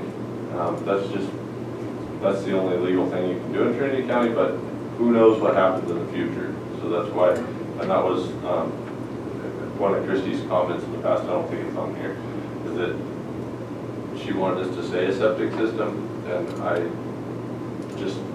like the approved language because we don't know what's going to happen in the future. There could be a different approved sanitation facility than just a septic. That's under one. Okay. So we skipped a few. So we skipped a couple of things. I think there's an error on P. It says 2 stories in height. Aren't we limited to 1.5? Well, let's see. I think that was an explanation. Okay. You have to be careful too, because one of these is off by one. Right, it's room requirements. Yeah, room requirements is. So 1.0. Single family dwellings not exceeding 2 stories in height due to the location of surrounding terrain. It's saying that it's a kind of if they meet this requirement, which they all will, then where emergency rescue from the exterior is not feasible, you can do it with egress windows from sleeping spaces when an additional doorway or approved exit is used. So it's like if in this circumstance where you have a house that's under 2 stories high and due to the location or the terrain, you can't use that window as egress, then it's going to be allowed to use a different egress. Oh, because it's under 2 stories, which we are, because Yes. we're 1.5, I follow. We're skipping down to now. I'm good to go to W. So, Dan, anywhere do we require tempered glass? I don't believe we did. but, Can you even buy non-tempered glass anymore? I don't believe so. I mean, you can't even buy single pane anymore. We thought back to T for. T, water supply, okay, that's T, or U on the water supply. Water supply, T? yeah, U on the one from the old one, yeah. So I asked the fire marshal how far 250 gallons of water would go as an on-site reserve during a fire structure. This is not for fire. What's it for? Read the first word, potable water shall be available at the dwelling site and at least 250 gallon reserve. Fire water would be under the state requirements of exterior fire, and that's 2,500 gallons. And I think at one point we do call that out and say it can be in ponds, pools, tanks. But this is potable water. Well, I don't mind running potable water on my house if it's burning. No, but we do have, we have fire, this is separate, this is a potable water supply. So you Should maybe we put that in the title, potable water supply? Potable water supply, we can. Just so people, because I was confused on that too, I think. If I'm confused. That's, I believe that comes straight out of the state's deal that you have to have 250 gallons of potable water. It doesn't have to be pressurized. So the state can come and take 200 of it from you? Yeah. And sell it. Anything else? We We did add a W to cover the exterior fire stuff. Then if we're good with there, I'm ready to go 15050. Oh, no, we have to make that X. There was already a W. Not on the version. Not on the actual Okay. version, there's a different Okay. old version. Okay, just a second, Sorry. on connection to water and sewer, before we Yes. move on, somebody, and I don't know where I got this, had this comment. This level of low-density rural dwelling should not be allowed within the service districts in Trinity County except by permission of the fire district. I don't like having fire districts in charge of development. Sorry, that's just, I don't think we can even do that.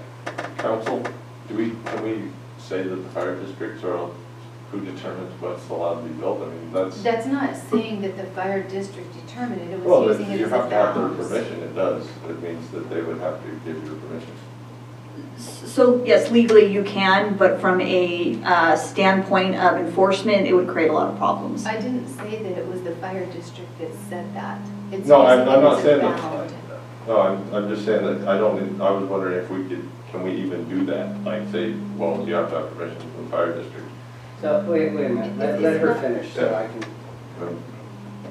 I'm saying that as I look at my notes, I don't remember off the top of my head where I got this, whose comment it was. The comment is just stating that this level of low-density rural dwelling should not be allowed within the service districts in Trinity County. Oh, I just read it, except by the permission of the fire district. I apologize. Connection to water and sewer. Yeah, I would have heartburn on that because I have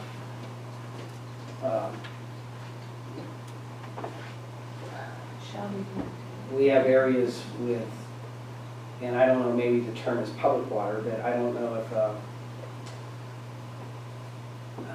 mutual water district, is that considered public water? You have to use it when you build in other zones. I think it would technically, yes. So, for example, Coffee Creek Fire District has stated on several occasions they're not going to get involved in any standards. They turn that all over to CAL FIRE, and I believe Trinity Center has done the same. So you'd be asking them to do something that they really don't want to be involved in. And I wouldn't have a problem completely striking you. The reason it's put in here, and this comes from, this is also not something that we invented, but the intention is if you have that ability to hook this to a sewer system and a public water system, that's one less septic tank out there and one less well. So I thought that was state law. if possible, they could be straight out of the state code too, but it's just, I don't know.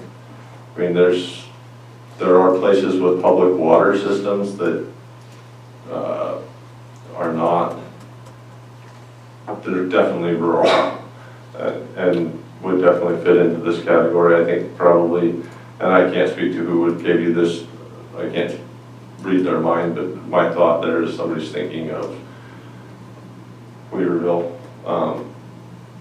Water District or Hayfork Water District where you're in town, but to put that restriction on all the, but I just don't think we can do that too. And I don't think that we can do that to our fire districts. I mean, I know I wouldn't want to put that on my fire department to say you have to be the one to give permission to allow somebody to build. That's not what they do. And why would it be from the fire district and not the utility district? There's a lot of what we're doing with this fire. Yeah. So anyway, I don't know if you're comfortable with that explanation or not, but it's. That's okay, add it to the list of lots I'm not comfortable with. There is a typo, Susie, and it might be a formatting thing, but in the next section 15, 0.050 existing structures on the first line, penalty in 4 needs a space.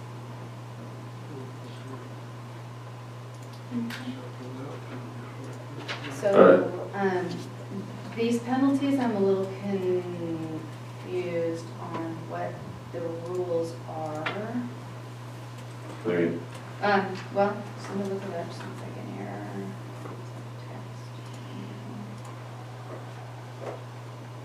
The assessor can go back 4 years for errors.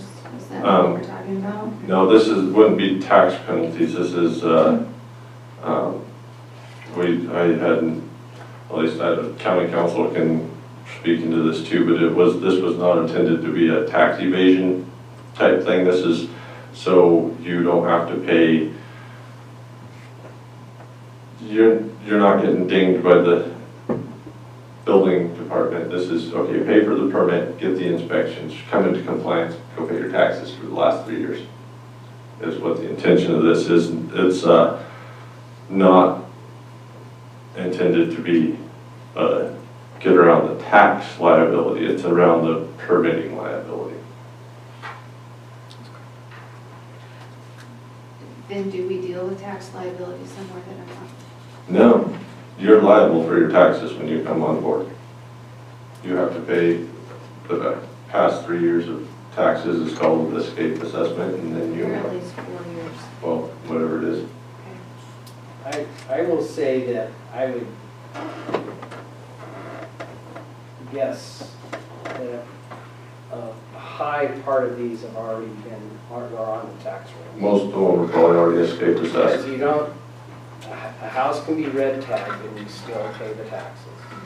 You still pay your dump fee and you still pay even though you're not legally allowed to live in it. And so over the years, they have worked hard to capture those. Okay, recording. We had some discussion about this last time.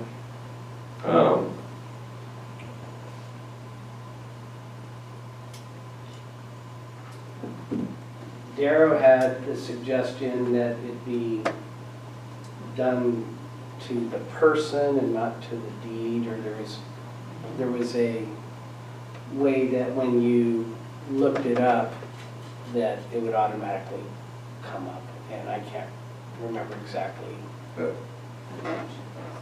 You did have a good point though. You did make But it was So when you do a title search, it's not just recorded. It's not just recorded with the assessor, but with the, it's actually on the keep continuity. on the property. But I know that it says provisions of this chapter will be included on the deed and be available through the title search. So I think that should cover it. I believe that was the concern, is that you wouldn't catch it in the title search.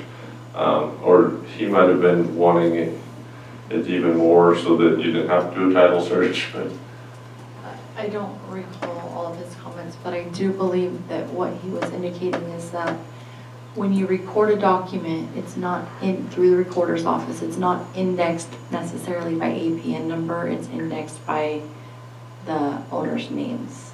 I believe is what. Okay, so If it's you the opposite needed way, it, so- you want it, no, it is what you said, I think he He was wanted- saying it needs to have the owner's name, not just the APN, is that what you well, said? no, it needs to have the APN because the owner's name may not be attached to it down the road. But if it's, I don't know personally, but I think we captured it when it said it needs to be included on the deed and to be available through a title search.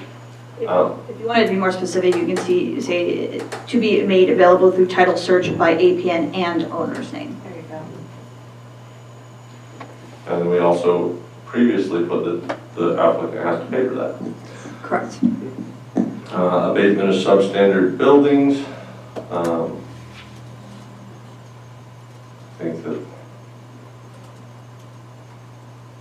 I think that's fairly straightforward. Anything else?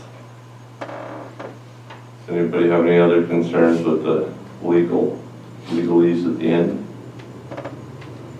No. No, we don't, no. 08, 09, and the sequence. No. Jill, anything with 08, 09?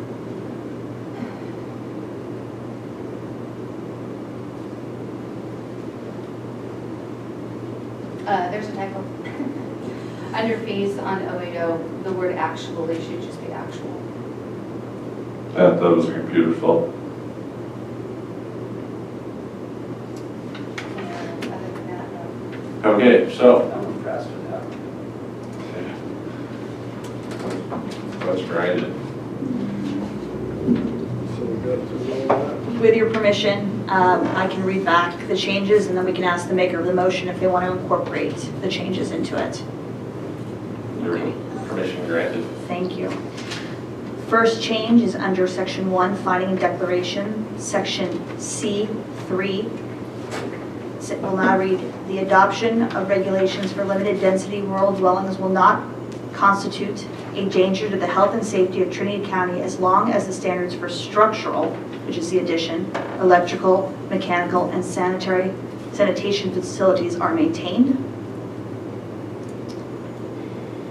Moving down onto section 1. No, I had structural integrity, Just- electrical, mechanical, and sanitation facilities. Structural's good enough, I believe. It captures it. Thank you. Under section 010,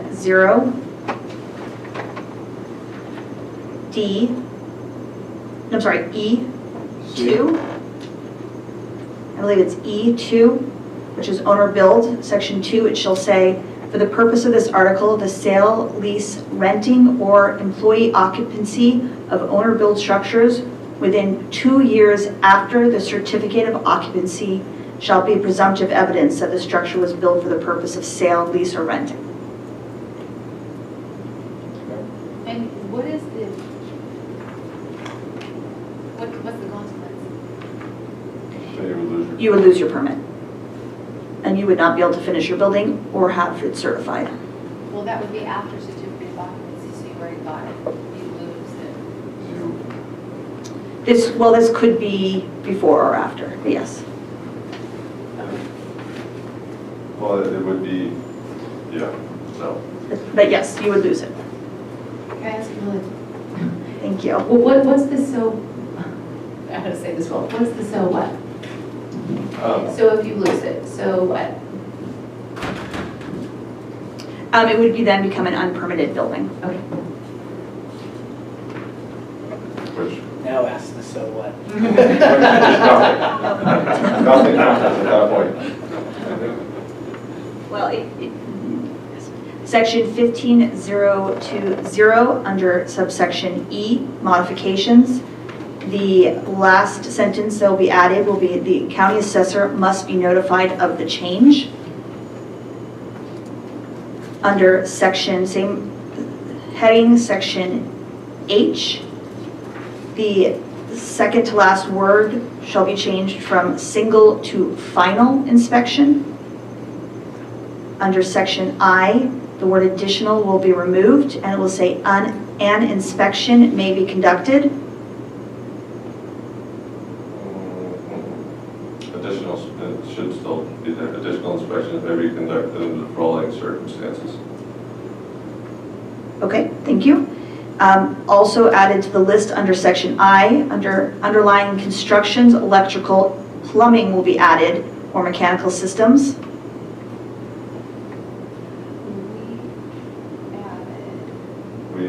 We debated for a long time and stayed with May.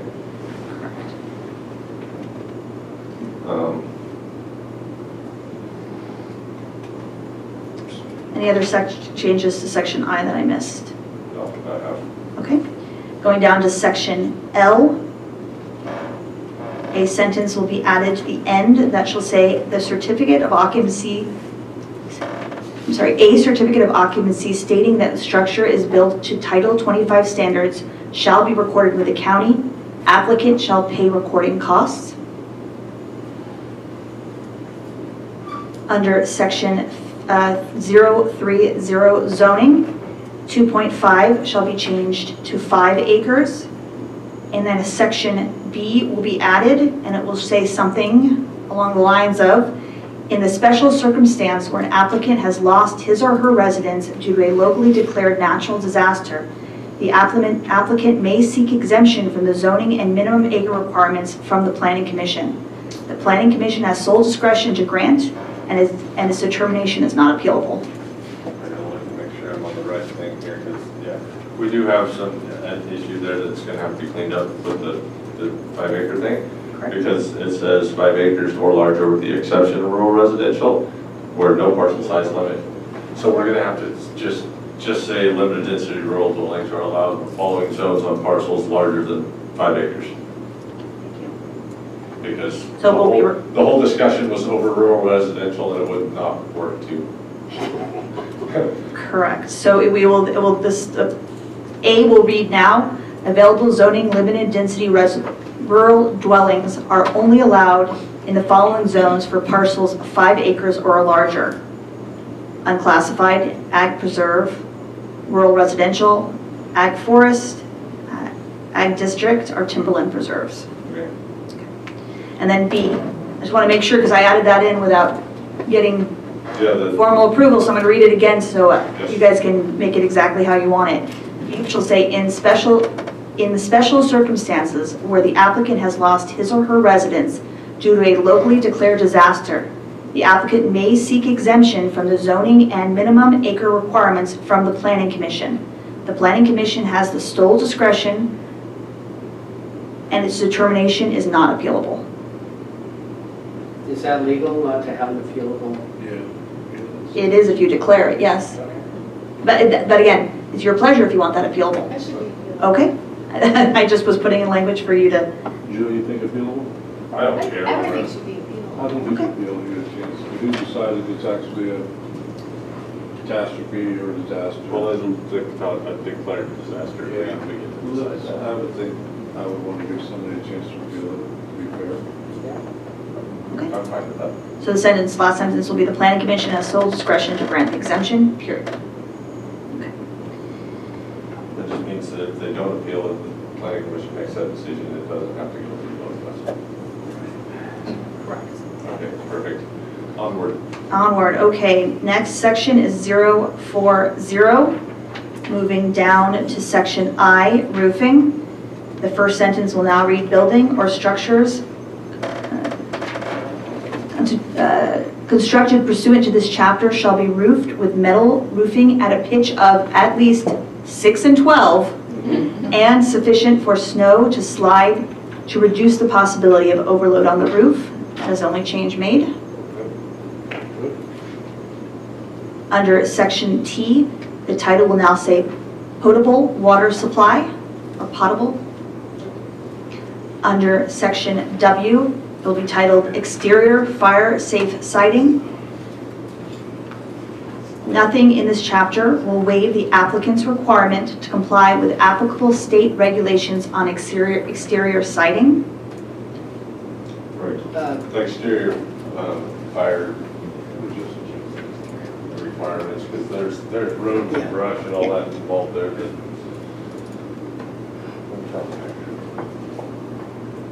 So just to confirm, nothing in this section will waive an applicant's requirement to comply with applicable state regulations on exterior fire-resistant siding. Exterior fire codes. Exterior fire codes, okay? Because that covers the 2,500 gallons of water, the roads, the bridges, and. And you still want the word exterior? Yes. Okay. We are not. But does the exterior also include, I would see exterior and think of just siding, but what would be a better term for the roads and I don't think we can waive that anyway. No. This is just language saying that we're acknowledging that we can't, so I don't know you could, that's exterior to me, that's the thing that we're willing to hang it out there for sprinklers, but we can't. So Supervisor Grove is correct. Exterior could be in the exterior of the building, or it could mean everything on the outside of the residence. Which are you intending? Everything on the outside. I do think we probably need to rephrase that because it's a bit confusing.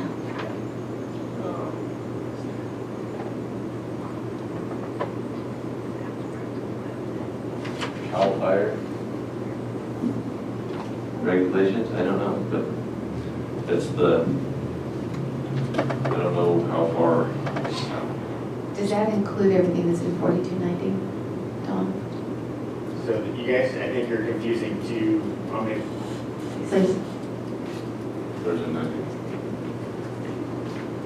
So there's two different requirements. The Board of Forestry has the Public Resource Code 4290 and 4291, which is the brush, roads, water supply. The exterior siding is actually California Building Code Chapter 7A of the exterior. And so, I think, yeah, say siding and let CAL FIRE do their thing. well, but I still want to, and if it's Board of Forestry code. Yeah, so it's Public Resource Code. It's determined by the Board of Forestry. So basically the Public Resource Code 4290 and 4291 that determines your clearances around your structure for your vegetation, which is 4291, which is all the, when you get an inspection on a yearly or bi-yearly or when you have to sell your house, that determines what your clearance is for your brush, grass, spacing on trees, clean gutters, your having a cap on your chimney, that's an ember catch, clearance around a chimney. The 4290 usually is what we look for, especially when we're doing the building inspections currently. It's roadway grades, widths,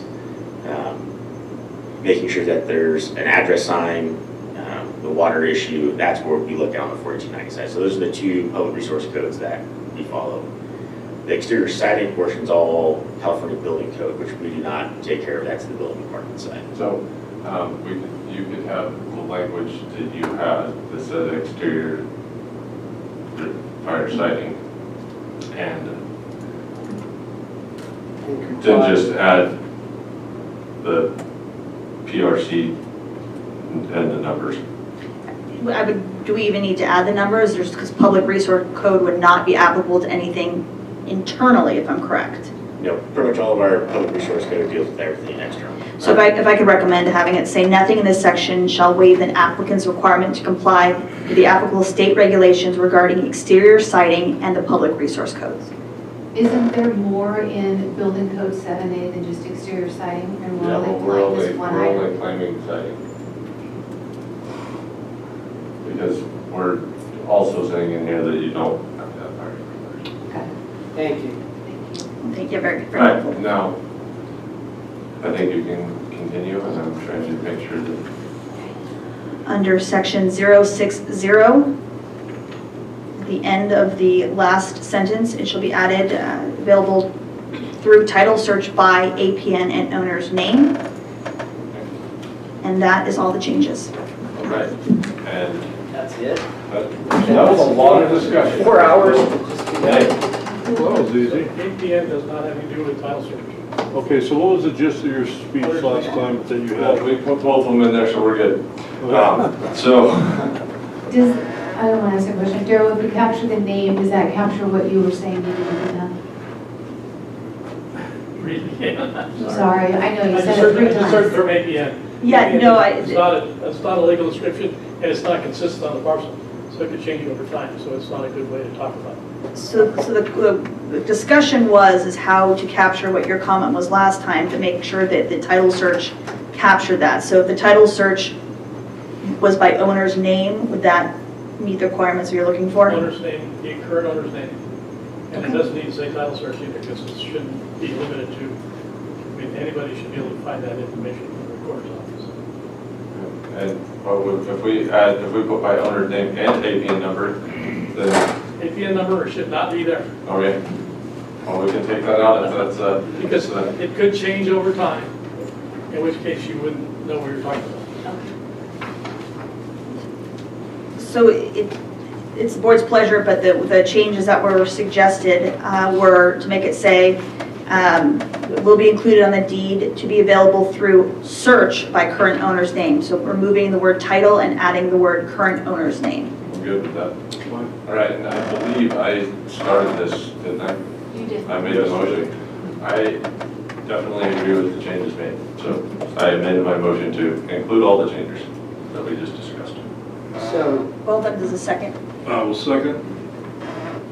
but council, doesn't that, aren't we just delaying this another Yes, 2 we are. weeks to That we will have. have a third first reading? Yes. I am thinking through the changes that were recommended. I do not believe any of them were not discussed at the planning commission. As I did attend the planning commission meeting, I believe they were all discussed at the planning commission meeting. And therefore, because this is the first reading, we can make those changes and move forward at this time. Wow. Why does, there is a very big difference between what you allow and what Sophie allows and what Amanda allows is really confusing. The people are all different. Well, and I go off of what, we did have a Superior Court case that did look at this recently and looked at whether a first, second, or third reading could have it, and it did allow us to move forward as long as, again, it was nothing that wasn't originally contemplated by the Planning Commission, thereby needing to send it back to Planning Commission. Typically, if there's some drastic changes to it, sometimes county councils will send it back just for the purpose of notification to the public. But everything we're talking about, again, has been discussed during the first reading and the second reading, and we're here again, so the public has had adequate notice to move forward on this. That makes sense, but I don't remember which one it was, if it was processing or retail, something that we did could have moved faster if we didn't, it was processing, isn't it, but here today, and I believe. So, you know, not to be critical of anybody, but it's just really confusing. I've had members of the public come and ask me, so how come this one did and then, I can't answer your question. I don't know, but it would be good if we could understand. And whoever we get in your seat, we could be consistent and figure that out. We'll make sure we do that. Okay. And again, when people are sitting in my seat, they tend to be a little more cautious. It's fair. As they won't have to defend it when it comes forward, so I will have conversations with If them. we pass this today, then we would have a second reading that are. In 2 weeks. This is, That is correct. okay, so anyway, do we have any further discussion? We've had a lot of discussion. We'll discuss that. Okay, so. We'll discuss. Supervisor Gogan. Aye. Chairman Frazier. Supervisor Cox. Can't you ask him first this time? I'm sorry. Aye. Supervisor Groves. Aye. Thank you. All right, so, would anyone like to take a break before we jump into our next item? or are we gonna power through? I don't know, because somewhere in all this, Processing. I lost my agenda. 4.2, processing. So, I think let's take a short break, because we have to try to find Supervisor Brown also. So let's say. He's here. I think it's terms up. He's tan, he's rested, he's ready. Back. All right. We'll recess till 2:10. 2:10. 6 minutes. Tell Ian, hurry up and go. I'm back. And that one. Where did you? I need my agenda. Take mine. I was nicer this time. No, mine has Well, you ate all the lightsabers, got serious. Oh, no, things are getting tougher there. All the mints are gone, all the candles are Come on, gone. knife out. We have something. Shit gets shitty.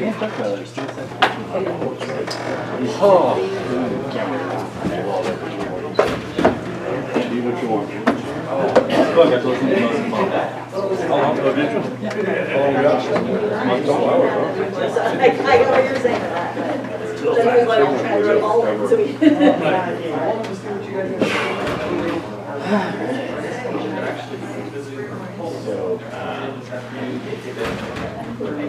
We knew you had something for me. We weren't here. I got defer to do it. And we just couldn't all get it together with his AP name.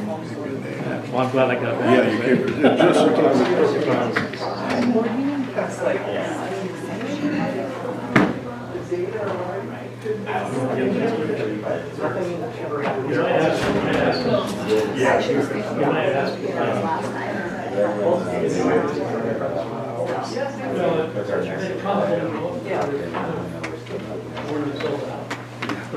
You might ask David. I'm waiting for the rabble to get fun. It's way past public comment time, so probably. And then the volunteers that Oh, you're ready now. Just got Mars and the other.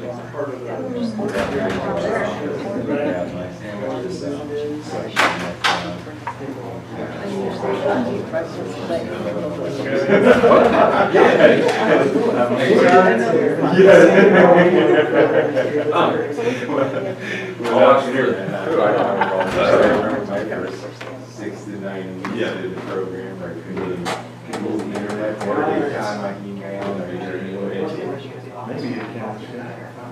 Just what you do. Well, the next item. Yes. Yeah, she's asking to move that one up, or moving different one up, so. I don't understand how those things relate. Weighing my options. Yeah, no problem. Either way. Yeah.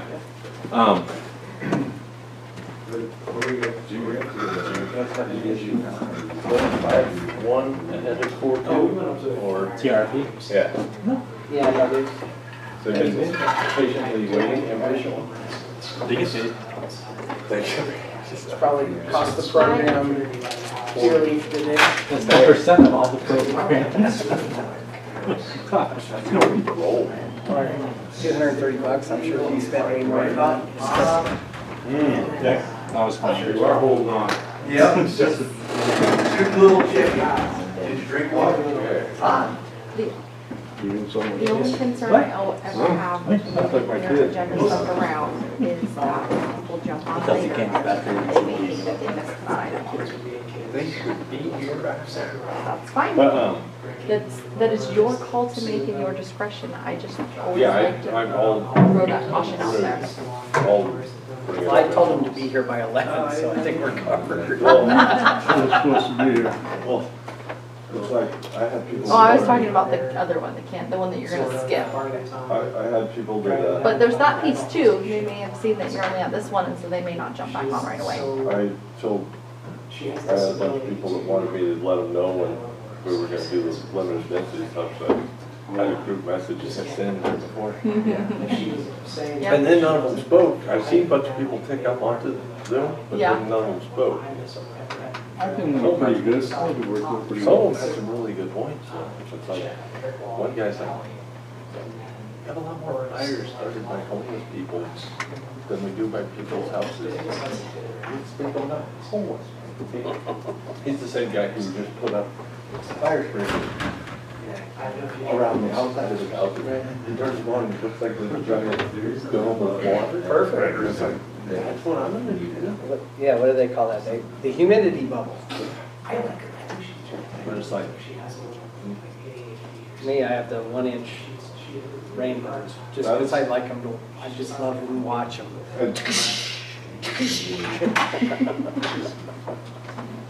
Alright, I'm gonna go relight the mics, but.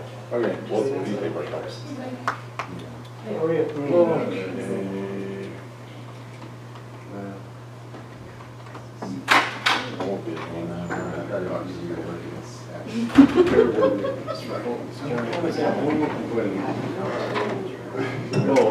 far as business? Yeah. I do have a family. We're gonna rely on this. You are right. I can't say nothing. But we don't.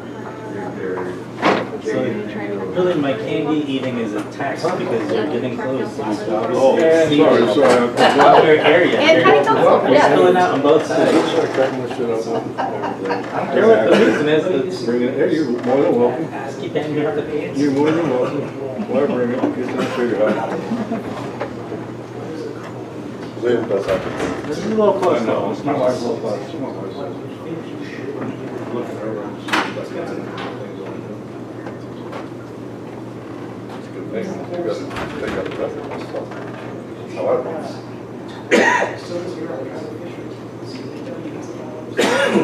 I like the product.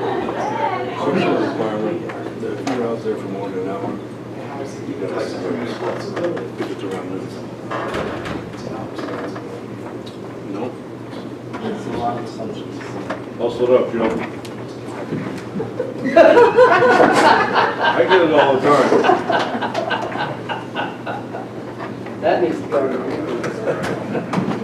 Okay. No, you and then. All right, we will call the September 6th regular meeting of the Trinity County Board of Supervisors back to order. Take the rest, leave them all. Does anybody have any issue with moving item 5.1 ahead of 4.2?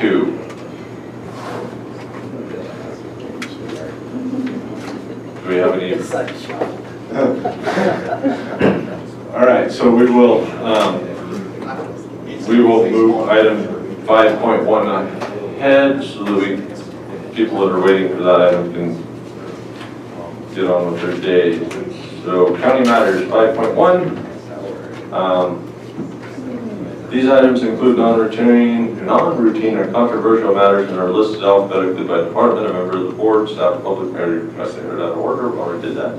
5.1, discuss and or give direction to the county's Trinity Management Council representative regarding the county's official position on 2 items up for discussion / vote at the September 21st TMC meeting.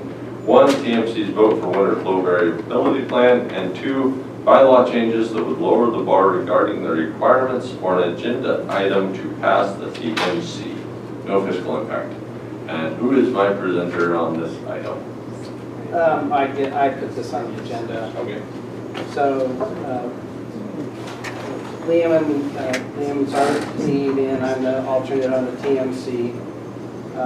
The winter flow variability has been a plan that's been in process for years and years and years, and finally it's come to fruition. As noticed by the TMC's presentation 2 weeks ago, or 3 weeks ago, anyway. And I think they did a really nice job to not over fish biologists and to lay it out in a succinct way that everybody can get it.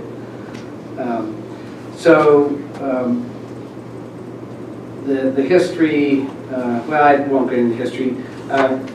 Liam, and I'll let him speak for himself, he has a view of how the vote should go, and I'm in favor of this vote. So we have a disagreement Fair enough. I feel that this is probably the most important thing that TMC has voted on, and probably the most important thing to Trinity River restoration in my 7 years there that could dynamically change the river.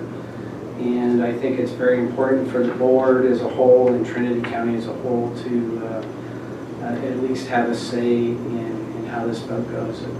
My understanding is Supervisor Dogan is not in favor. We've had this discussion between us several times.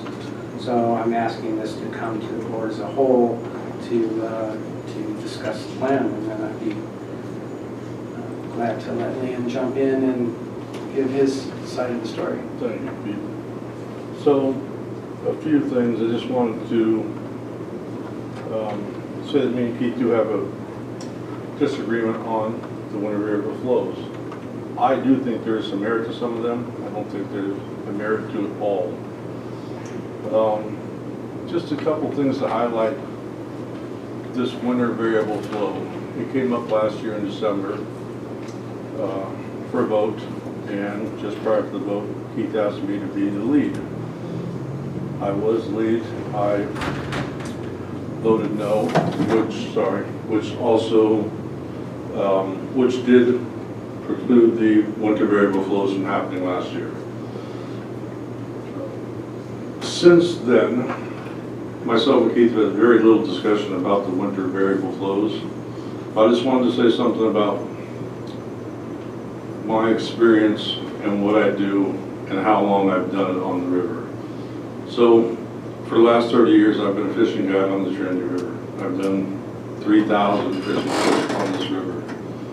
I was hand selected by Ken Salazar, Secretary of the Interior for the United States of America, to overlook Trinity River restoration 15, 20 years ago.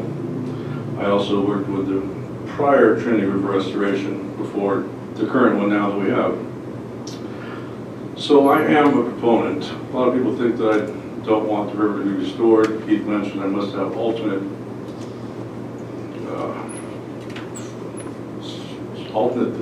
things about getting this river restored. I don't. I want this river restored. I don't think this is the right time for winter variable flows. And I have a lot of ammunition here about it. I could read it to you, and I will. But I want people to know that when you say Trinity River Restoration Program, I'll call it TRRP from now on, you also need to know that they are the Bureau of Reclamation, the people who govern the water for Trinity County. So at this time, Bureau of Reclamation, TRP, has governed the water of Trinity County down to what will be probably under 19%, under 20% of our lake being full before we get the appreciable rain this year, which is, and they may know better, this may be the lowest we've ever seen the lake, besides when they were filling it. Last year, with these water temperatures being what they were, they killed off Reclamation TRP, and I know TRP does not take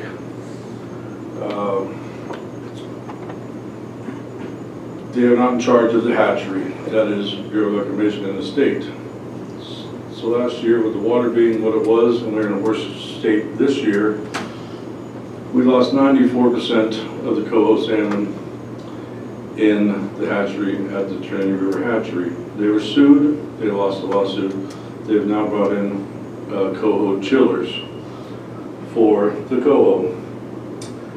My feelings are we're probably going to have the same problem this year with the spring and fall Chinook salmon, where we will probably see, a good mortality rate there also. But the one kind of main thing that I am surprised that Keith would do, and maybe this is just what he has to do, is in my mind, there is no way that Jeremy, Dan, or Jill could have any understanding about the complexities of TMC, TRP, or the Bureau of Reclamation. It is, I've been at it 30 years. It's a complex, absolutely complex situation that you will not learn in a presentation that tells you how good X, Y, and Z is for the river. It's just not that way. If I was asked to comment on the intricacies of winemaking, as Keith does, I would not be able to answer the question. If Jill was asked to talk about the intricacies of making fine cannabis as Jeremy does, she would not be able to answer. And we're asking that question of people who just don't, and not to their, I'm not putting them down, but not to their discredit, but they just don't know. I mean, it's just, you cannot know what someone like myself and Keith having 5 years or so on this TMC, 4 of them as the lead, and 1 of them as alternate. It's far too complex to ask people who have not been involved in this forever to make a decision on something like this. So there has been people that have been involved in this in a long time. So I asked a few of them to this simple question. I asked them this: could you comment on the Trinity River variable flow proposal being advanced by the TRP? The answer was, and this is just a non-guide, just a person in the community who knows a lot, been around forever, 30 plus years, longer than most of the folks sitting out there. It says, in general, I'm against manipulating flows during the winter months for a host of reasons which I will set forth below. First of all, I believe we must come to the grips with the stark reality that faces Californians today. We live in a state of 35 million people who are dependent on a water system that hasn't added storage or increased capacity in over 50 years, and when we had a population of less than 1/2 of what it is now. The idea that we somehow have plenty of water in the future is a pipe dream right now and only likely to get worse. Second, the idea that somehow the Trinity River fisheries will be restored to its pre-dam population based solely on natural reproduction is likely a zero-sum game. Those who know the river and those who are employed by the government to work on the river also know this, but won't express that publicly. Consequently, we are throwing darts with relatively little success, as we have since the early 90s, and spent over $300 million with very little to show. That being said, we all 100% support restoring our fisheries on the Trinity River and those efforts to do so. Here we sit today with a new proposal to basically try to predict the weather and increase flows in the winter to mimic those weather patterns. We all learned all too well that for the right amount of funding, science will find an answer to support that funding. The lack of dissenting opinions on this topic tells me it has not been thoroughly vetted, and with the existing water conditions present in California, I do not believe this to be a wise use of our precious supplies of water. At this moment, as we sit here, Trinity River, Trinity Lake is about 22% full. We'll drop into the teens before we get any appreciable rains. Back to my letter. Number 1, increasing flows in the winter based on projections of the weather. When it is not known what type of water year we have, seems to be a recipe for disaster for lake levels and storage capacity. Had we implemented this proposal over the past couple of years, we arguably wouldn't have any water in the lake. There seems to be desire, number 2, there seems to be desire by those in TRP to raise flows to flood stage, as that in itself will restore the fishery. I am concerned that for one endangered species, humans namely, were not considered in their analysis. For some reason, I do not put a lot of faith in any government agency to predict Mother Nature, alter the flows to achieve the highest runoff possible, and somehow not increase flooding danger. Number 3, water that is released in the winter at high levels for an extended period of time render the river useless to hundreds and hundreds of fishermen that support our local economy during the winter months. Many of us have argued that the record decision speaks to all species of fish being restored, which includes steelhead. The steelhead is what attracts thousands of people to fish and spend money here during the fall, winter, and spring. Yet the program's focus seems to be Chinook-centric, as does the variable flow proposal. Number 4, until the TRP looks at itself in the mirror and comes up with alternatives to what they have tried, namely and exclusively main stem projects, I do not think flying down the same path with a different twist to the flows will yield any different results. Many of us would prefer the program to redirect its efforts in restoring tributaries and to completely revamp the hatchery program and maximize its production. Neither of these rely on increased flows or water uses or the drawing down of the lake. Increased winter flows will likely have to result in decreased flows at other times of the year. It has been discussed that this may result in decreased summer flows, which I think we've exceeded the criteria for water temperature every day this summer, I think, in Dutton City, correct? Yeah. Yeah. There's several things we can address if you want me to. Yeah, I was just asking about that. Okay. Our spring runs have been one bright spot. Oh, hang on a second. Neither of these allow increased flows of water juice drawn down the lake. Increased winter flows will likely have result in decreased flows at other times of the year. It has been discussed that it may result in decreased summer flows, which could affect our rafting community and our spring salmon due to increased water temps. Our spring runs have been the one bright spot for the Trinity, and I would not want to endanger that by not meeting temperature objectives. Most importantly, the impact on the lake has to be thoroughly vetted, from storage, cold water pool, generation. The Trinity County economic impact associated with very little water in the lake. All of us who live here want nothing more than TRRP to be wildly successful and the Trinity River to be a fishery it once was. Many of us have put a lot of faith in this program to do what it was charged to do. Many of us believe that the program has fallen very short of its intended goals and suggest it might be time to look to alternatives outside the main stem rehabilitation and solely naturally spawning to restore the fishery. Along those lines, I believe we are rushing into a decision to alter flows from that which set forth in the record decision without thoroughly vetting the proposal. One only has to look at the lake or California drought and water situation to determine that moving the variable winter flows may not be a good thing to do at this time. That's one of them. You guys will know this one. And this kind of goes to some numbers on the lake. And this is Ed Dugan, who's been doing this around the river for about 75 years. So as of today, the cold water pool in Trinity Lake is 598,000 acre feet. That's 1,995 acre feet below the 600,000 acre feet cold water pool. How will the Trinity Dam produce electricity if the water level gets much lower? How will the Trinity River hatchery be able to produce fish salmon if the water level gets much lower?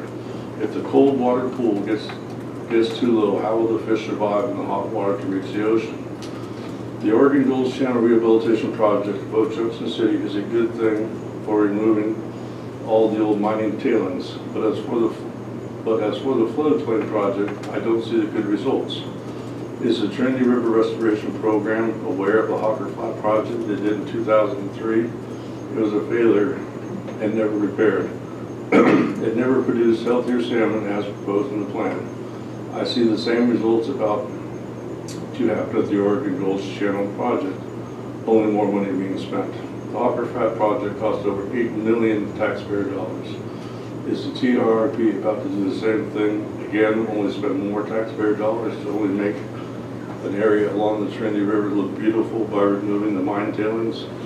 When are the people going to stop the TRP and the TMC I'm trying to make the river do what Mother Nature refuses to accept. I have one question for TRP and TMC. Where are they going to get the water for the floodplain when the lake is empty? The lake is at 24% capacity. In the last week, it's lost 1%. The way that that's going to continue, we will be in the 19% capacity by the end of this month, maybe the beginning of next month.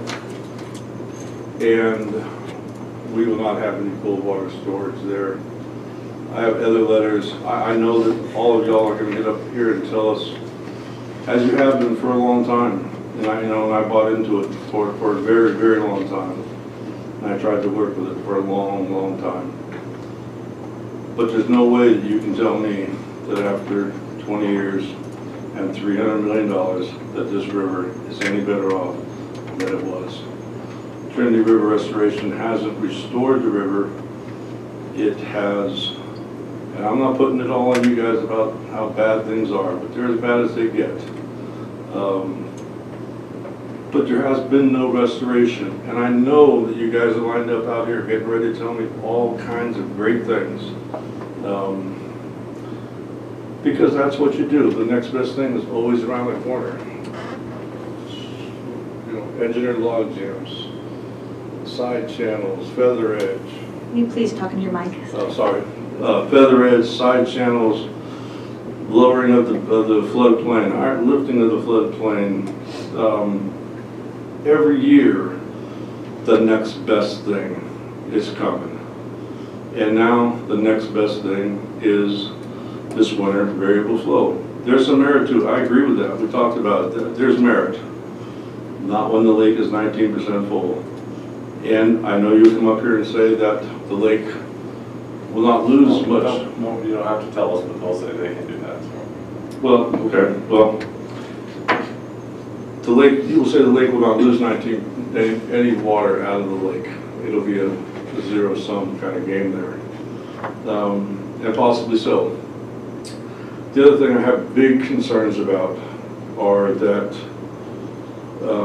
as you haul away, hundreds of loads, thousands of loads of tailings from Oregon Gulch, at this time, or just after the Monument Fire last year, came to Mike Dixon and TRP and asked them about what are we going to do about the sediment runoff that's going to come from the fire that burned 40 miles of the river and 40 miles on each side of the river.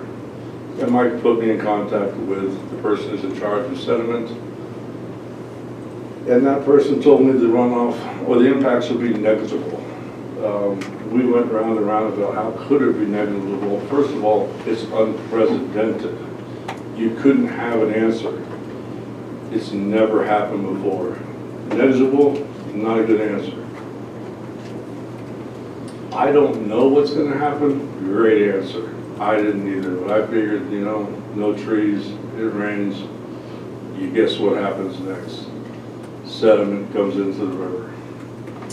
So about 3 weeks ago or so, we had some rains, and they were pretty good rains up Coffee Creek out in Dove City.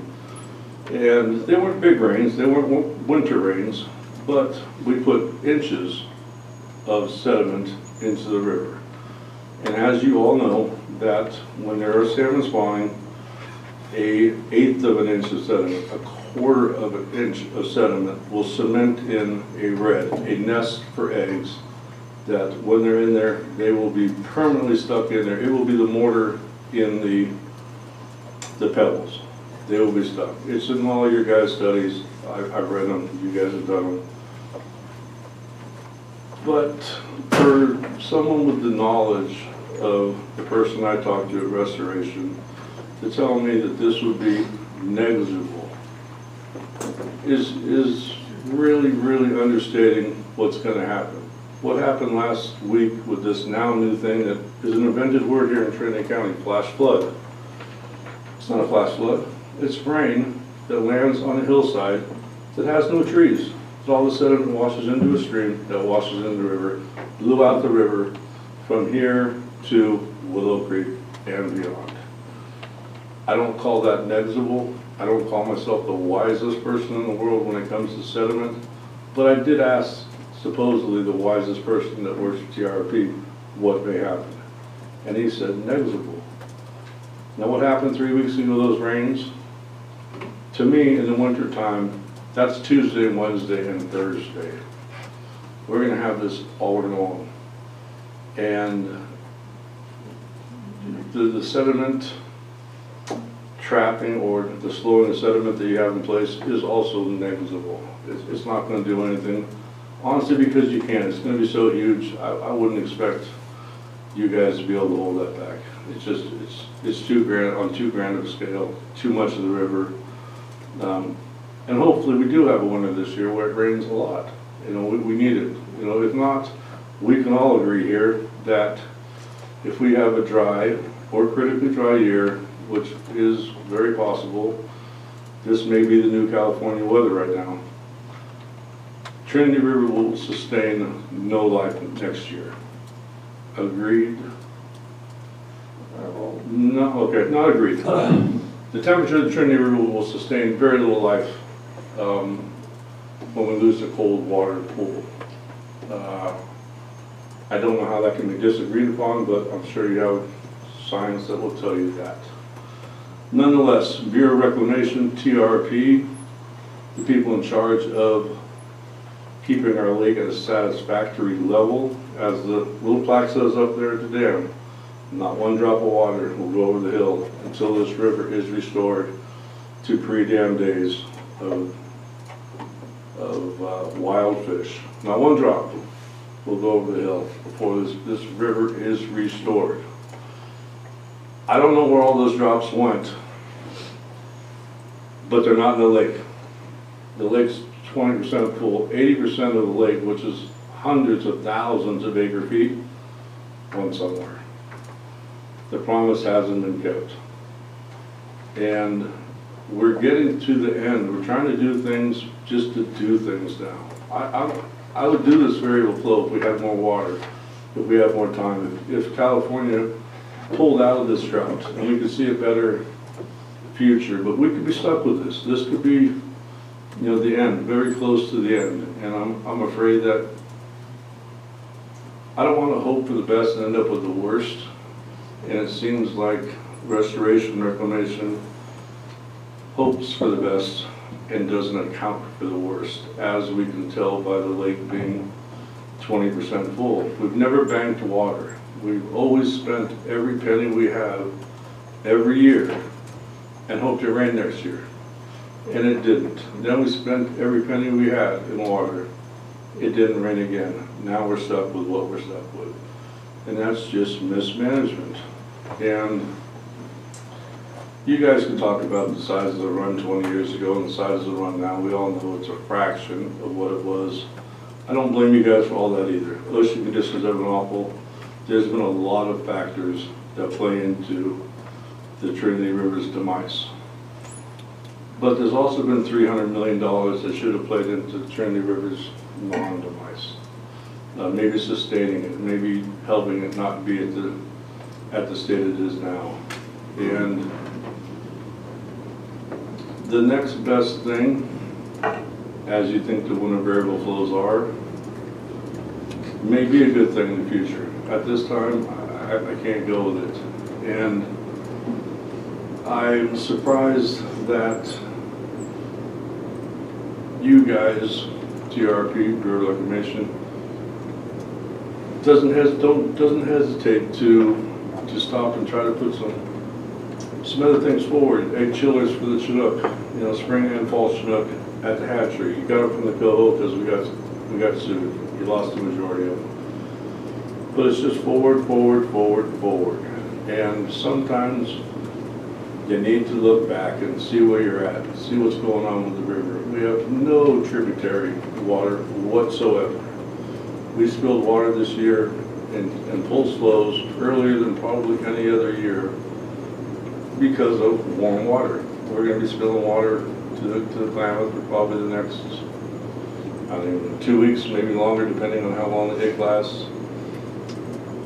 And we don't have that water. You know, we didn't take into account TRP record didn't take into account that these things may happen. But you know what, the writing was on the wall in June when the water temperatures were exceeding what they should have been. Summers in Trinity County don't get cold.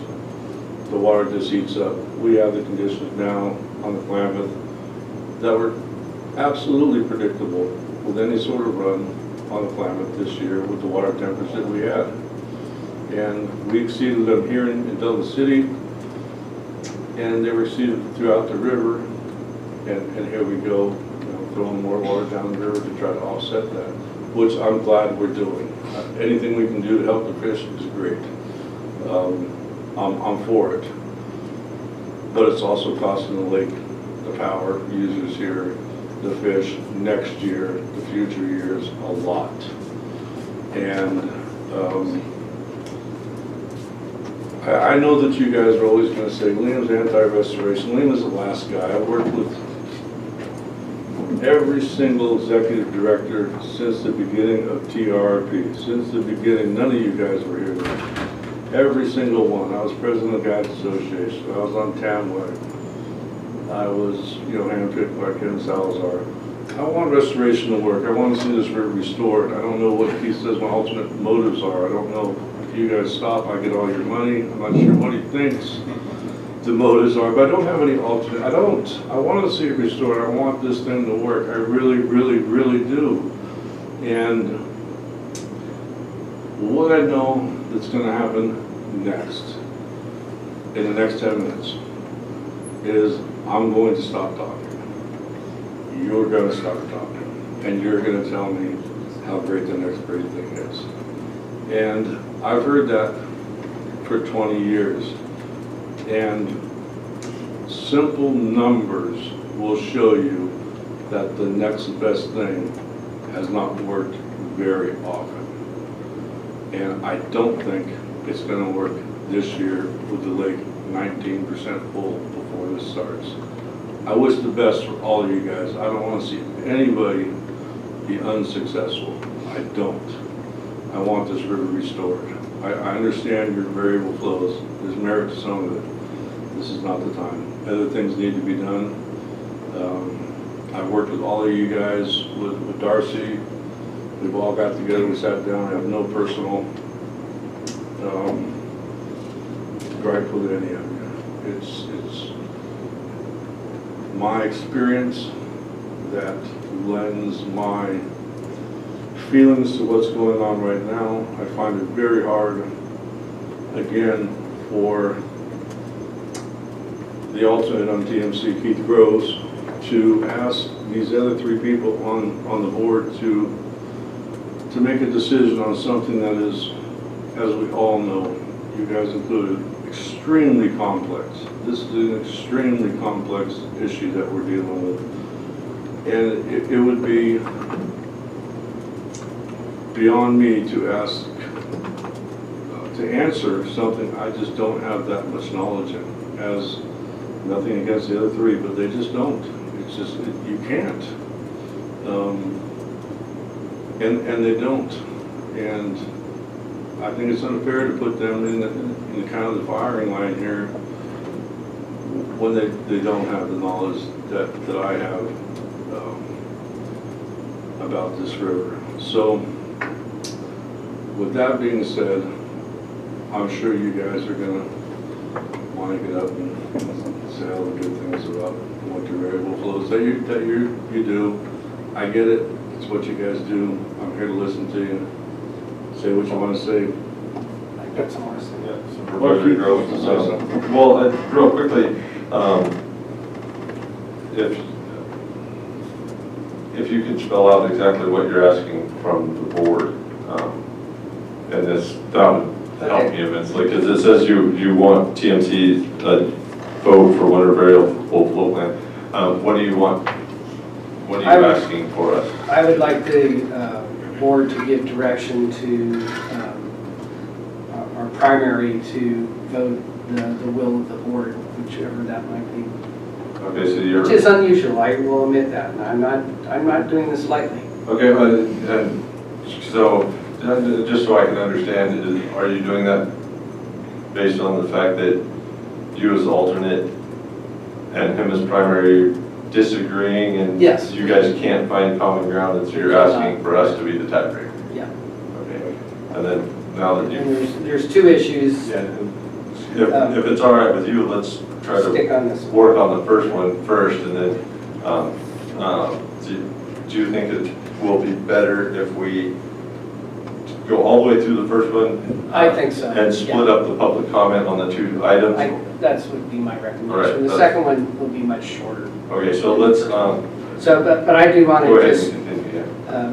make some comments on Wayne, who I respect his time on the river, in his viewpoint.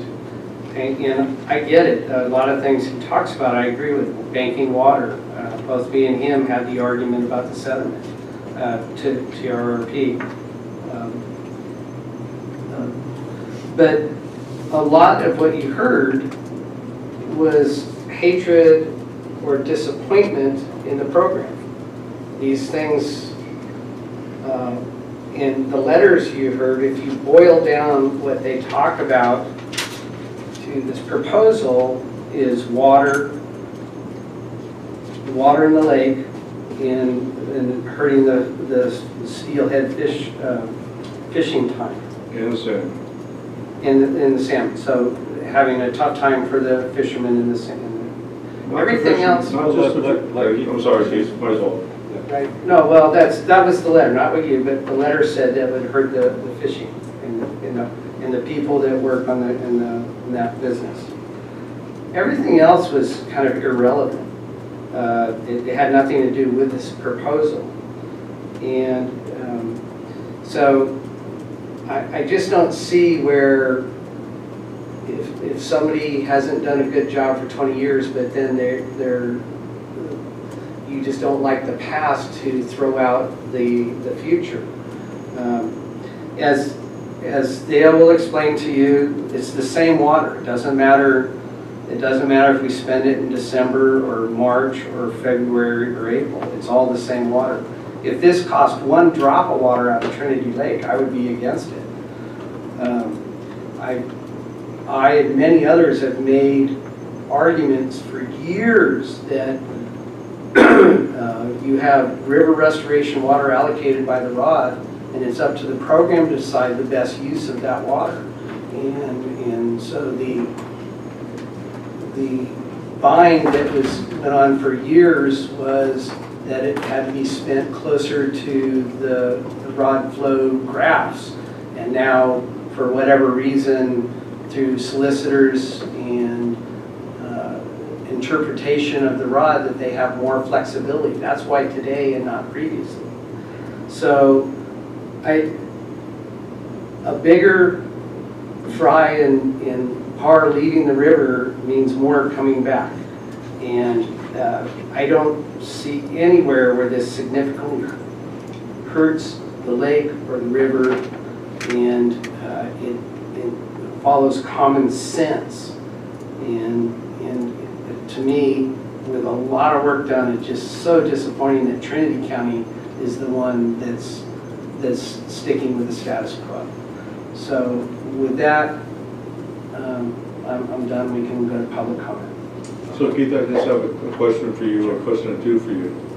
With the water temperature and what it is now, and us not meeting water temperature criteria on the upper river for adult holding salmon,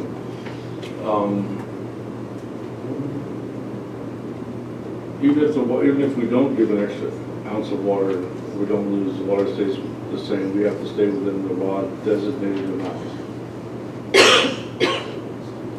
What happened to the other 80% that restoration and reclamation should have been helping us with? They put us in this situation. They were never banking water for us. It's not like, oh my gosh, look what happened this year. It's been brought up hundreds of times. Why don't we bank water? Why don't we bank water? We spend it every year. The reason that they do is because they get paid to do it. I'm in full agreement with you, as we've discussed on banking water. So at some point, you have to know that they've given up the right for the fish to the dollar. And that's what it is. That's what I see in black and white. The lake is 20% full. they've sold off 80%. They put us in a situation that is so bad right now for the dollar, not for the health of the fish. And to see it as the next best thing is going to be the help for the fish. When they sold us down into desperate situations where they actually killed 94% of the coho salmon in the hatchery last year because of warm water.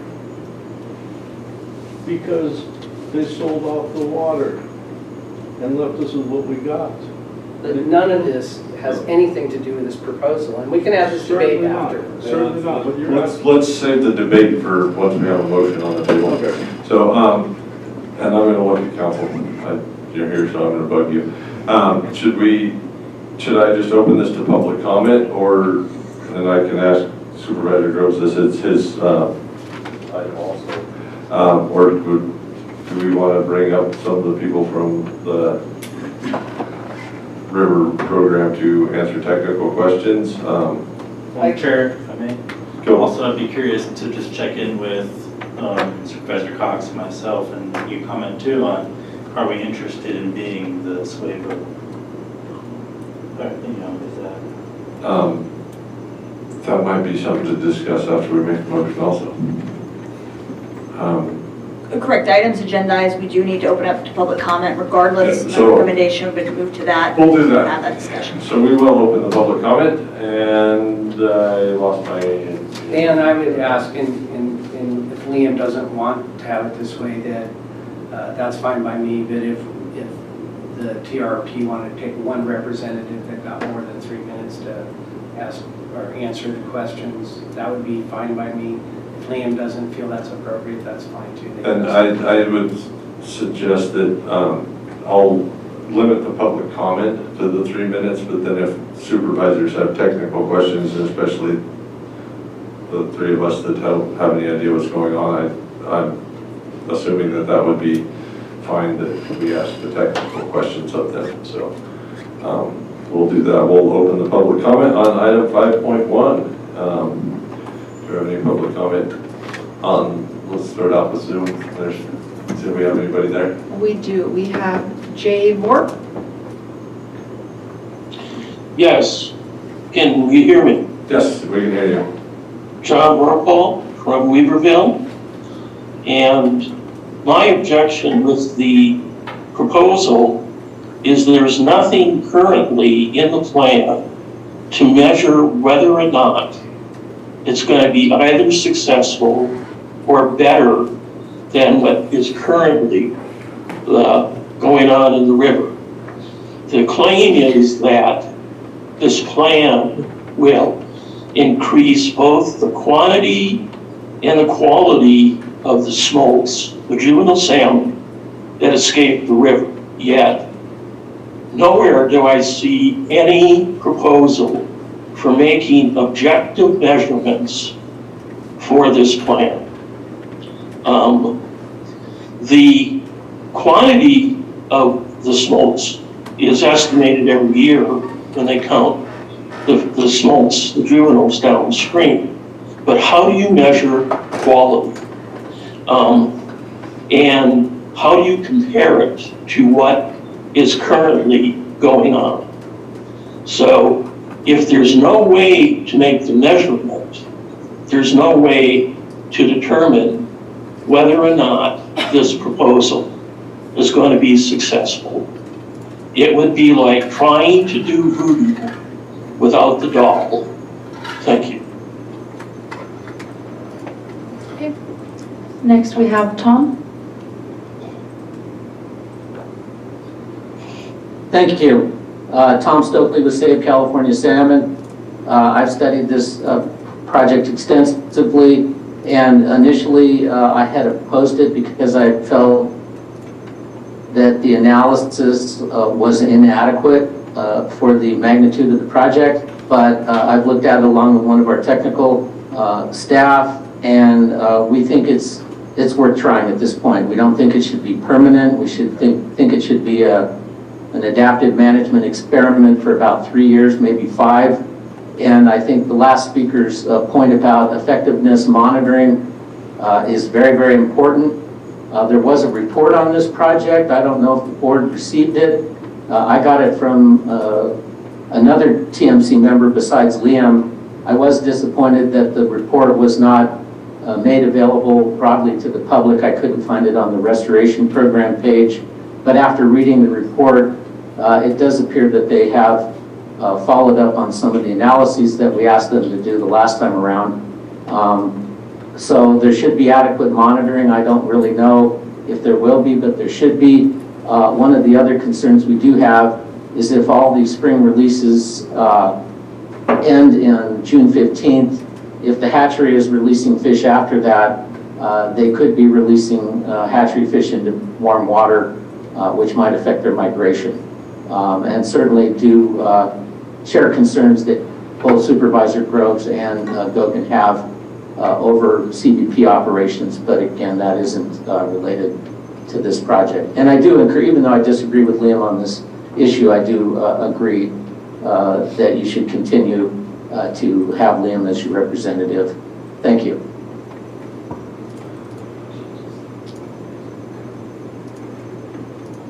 I have no additional raised hands and no new chats. All right, do we have any public comment from the room?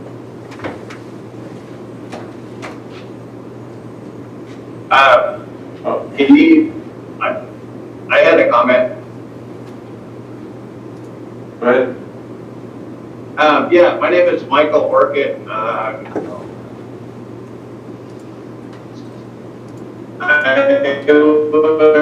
was trying to squeeze this into secondly, and so apologize for that. I monitored it from early on, and then as that I had another opportunities to speak to you, and my role has been as a Hoopa Valley tribal. I'm a Hoopa tribal member, but I've been involved pretty much my whole career with restoration and active attempts to restore and recover the fishery, and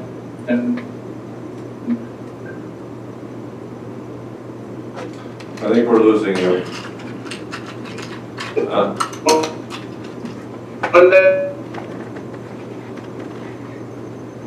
Yeah, I'm sorry, we can't understand you. So if you have an opportunity to get better service and try again, we'll open it up to the people in the room. Major. Michael, if you can hear me, try to get back in when you have a little bit better service. He can't, he just dropped off the Zoom entirely. Oh, yeah, we completely lost him, right? Yeah.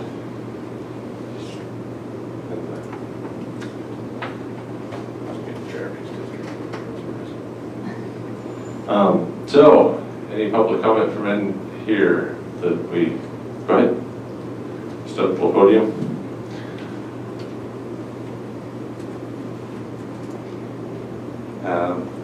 Hello, Board of Supervisors. Thanks for taking my comment. I just wanted to say that I had a long conversation with Supervisor Gogan about this proposal very recently, and I respect Liam's long history on this lake, or on the river. I know that I've been waiting for him to invite me out fishing. He hasn't done that yet. I might have to book a guide trip with him sometime soon, because I know that he has a lot of knowledge about the river, and he has a lot that he could teach me about how to catch fish on this river too. However, I think as Keith pointed out, in my discussion with Liam, it's hard to get at some of his opposition to the winter flow, because I feel like, you know, there's been a lot of years of, as I think he puts it, not being listened to by the TMC and having other grievances with the programs that you can hear manifest in the things that he talks about. And I'm sorry about that, Liam. As my door will remain open to you, and I hope, hope we can get past that. But there's a lot of merit to this proposal, and you had mentioned if you wouldn't talk about the intricacies of making wine, you would leave that to Keith, or maybe how you grow the best cannabis, you might leave that to Jeremy. However, if I drink good wine, I know when I taste it. And if I were to smoke good cannabis, I'm sure I would know as well. And at the very, in the very essence, I think that this proposal makes a lot of sense. It's common sense. The river is supposed to fluctuate in flow more than just 2 months a year. And that's the way that salmon have adapted to this river for a long, long time. We're not going to do anything that affects the cold water pool or the reservoir levels.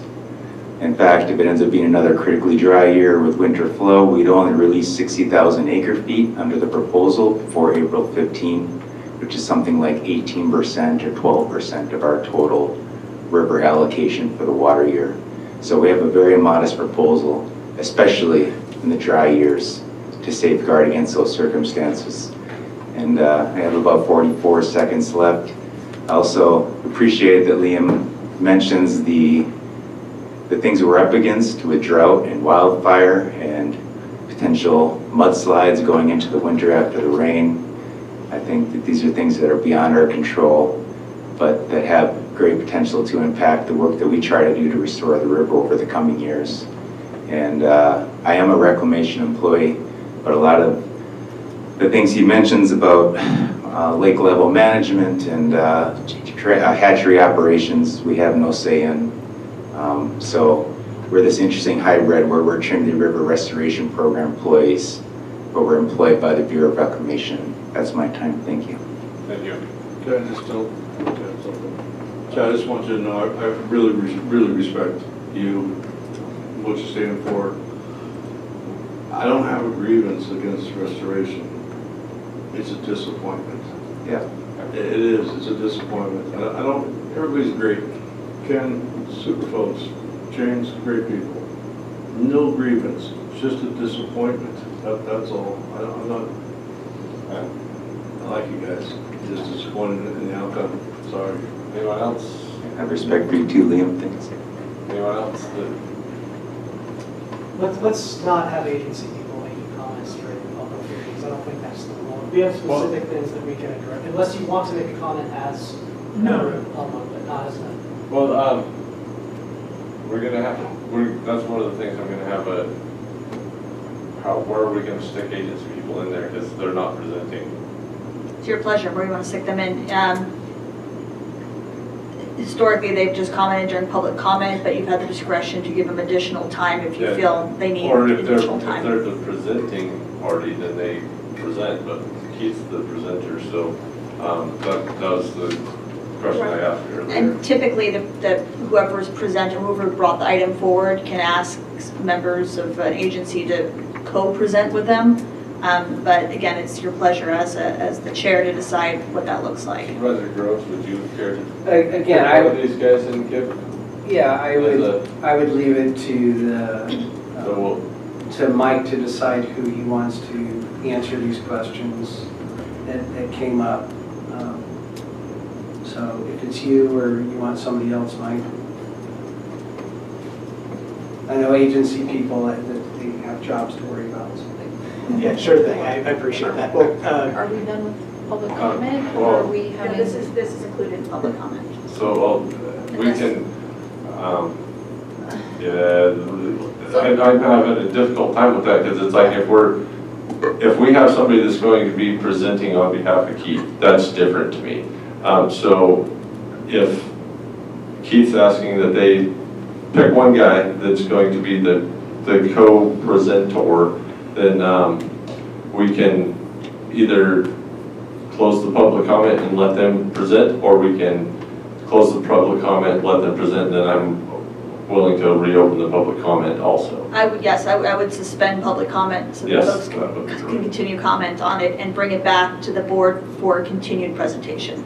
Okay, so yeah, but we can do that, and then. So go ahead and finish public comment, and then we'll just suspend public comment and bring these guys on. That way, if we have more public, that way it gives the public an opportunity to comment on what the agency's presenting. Okay, got it. So I got it. we're playing it by ear.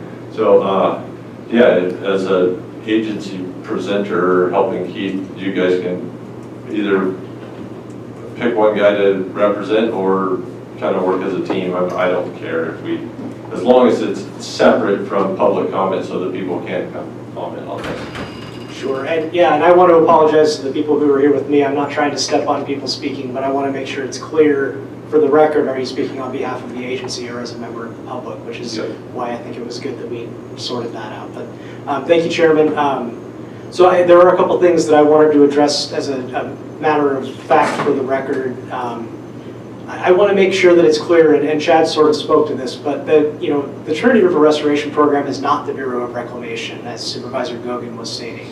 A lot of our core staff that keep the wheels turning in the program in terms of permitting and providing the funding instruments to various entities and all that are reclamation employees by necessity, because reclamation has an obligation to mitigate for the impacts of the dam. But the restoration program is not reclamation, so I want to make sure that people are not using those things interchangeably.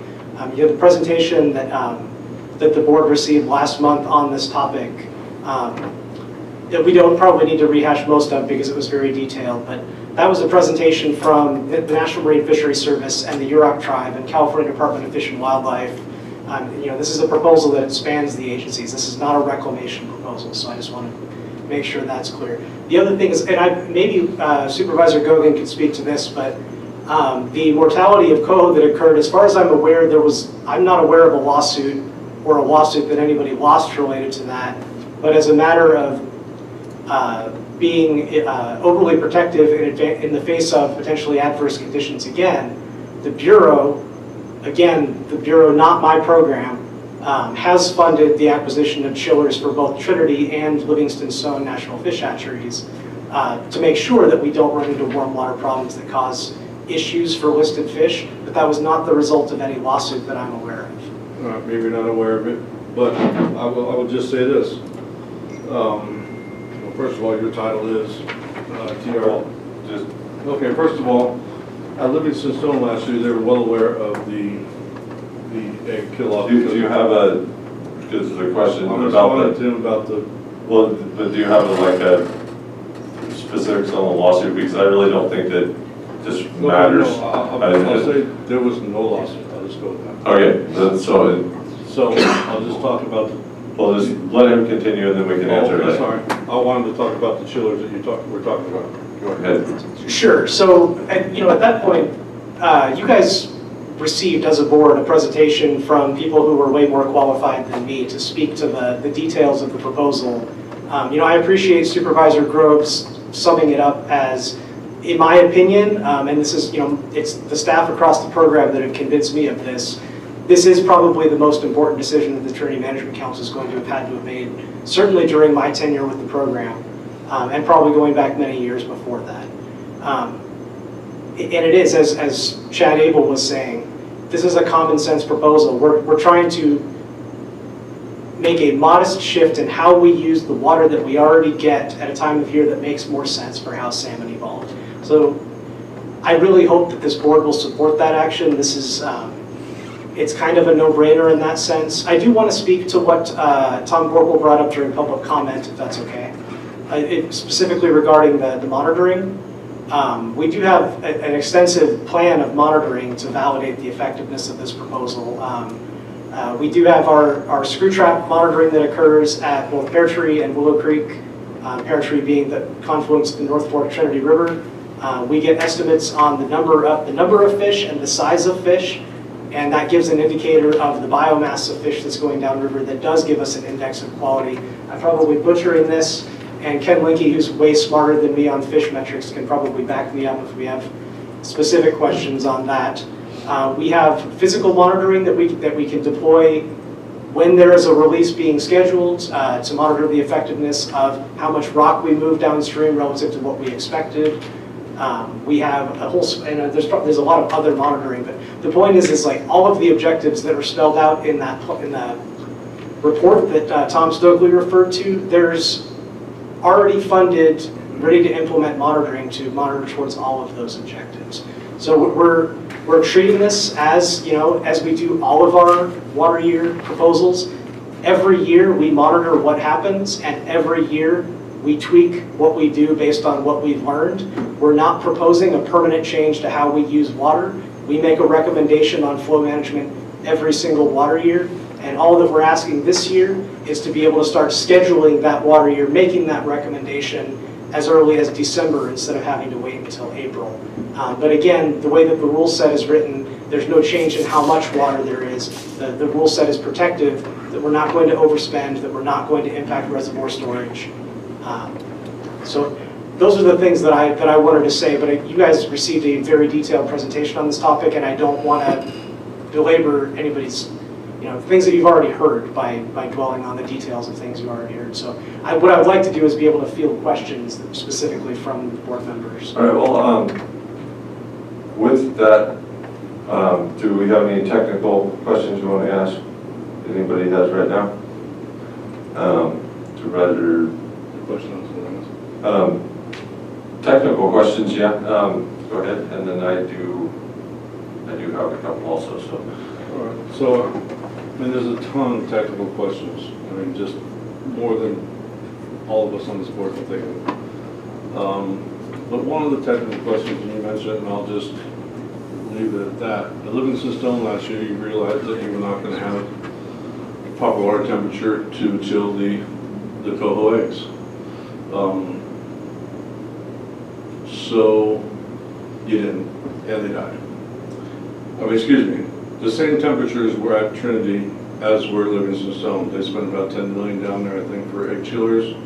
And we also knew up here that we were probably not going to have a great survival rate of our coho. We didn't bring chillers in, and we lost them. So when you talk about the advancements of science and technical knowledge, that knowledge was there. It was used at another hatchery, but not at ours. Now this year they see the same thing coming, and they're finally going to go, oh man, let's go use these chillers. Well, you already killed 94% last year. A little late to kind of go, we're on it. You're not really. You're a year behind. Sorry. And again, I go back to, the TRP Bureau of Reclamation. You guys are guided by Bureau of Reclamation. That is your parent company. Your charge is from Bureau of Reclamation. And to separate the two of you and to make this board try to make a distinct separation between the two of you is not exactly fair or right. Your title is U.S. Bureau of Reclamation, Trinity River Restoration Program Executive Director, Mike Dixon. It's right here on the paper. I didn't make it up. But, so when you try to separate the people who, will say, manage the water and put our river or lake down to 20%, and it's not you guys, it's your parent company, though, that are not managing so well. And if they're holding you back from doing something, it hurts the whole program. I mean, we're in this spot right here because of Bureau of Reclamation, your parent company. We have 20% of the lake is full. And the other thing I would say too, and Ken mentioned it, that just because you may smoke good cannabis and know what it tastes like, or drink good wine and know what it tastes like, you have no idea how you make it. You have no idea the intricacies that goes into making fine cannabis or fine wine, and that's where I'm getting to with this board.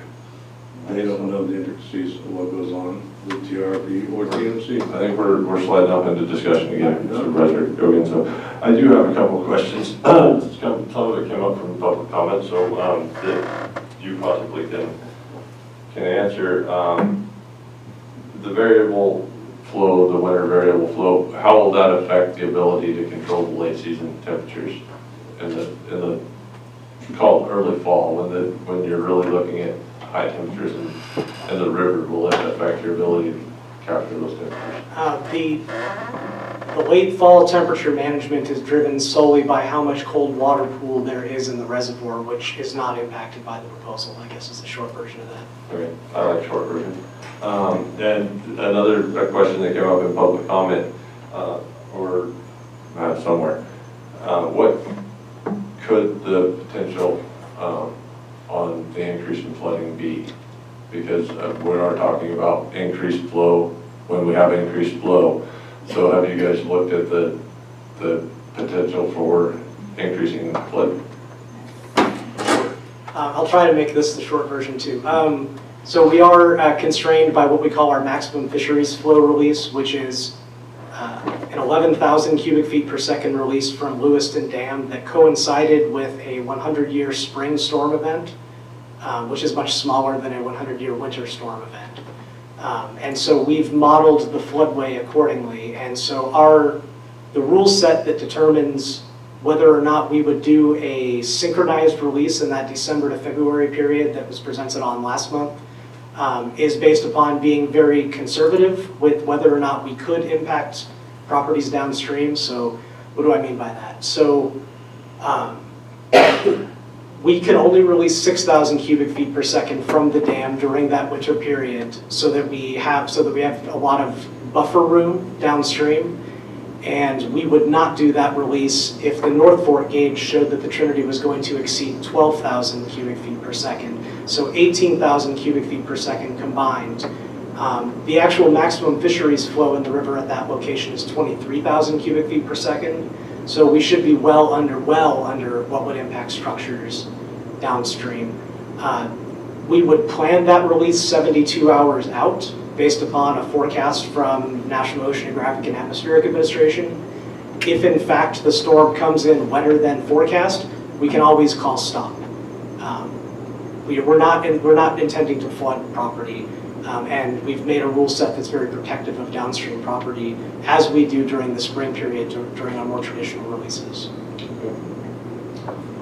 That's all the questions I had written for now. Right. Can you remind me, and I apologize, this was probably in the presentation, but it doesn't stand out in my mind. Could you talk about sediment a little bit and eggs being stuck in pebbles?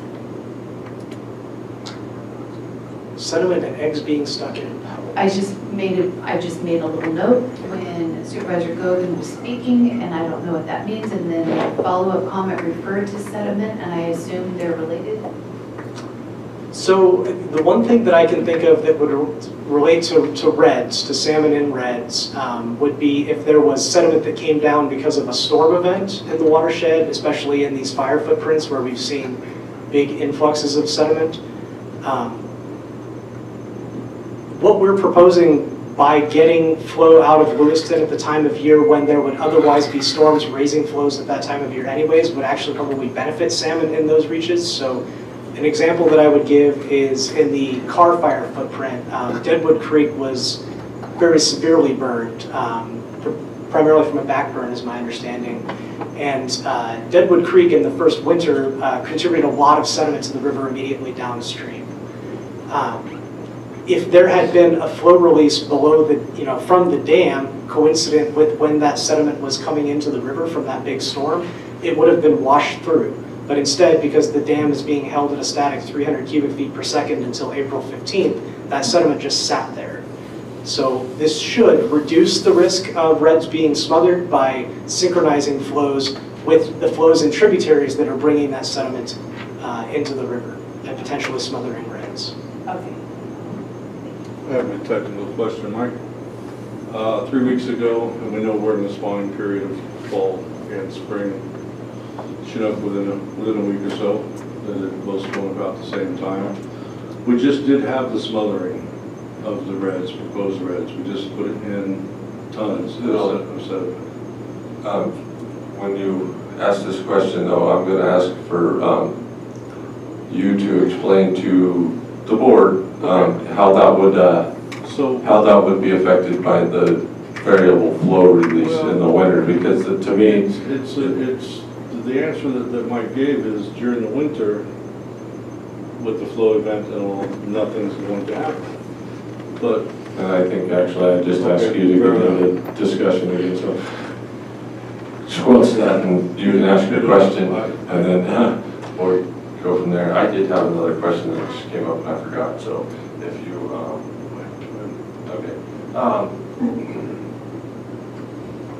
Supervisor Groves, do you have any technical questions? No, sir. All right.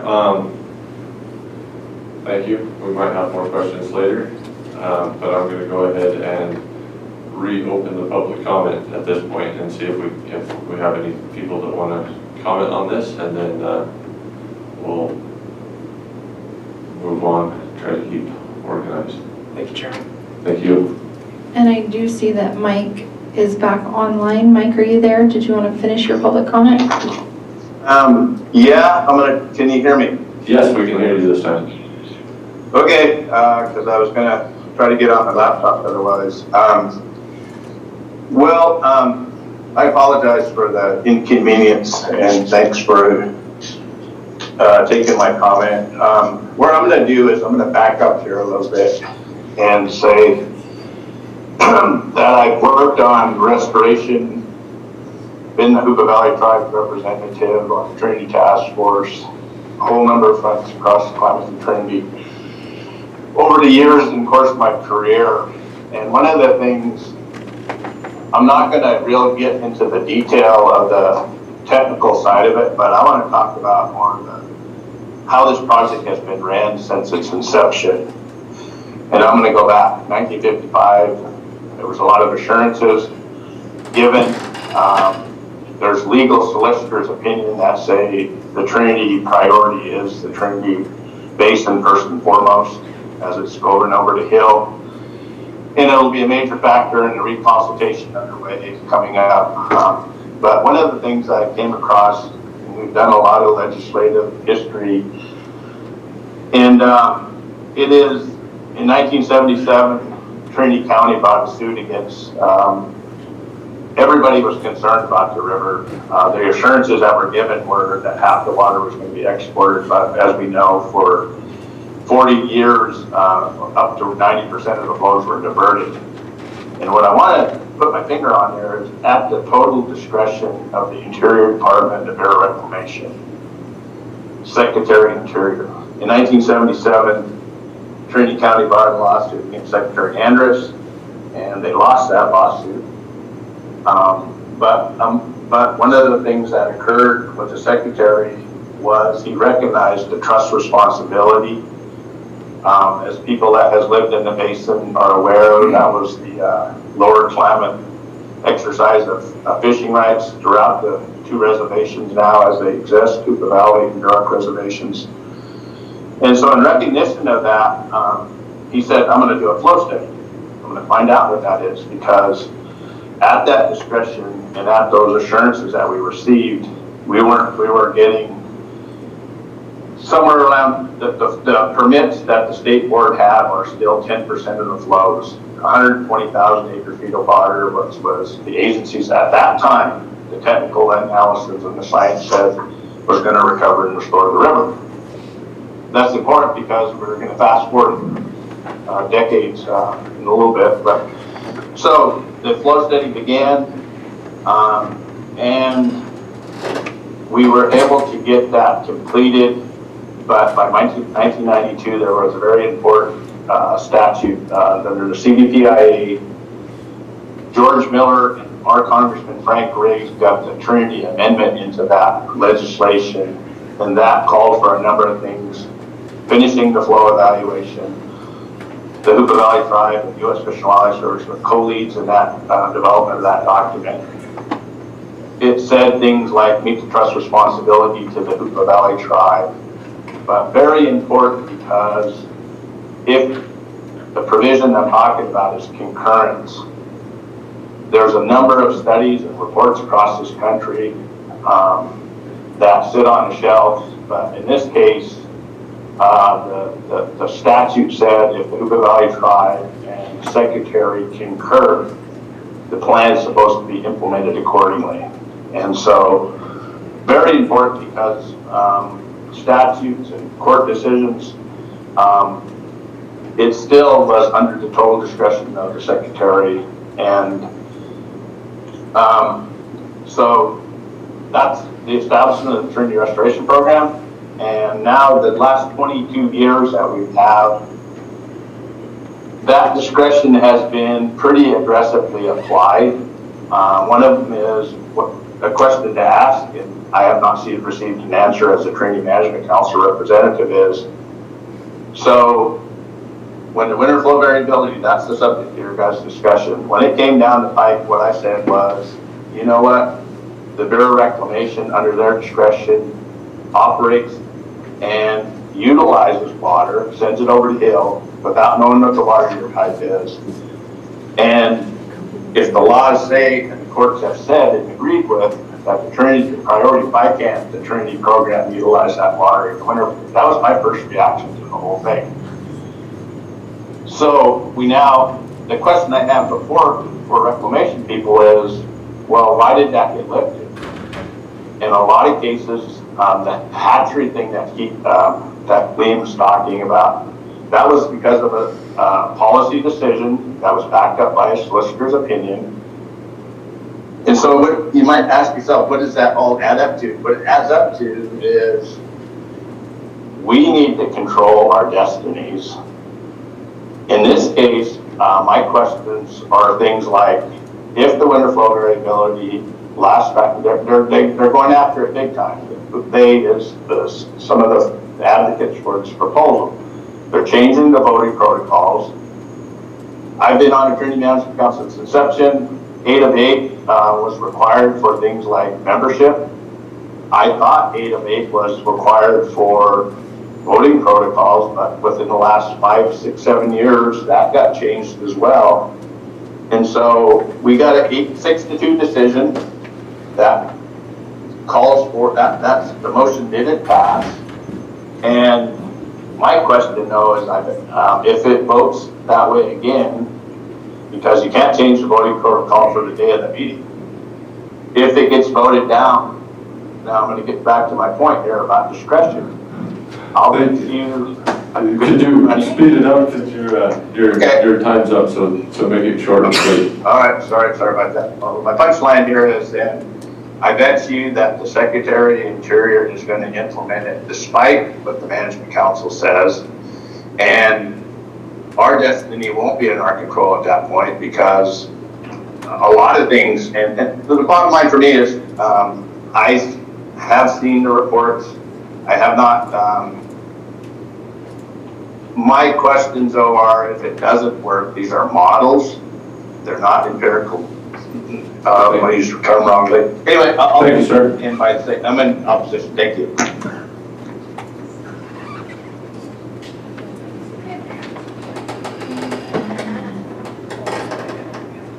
Pretty sure I have no additional raised hands and no new chats. Okay.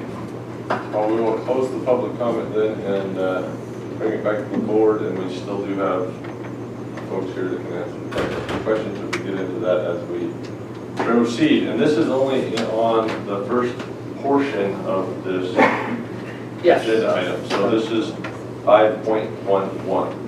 So,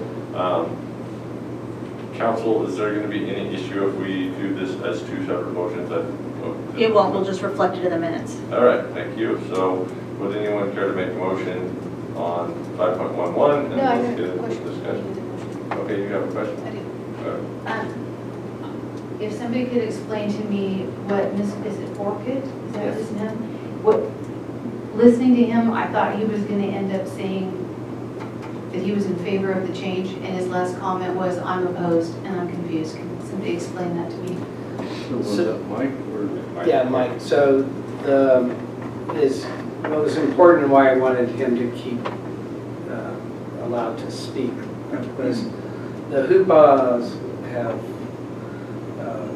tribe has really not objected to the science in this process, but they feel that they have, and he used the term concurrence, and so they are in a battle. And I don't know if it's a legal battle, but that they feel that they have a right, basically a veto power. So TMC would put something together, and then they, having concurrence with BOR, could deal at a second level. So kind of imagine like the UN, and you have the General Assembly, and then you have the top where anybody can veto something. So that's what they've been fighting for in this process. And I think that's a very important distinction, that they have a wider spectrum, and when he refers to having say over the water in the basin, that's what they're fighting for, is for them to have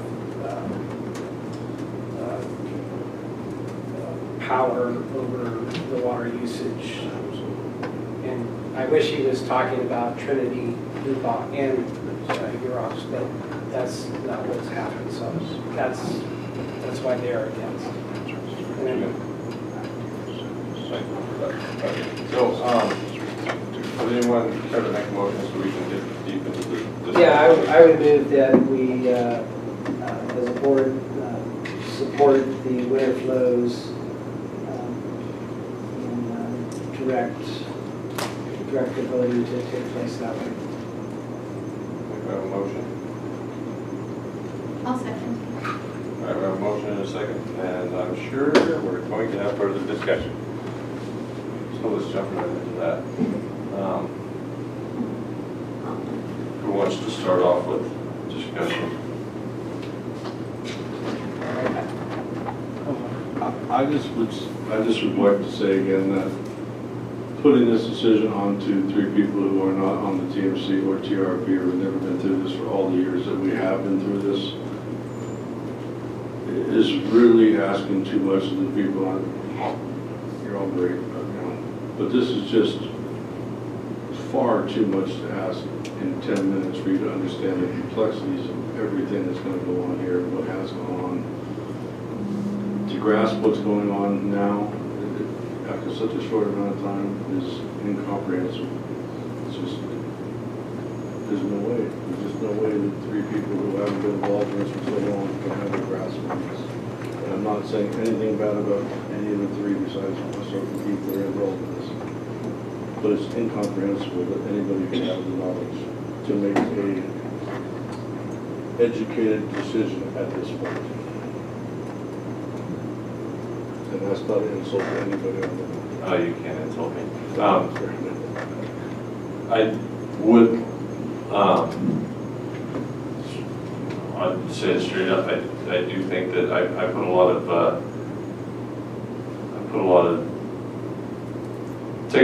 the people we've appointed to these positions, I think they're real seriously, and I think it takes a lot. I'm going to have to be convinced to override Liam.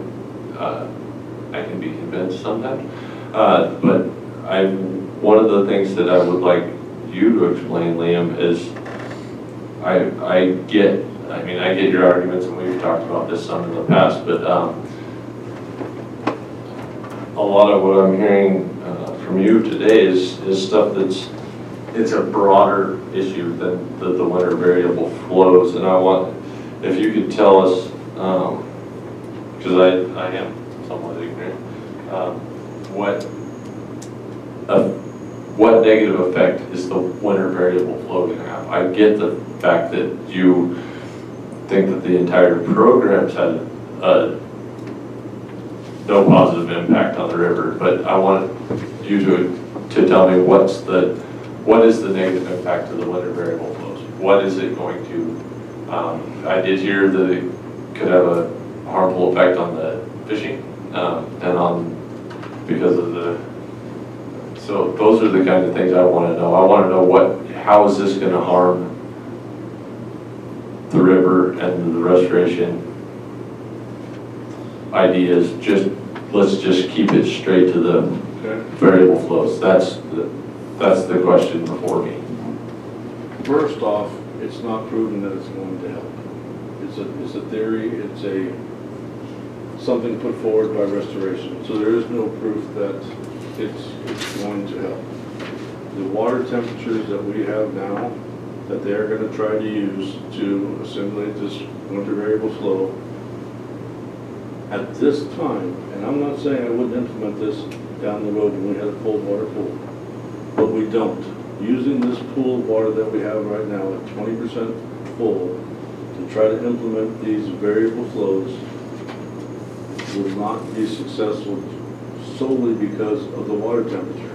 Do I think there's merit to the winter variable flows? Absolutely. At this time, with the amount of water that we have in the lake and the temperature of the lake and the unknowingness of are we going to have no winter again this year, you know, we will have no sustained life pretty much on this river without a river, without a winter this year. So I'm not 100% against the winter variable flows. I just think that we need to pause and wait till it's exactly the right time, till we have the right opportunity to make these things work, if they're going to. There's no, I mean, all the other things they brought forward are things that they wished would have worked. The next best thing. Winter variable flows, is it for them? Do I think it's terrible? No. Do I think it's great? It has merit, not 100% merit. But to implement them now, in the situation that we are now, is not the right time to do it. If you ask me this question 3 years from now, I may say yes. We may have different water temperatures. We may meet criteria at the hatchery in Douglas City. But at this time, we are not meeting those criteria. The temperature is far too warm right now to do anything with this river that has to do with flow. That won't cool it. This will not cool it. And we're going to have bigger fish to fry, I will say, with the sediment influx that is coming this winter. So I will say that if this was a few years down the road and we could see what kind of lake storage we had, if we had a cold water pool, I think there's merit to it. At this time, I just don't see how it would work with the temperatures that we have right now, that they will be using to manage the winter variable flows. Supervisor Gogan, prior to winter coming. Can I narrow you in? Supervisor Frazier's question, as I heard it, was what will it hurt if they try this winter variable flow? And the answer I heard was there's no proof that it's going to help. But can you talk about what would it hurt? Well, and I actually, can I step off of your question a little bit there? I would like to ask somebody from one of you guys out there, if you could answer some of those questions. What's going to happen if we start the winter variable flow with the low pool in the lake, and you start to use that water, and then we don't get any more rain? So, you guys pick who's the one to answer that question. Sure, I'll take that. Hi, my name is Ken Lincoln, with California Department of Fish and Wildlife. You saw me last month, Yes. so you're familiar with me. So just as briefly as I can, first I should ask, do you guys know what we're talking about here when we're referring to the cold water pool in the reservoir? Yes. Stratification okay, so the reservoir stratifies in the summer. Warm water on top, cold water on the bottom. That cold water is the cold water pool. About mid-December, that gets disrupted, and so there's no longer a cold water pool. It all gets mixed up, and it's more or less a uniform temperature from top to bottom. So, and then in the spring, around March or April, it sets back up, okay? And the volume that's available in the cold water pool is essentially determined by the total volume that's in the reservoir itself. So wherever the reservoir's at, that kind of determines how much cold water we have to work with. So the amount of cold water that's available is then just a matter of how much, or I should say the lake level is determined by how much we put down the river, how much goes over the hill, how much comes into the reservoir, like how wet of a winter was, and evaporation. And what we're proposing is the exact same volumes that we've worked with for the last 20 years. It's determined by the water year type. So in a dry year, we get a certain amount of water, and that's going to get released whether we start releasing water in December or how we have been and beginning in April. And then the end of September storage is kind of like a benchmark for us. Right? How much water is in the reservoir at the end of September would be no different under the way we've been operating for the last 20 years versus what we're proposing now. Because we're only allowed to release those specific volumes of water. So the best we can tell will have essentially no effect on the volume of cold water pool that's available. It seems to me that Supervisor Gogan's concern is, though, that if you start that flow early, and say we have it predicted, even if we're predicted as a dry year, and then you start that flow, and we already are down to the 20% in the lake, if you start the flow and then we get a critically dry year, and Sorry, go ahead. then you never get that water coming in that we were expecting, is that going to have the long-term negative effect on not only the lake but the river? Yeah, so there's a couple pieces there. So one of them is like kind of the timing of releases and how that affects what's available later on. And you know, that's kind of like the idea of spending money before you get it, right? That's kind of the concern, is my understanding. We're only allowed to release the volume that is allocated to us in mid-April, period. Like for the water year from October to the end of September, right? So that's this October coming up, for example, till next September. Regardless of how much is released in the winter, by the end of next September, we're only allowed a certain volume.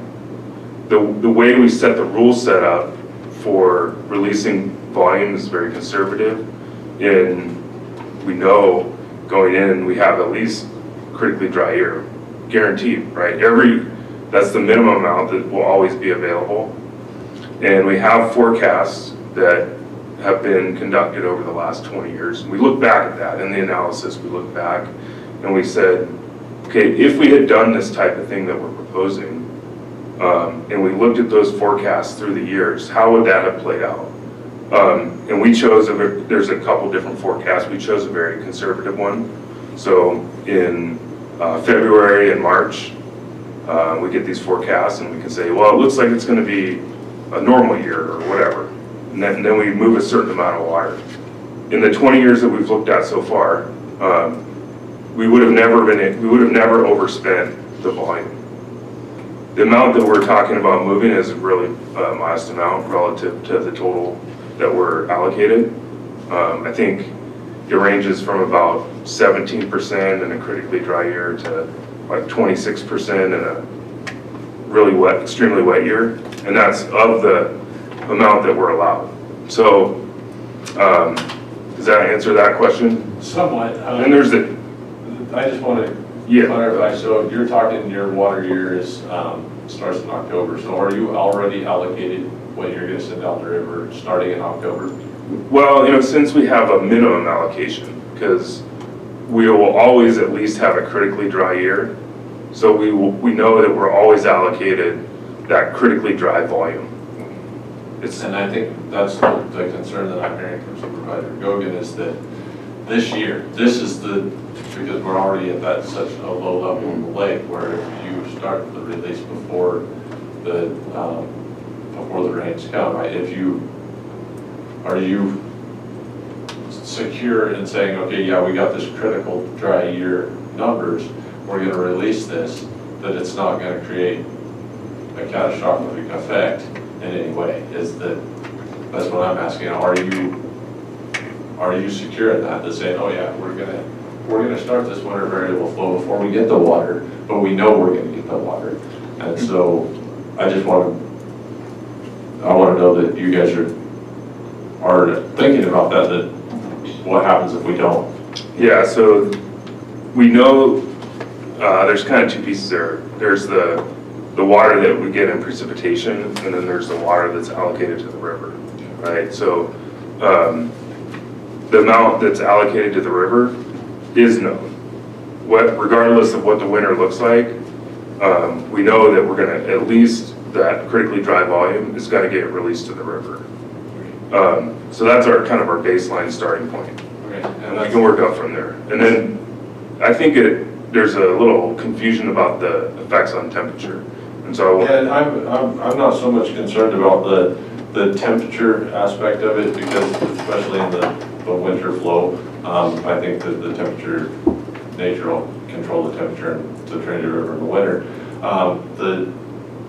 The issue I'm looking at is the downstream, but not on the river. I mean, it's like, what's going to happen next year if we start now and we're already so low? There is no buffer. And I just want to be sure that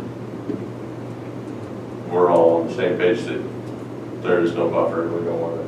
Yeah, I think the only way in which that could be affected is if, I don't even know who would have the authority, but would determine that the river was not allocated what is mandated in the ROD. And the ROD is an act of Congress, and it says that, here's the volumes you're gonna get under these conditions.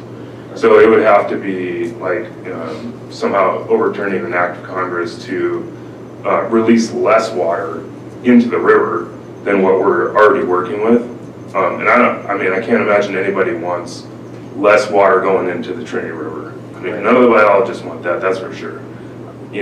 Personally, I would say if you're gonna take water from somewhere, take it from exports because, well, I'm selfish. I work on the Trinity River. That's what my whole career is dedicated to it. That's where I think it's most important. But yeah, I don't see how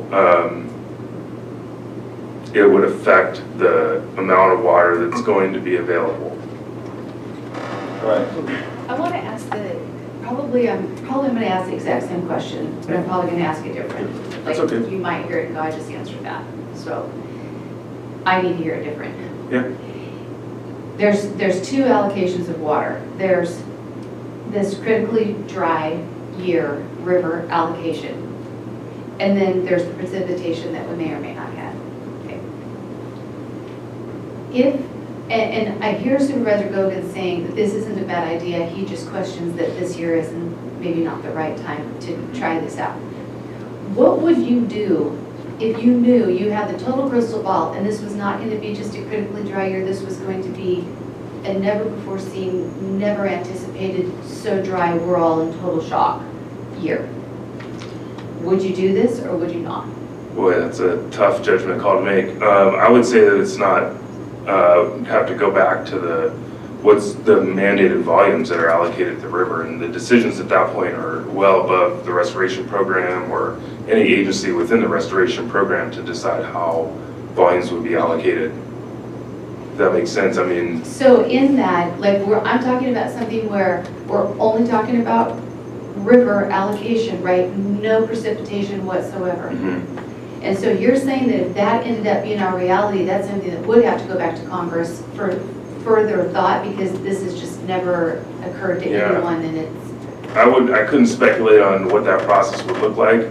I can tell you that right now, the reclamation is curtailing deliveries to the Central Valley specifically to protect the volume of water in Trinity Reservoir. So it would not be unprecedented for them to curtail exports in order to protect the volume. Okay, that makes sense, and that could happen. Let me ask you this question. Let's say that we chose to go forward and do this new allocation. And we were halfway through that process when it was then realized this is seriously the critical year of all time. Would you be glad or disappointed that you had started into that process? Well, the way that the system, the algorithms that we have set up,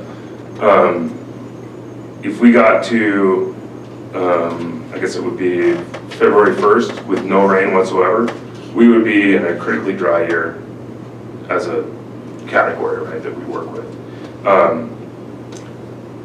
There's under our proposal, there's two scenarios that would look like. If there was if there was no rain, we would not have released a synchronized flow. So there's those peaks we're talking about synchronizing with a rain event, that would not have occurred. So no extra water would have been released during that period up to February 1st. Then we would say that there's 60,000 acre feet that would be released between February 15th and April 15th. And then after April 15th, we work with whatever's left over for our annual water budget, right? The volume I was talking about. So if that were to have occurred, we would have only moved 60,000 acre feet up to April 15th, different than how we normally operate.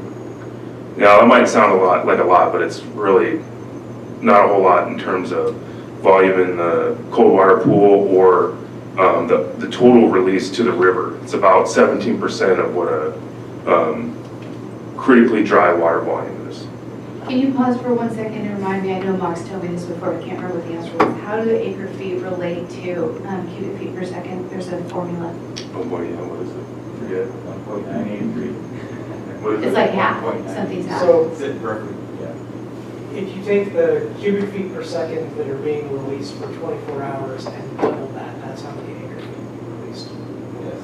Or multiplied by 1.983. So like 300 CFS for 24 hours is 600 acre feet. Yes.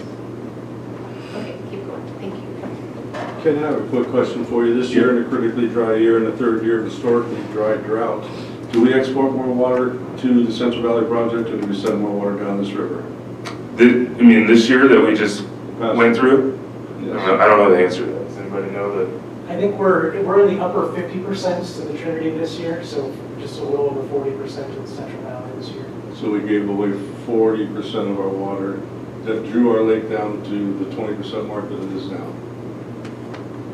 Well, again, it's important to draw a distinction between broader Bureau of Reclamation, water management, and the Trinity River Restoration Program's guidance on river allocations. And again, the volumes of water that are allocated to the river are outlined in the Act of Congress that was the Record of Decision in 2000. So, you know, it's like that's a pre-prescribed amount of water that goes down, and that's the volume of only volume of water that the restoration program has any, I wouldn't even say authority, because it's really the Management Council that makes a recommendation to the Bureau, and then they do the releases. But they've followed our recommendations to the T in every year since the ROD was implemented.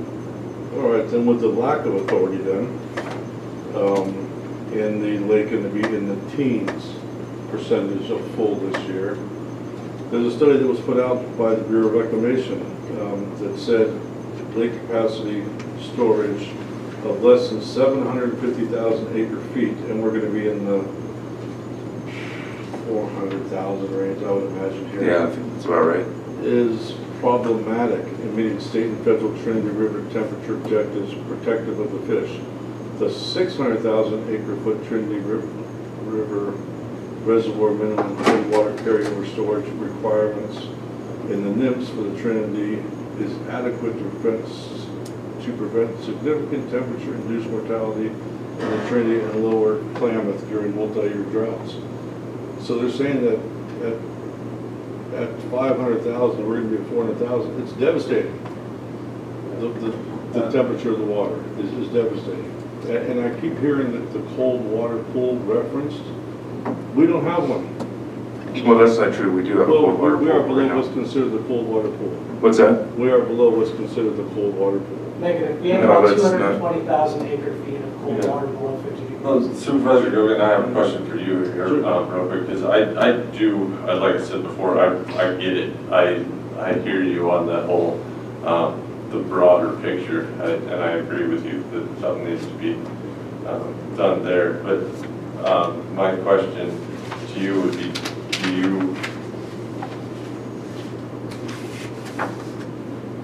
is there any way that you could say, yeah, let's try this? Taking away all the mismanagement, export, all that, just the winter variable flow rates. Do you think that it's worth a try to see if this has a positive effect on the fish? And then, because it doesn't seem to me like the flows are so much the problem as that you're seeing as the overall mismanagement. This doesn't seem to be the issue. That if this isn't going to affect the lake pool, because they only have a certain amount of water they can send down. So as Ken just said, there's a possibility to use what 40 or 60,000 acre feet prior to us getting a water year. So if there were a storm event that triggered a synchronized flow, that would be 60,000 acre feet, and that would happen prior to our first water year forecast. That first water year forecast that comes in February, and the forecast that determines our volume is in April. So we get preliminary one. We actually start getting them in, I think, December. But we propose to hold off until February and March, partly to be somewhat conservative and have an idea of, you know, where the winter was, right? And so, does that answer your question? Not quite. Okay. I mean, I'll go with that. So yes, I am very, very concerned about starting this winter variable flows this year because of water temperature, storage, and the simple fact that this could be done at a better time. There is such a better time to do this thing, where it could not have the effects that it may have. And for everything I like in restoration and how I want this river restored, we couldn't be picking a worse time to do it. But it sounds to me like you have measures in place for corrected choice when it gets to February and it's not what you thought. Is that right? Well, I would say that there's not really a what we thought until February.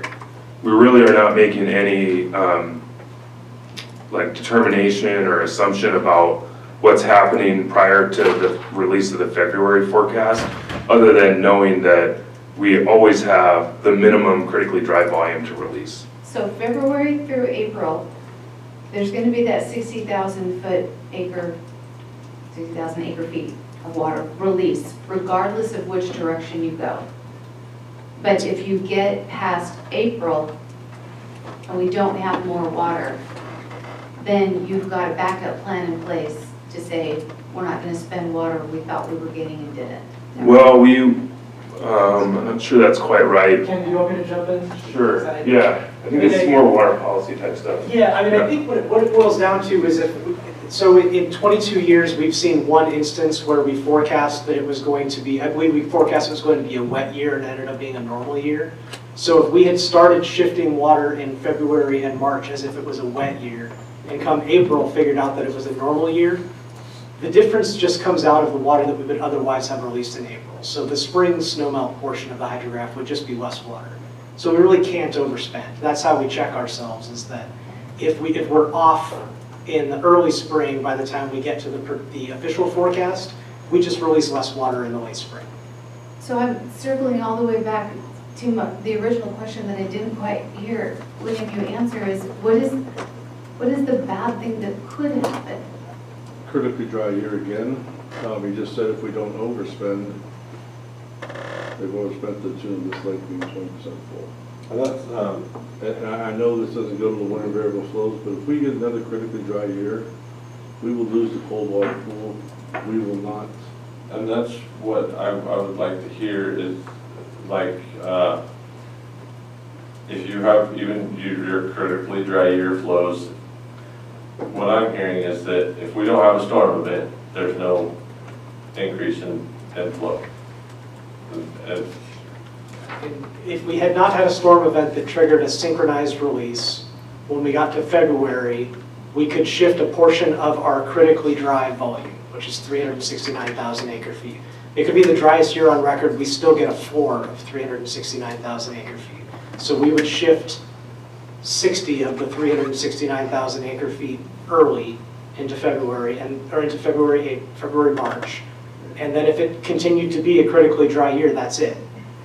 If situation improved, more water would come forward. But the system balances because we would never release more water based on once we got to the April forecast.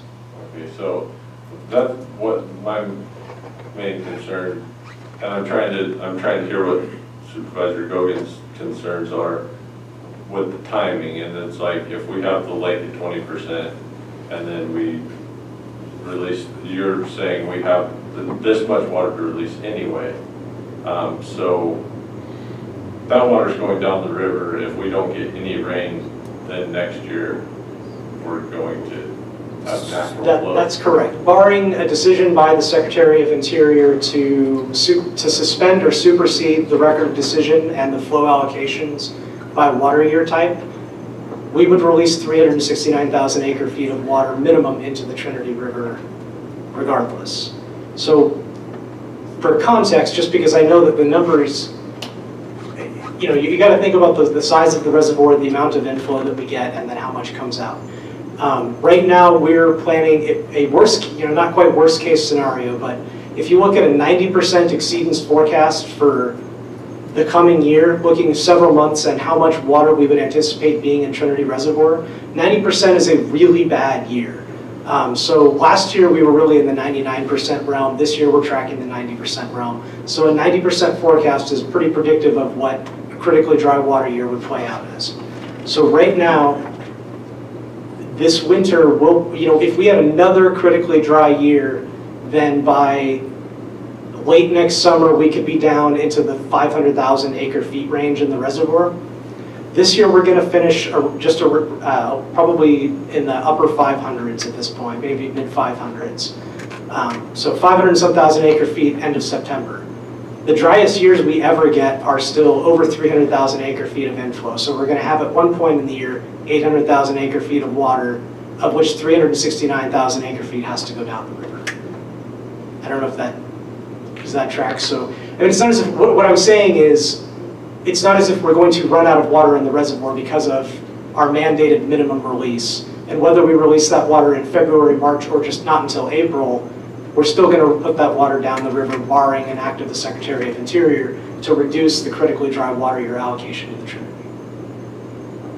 But I will acknowledge that I share Supervisor Gogan's concerns, and I think that we brought this up last month.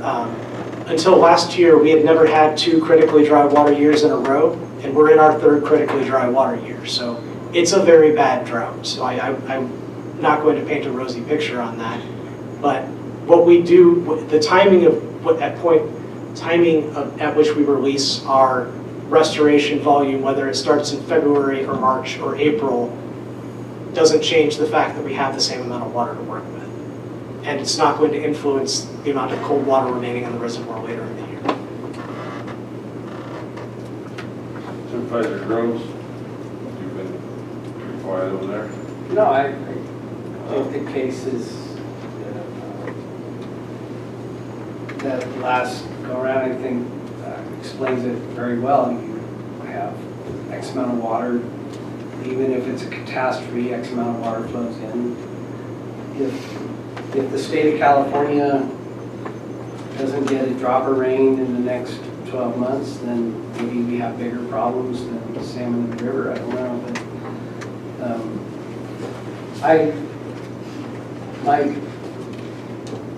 what we've been doing is failing.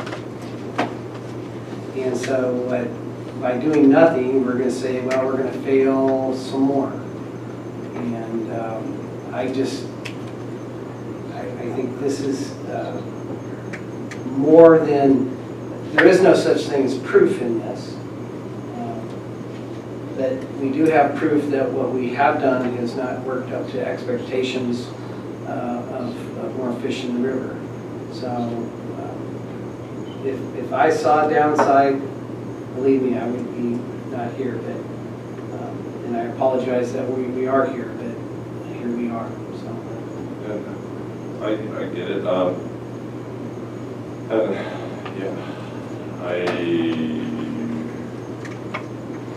Supervisor Brett? I'll weigh in. Well, when I've been chairman of the board, I have appointed Liam to fill my position as a TMC alternate because I was happy to have a fisherman with experience and who had been on the river for years of his life hold my position where I felt like I didn't meet the bar for understanding a lot of the stuff. I can hear the reports and have my own perspective on the data, but I've always appreciated the boots on the ground, which would be, they have someone who's a fishing guide or someone who's a fisheries person also. And so I really want to value Supervisor Gogan's position and views in it, whether it's delaying this opportunity one season, maybe that's some compromise worth considering. But for myself personally, the concept makes sense. I can agree with the concept of mimicking natural weather pattern to continue down through the river as it would have. I can I do support that. So that's kind of the dilemma I'm personally in. I like the science behind it. I value Supervisor Gogan's concerns, the bigger picture as it relates to maybe more water availability and if our water becomes lesser and lesser. And I'd also advocate for, yeah, maybe we can get less water pushed over the hill if that is an opportunity that the board wanted to put some energy into. I don't think that it's worthless, and considering that maybe if it's under certain circumstances, that's where I sit. That's what I'm.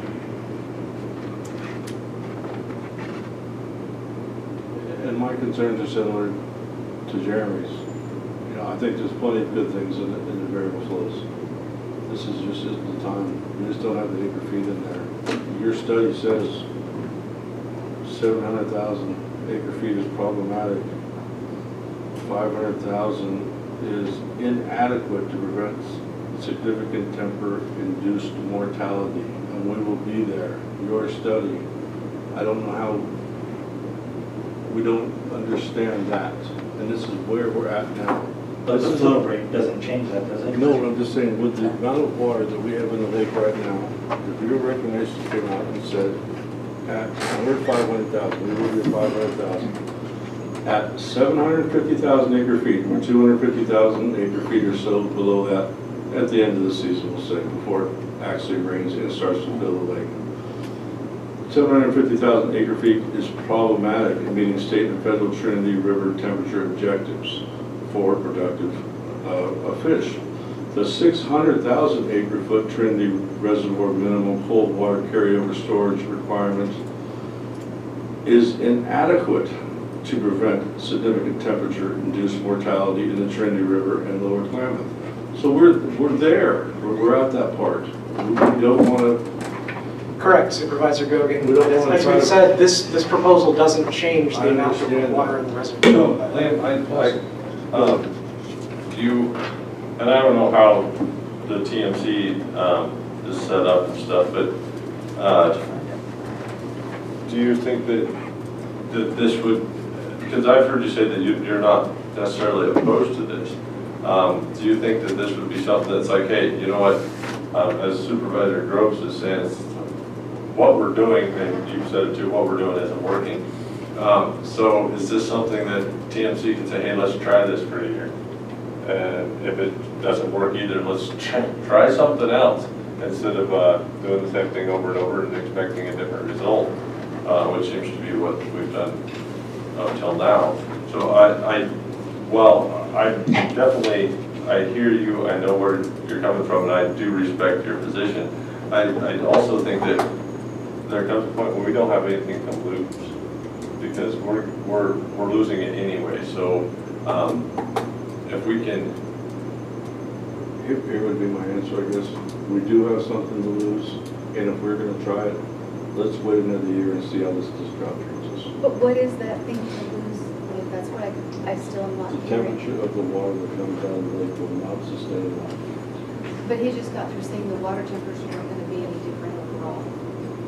Did I not hear that? Their study says. yeah, well, that's like, I still have, I'm struggling with the, it doesn't matter. I don't know the effect, it's like you said, I haven't been doing this for 30 years. I don't know the effect it'll have if we send the water down the river earlier or later. But if what we're hearing is that it's not going to affect the overall end of year pool, it's not going to, and I asked the question and I can ask it again, the winter variable flows is not going to affect the ability to send cool water down for the late season salmon. If it's not going to have those effects,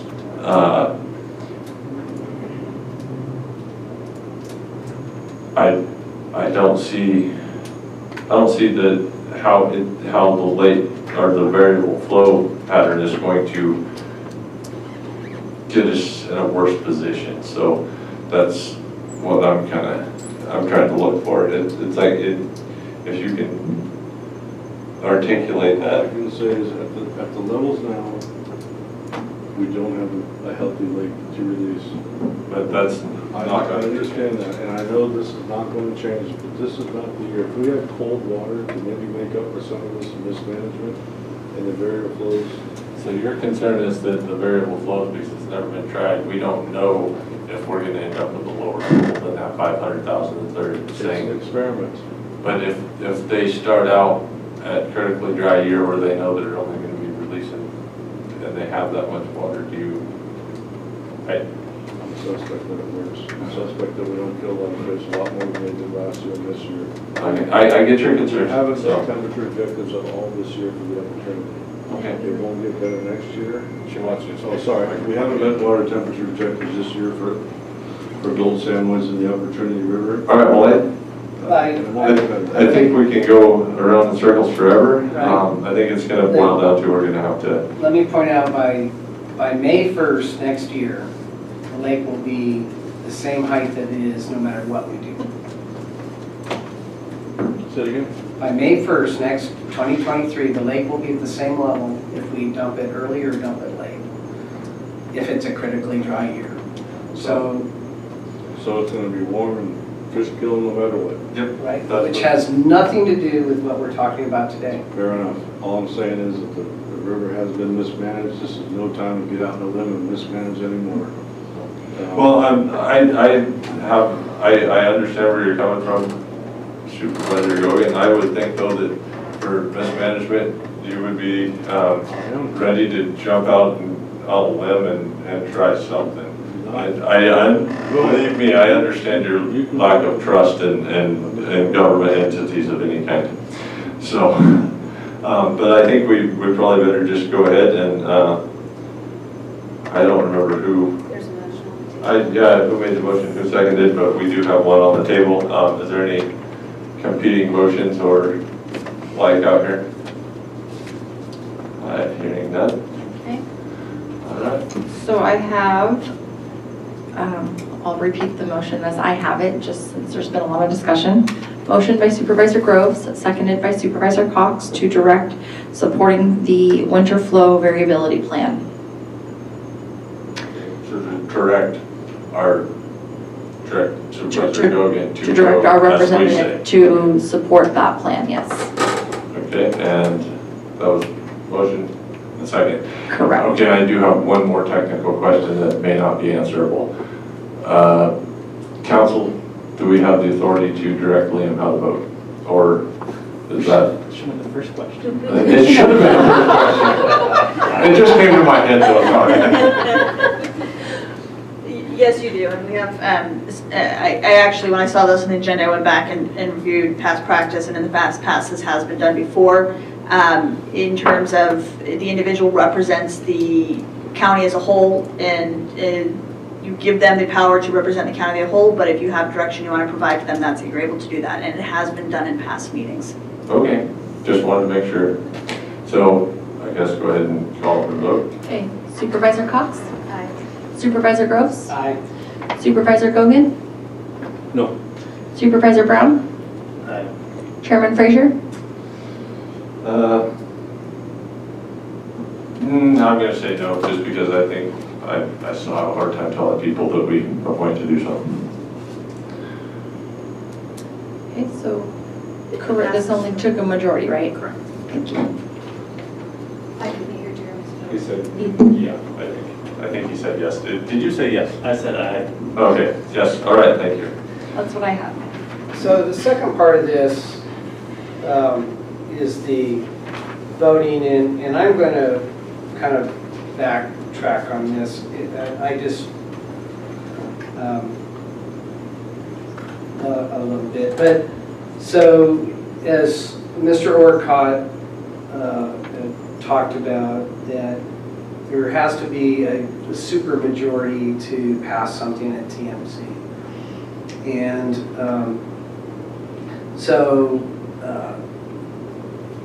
Mr. Orcott actually voted to change it from 7 to 6 to pass something. So 2 people, no, I'm lost.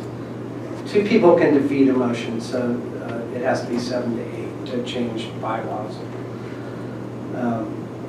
This, over the years, has been used for obstruction. One of the reasons the program hasn't moved forward and gained more traction.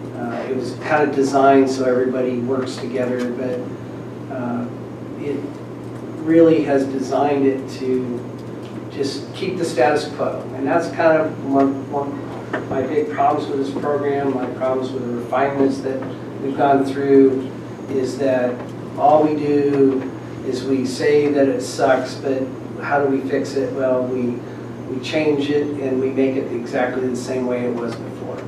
Now, that's an overstatement, and I'm not talking about a scientific side of this, I'm talking about the administrative side. I know Liam was a strong opponent to that rule previously, but I, with all my heart, believes that this should go to a 5 out of 8 to move this program forward. But at this point, I would withdraw my asking the board to tell Liam to vote that way. I would just ask Liam to really remember how you used to feel about this and vote your conscience, and whatever you do, you do. But I think it's best for the board, best for Trinity County to get majority vote and not just super majority votes. So are you? So I'm withdrawing that part of Asking that. that to just pull that part of that in the agenda. All right, does anybody object to that? No, Keith, thank you very much. I always do vote my conscience on my heart. All right, so we will just stick with what we've done and pull point number 2. And I'm sure people would like to take a break before we jump into planning and zoning. Let's make it a quick one. Let's be back here at 4:20 for our cannabis. I'll be busy. Thank you, gentlemen. Thank you, Matt, for. Yes, sir. It doesn't get any better. Look at the I shouldn't be more than 10 minutes. Okay. I get where you're coming from. You might have clouded judgment. No, I don't think it's, I get where you're coming from, but let's just do it.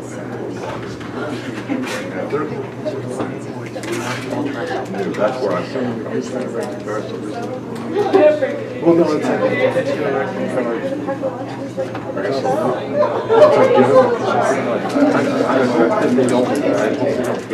it's no nothing personal, but I think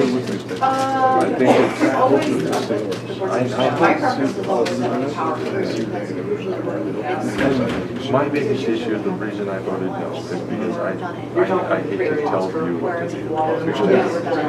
And especially, it's like, I don't want to get into let's start every meeting, but really, I think push hard on the other end and don't try so hard to micromanage.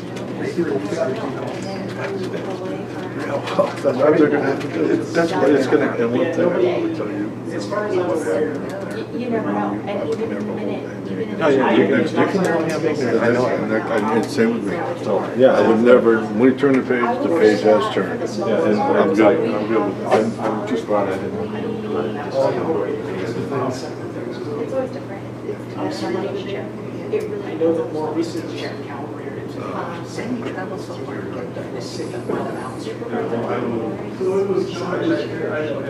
don't know which is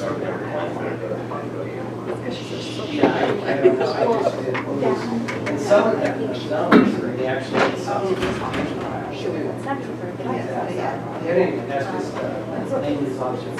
always been discretionary. Every word.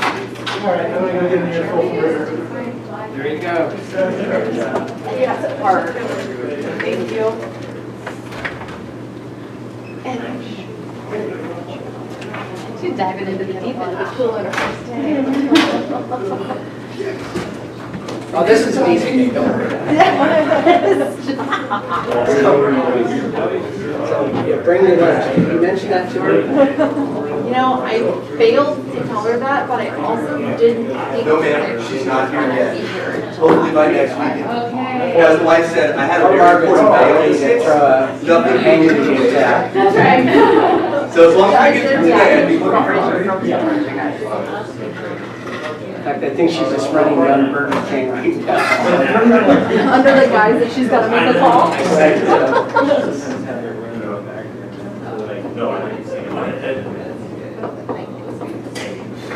There's something that. Yeah.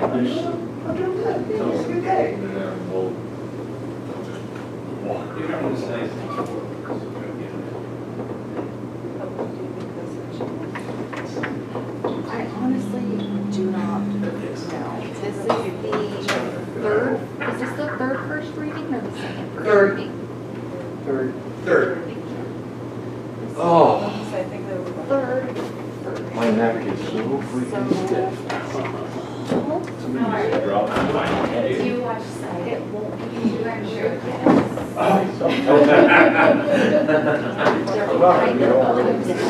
I've seen it. Sorry. Oh, no, I get it. I'm glad that I was like, oh,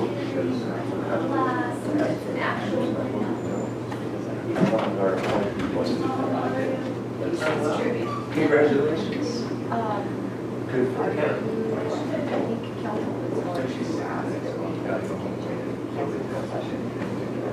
hey, I'm good with that. We can do it at our, we have a special board meeting coming up. don't we?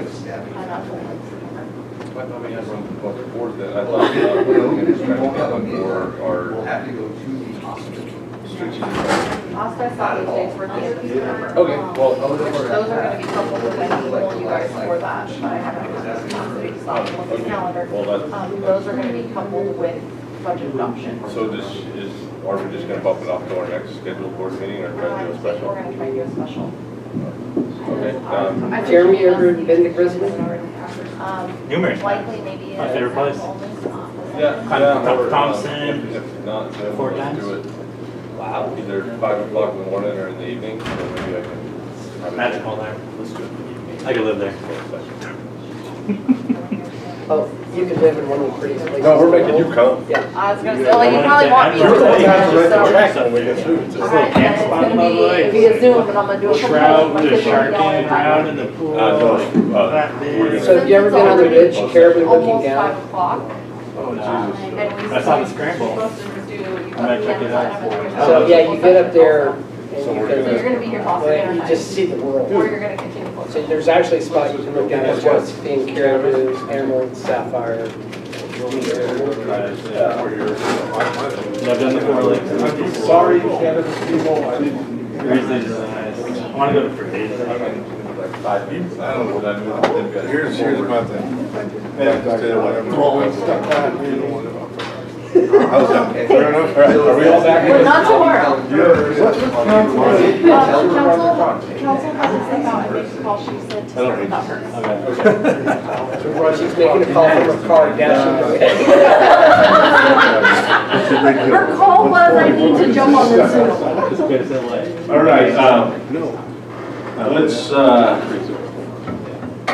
bring the September 6th Trinity County Board of Supervisors meeting back to order, and let's jump into this planning and zoning. Item 4.2, take the following actions regarding the establishment of cannabis processing ordinance.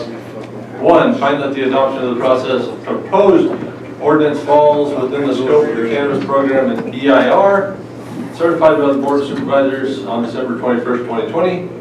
Introduce and waive the reading of an ordinance establishing Chapter 17.43I regarding cannabis processing and direct staff to file a sequel notice of determination within 5 days of the final action by the Board of Supervisors. No fiscal impact.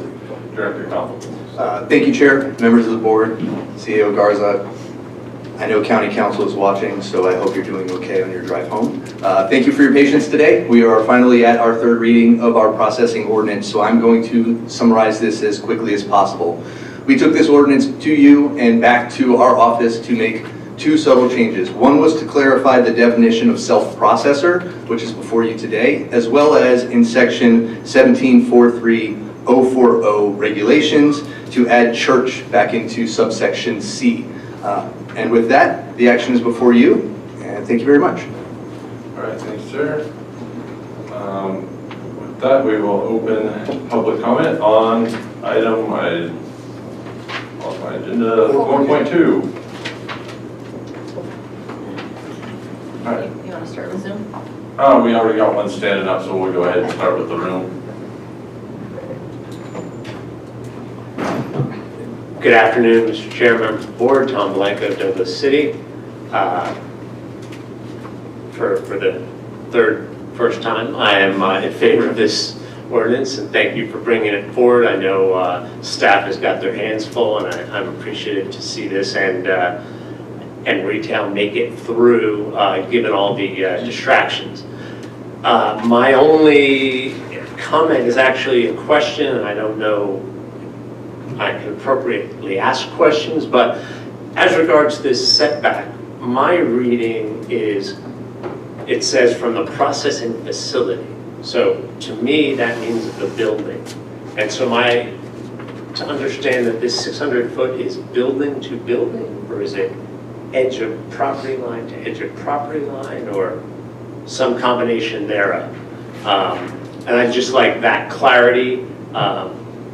I don't know that it matters to my support of this ordinance either way, but I would like to know that before it passes. Thank you. All right, thank you. And do we have anyone else in the room? All right, seeing none, guess we'll go to Zoom. All right, we have Chris.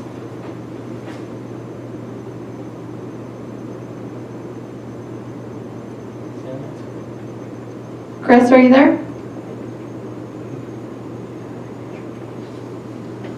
All right. Okay, we'll skip Chris for now. We'll go to Jake. You know what? Hold on. Let's go. Chris, go ahead and try that again. Yay, I can do it now. Sorry. It's like I wasn't allowed to speak. Okay, this is Chris Williams, Weaverville. So I urge you to reconsider this proposed 600-foot setback between the facility and the church, as it poses many problems and considerations that are not addressed in our ordinance. The ordinance first provides no definition of the term church. You can hear me okay? Yes, we can hear you. Oh, using the term church as an umbrella term is problematic, both for the origins of the term and theological considerations. It comes from the word, an Old English word, "serse," which means place of assemblage set for Christian worship. First, if churches, what else is the intention of the board to include, for example, synagogues, temples, mosques, meeting houses to the setback list? Should these entities be present in our county? Second, what qualifies as a church building? Many churches in our community, as you know, take place in private residences, schools, in the woods, movie theater, and the Performing Arts Center. All of these take place in Trinity County. Additionally, if the idea that this proposed setback is due to a church being a youth-oriented facility, let's look at our ordinance's definition of a youth-oriented facility. It's defined as means as a public park in any establishment that advertises in a manner that identifies the establishment as catering to or providing services primarily intended for minors, or if the individuals who regularly patronize, congregate, or assemble the establishments are predominantly minors, which a church never meets this definition unless it's a church just for kids. If a business like an ice cream parlor that caters to children and their families is able to get a beer and wine license, then we need to stop the charade that a processing building is inherently dangerous to the welfare of church-going children. The separation between church and state is a myth, but this is definitely an example of some churches dictating the economic livelihood of the community at large. Before we get into the whims of using church as a reason to discriminate or opt out of community affairs, we should think about the impacts. Commercial cannabis is flailing in Trinity County. One thing we can do to support local businesses is to remove this 600-foot setback. I urge you once again to reconsider the setback for the reasons that I've stated, and additionally, as it's once again places more limitations on our commercial cannabis business community. This is not a state requirement, so the decision is up to your discretion. And once again, please reconsider it. There's a lot of, as Tom just said, definitions that need to be really put in this ordinance. Otherwise, it's going to affect the future. Thank you very much. Okay, next we have Jake. Report because pay for it. I obviously been a strong supporter of processing ordinance in Trinity County for this whole time, but I guess I failed to understand, even ask for hearing people's input, where we are putting, why we are getting setbacks from church. If people think there's a myth that there's like cannabis use, the processing facility that is strictly prohibited by the state and I'm sure our county. Also, appropriate zoning has been a big issue in Trinity County, as we've seen. It has been grossly misused. I believe any bar in Weaverville is within 600 feet of a church, and I know that the law, a bar is not an appropriate place for children. I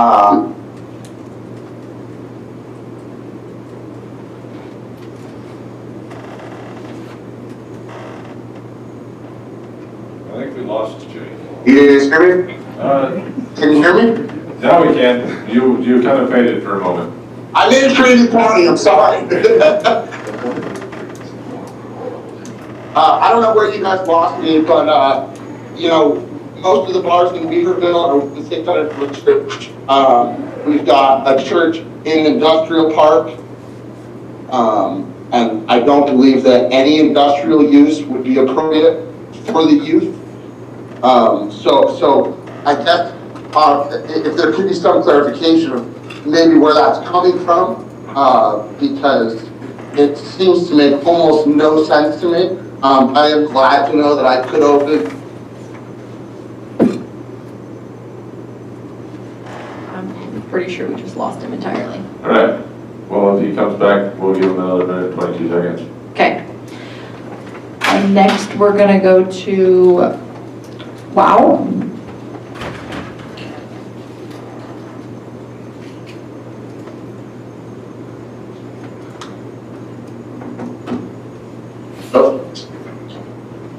Jake's talking again. I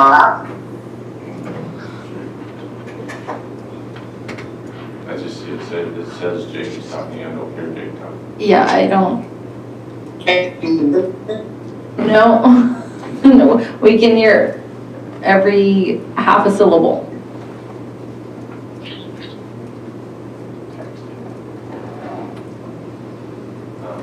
Okay. We have a Zoom participant named WOW. Oh, jeez.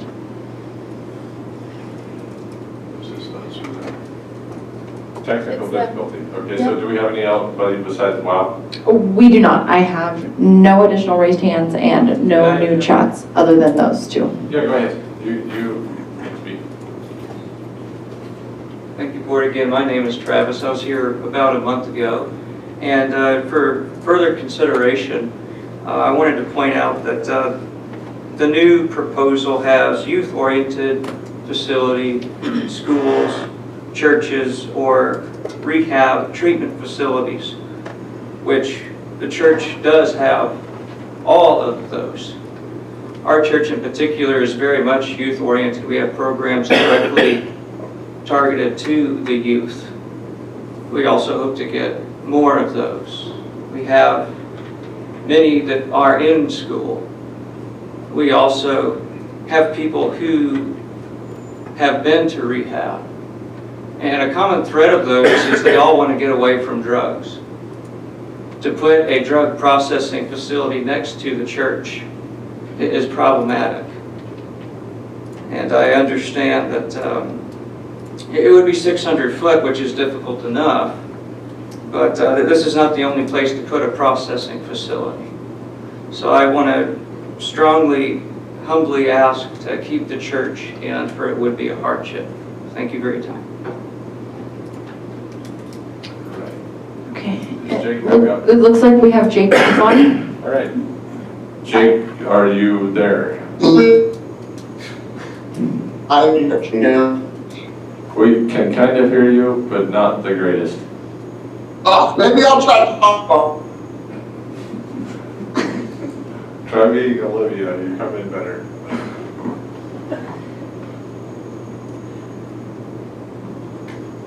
All right. Okay.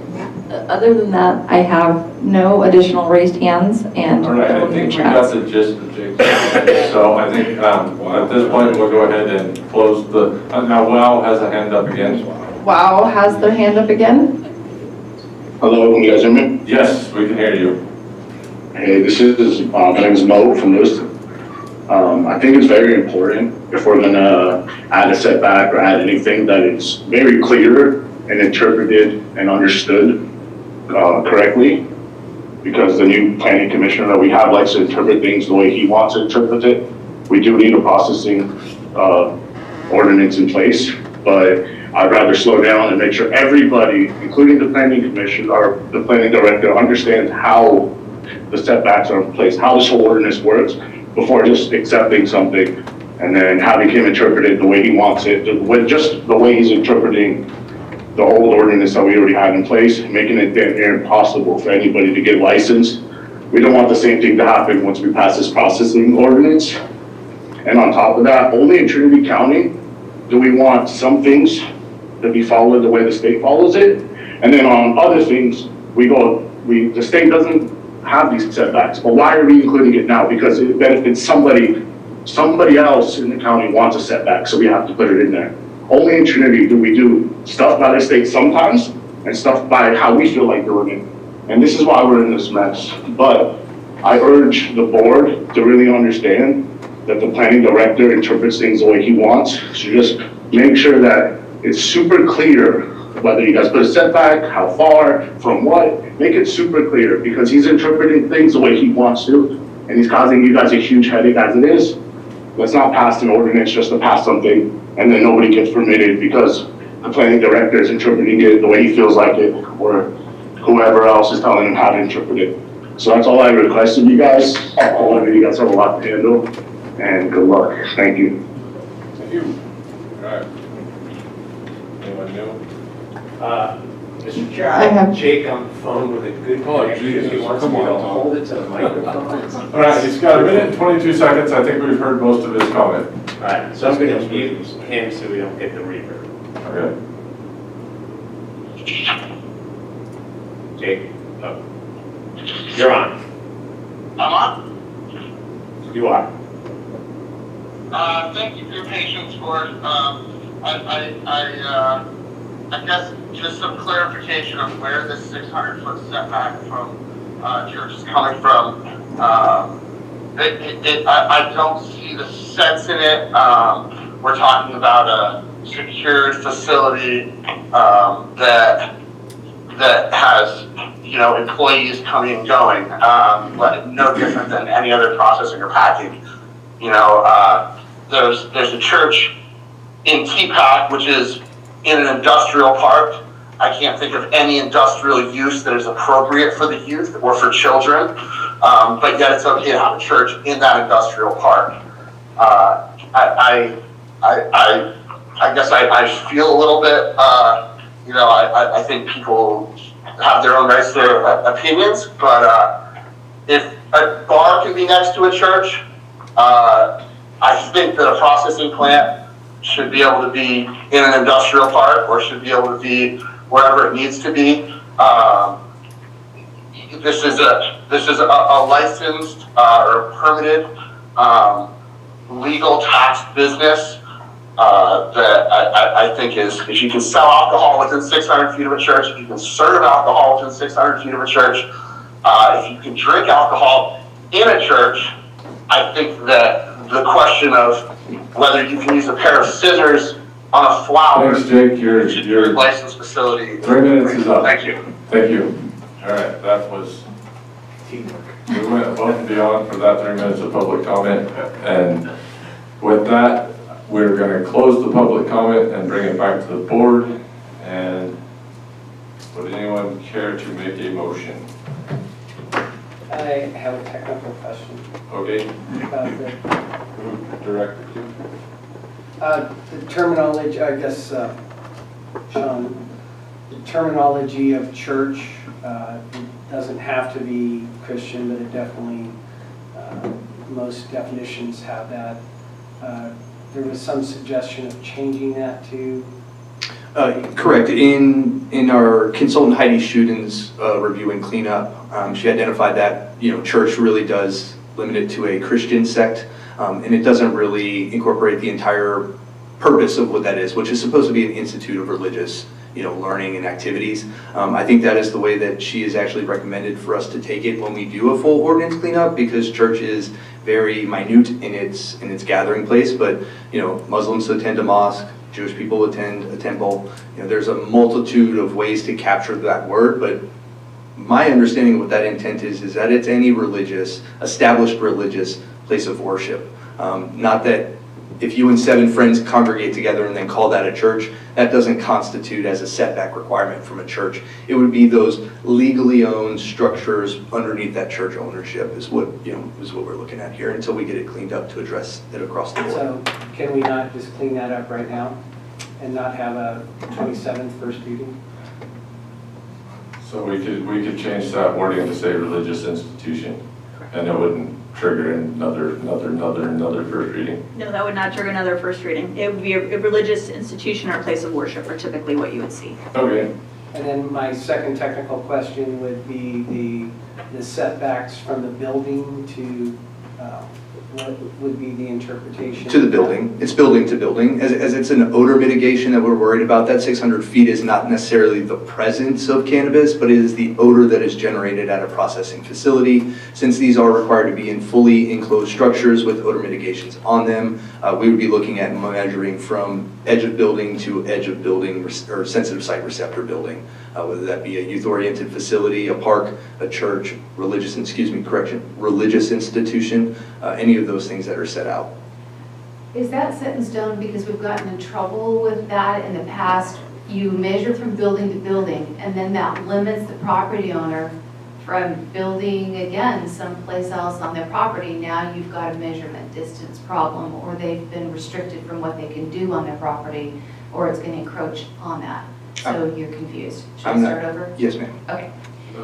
First off, which property owner are we talking about? Let's start there because The church property owner. Okay, so and I think that we can. I've argued against, and so Supervisor growth against using setbacks to buildings in the past, but because we've done that in our entire ordinance, and one of the arguments for including religious institutions was to do everything I don't know if that's something we should clean up later and try to change the setbacks to property lines. I don't want to get into major details on that, but I do get it. So people are asking for clarity. So you're saying unless we clean it up, we are measuring building to building at this time. Correct. That's been my interpretation since my first review of this, with that it would be building to building, unless otherwise explicit. Like in our cultivation ordinance, it says from the nearest residence, meaning that building, unless you're in a medium license type, then it calls out a property line. For the most part, your setbacks are not from a line in the sand, but from an actual fixed point of observation. Yeah, that just really doesn't seem like we're giving people their full freedom to do what they want to do on their property. Well, we're granting somebody the use of somebody else's property. Exactly. But at the same time, I think that it is kind of we also changed it to have some setback requirements, which, so I mean, I'm not dead set against that interpretation. If somebody has a suggestion on how to clean that up, I'm open to the language, as long as we don't have to come back for another reading. Still stealing property. Can we clean that up, Margaret, without having to come back? Yes, that would be fine. Okay. I would appreciate that. To clarify some public comment where they were worried about a church meeting at the Performing Arts Center, the fact that they're meeting there, I don't believe turns that into the legal definition of church. And I think that that's what Director Connell, thank you, long day, I got you. was alluding to also. So if, yeah, go ahead. I'd like to make a comment to the pastor in the back there. You said you were a pastor, a youth-oriented facility, and a rehabilitation clinic. Is that? No, he said he had people that had been to rehab that came, thought that. In the beginning said he was a rehab. No. Okay. So, all right. Well, my fault. I'm sorry, sir. all right. Well, so my question next to. I have one more technical. What's our technical question? I was going to No, say. not a question, but a clarification. Okay. So we throw alcohol around a lot in this. The alcohol says, the law says ABC may deny any retail license located within the immediate vicinity of churches and hospitals or within 600 feet of schools, public playgrounds, nonprofit youth facilities. Generally, the ABC will deny a license in the above situation where there's evidence that the normal operation of the license is contrary to public welfare and morals. Does that go from the building to the building? It doesn't say. So, All right, I'm done with technical. okay, now, my next question is, would somebody like to make a motion so we can jump into this? Because I think we're. I would make a motion to accept as presented with one change of changing the word church to Religious institution. religious. I don't. Either one, she said both. 6 of 1 half. I like the religious institution because that signifies that it's a building. A place of worship could be the parking lot. Or the top of Thompson Peak. So a religious institution kind of makes it a building, which I'm good with that. Okay, that's Would you my adopt full-time in front of that? Full-time, like, so it's a center that's solely dedicated to being a religious or place of worship, as opposed to if there's a place that's having occasionally Sunday masses held at their establishment, but they're not actually a church. Then I think we captured that in the intent, because a place of, if it's like the Performing Arts Center, that's not, but I'm going to second Keith's motion, then we'll get into discussion. How about that? Get that? You second? I second. All right, let's keep this legit. I think we captured that in the religious institution language, because that way we know that it's like the Performing Arts Center is not a religious institution, it's a performing arts center, it's right there in the name. Okay. So I think we've captured that. The other question I would have that we're open to discussion, I'm seconding Keith's motion, I'm okay with it for now. Do we want to jump into trying to clean up the setback language from where to where? Or are we okay with the? If we can clean it up easily, as Margaret has indicated we can, it would be nicer to do it now, then we don't have to come back and revisit it later.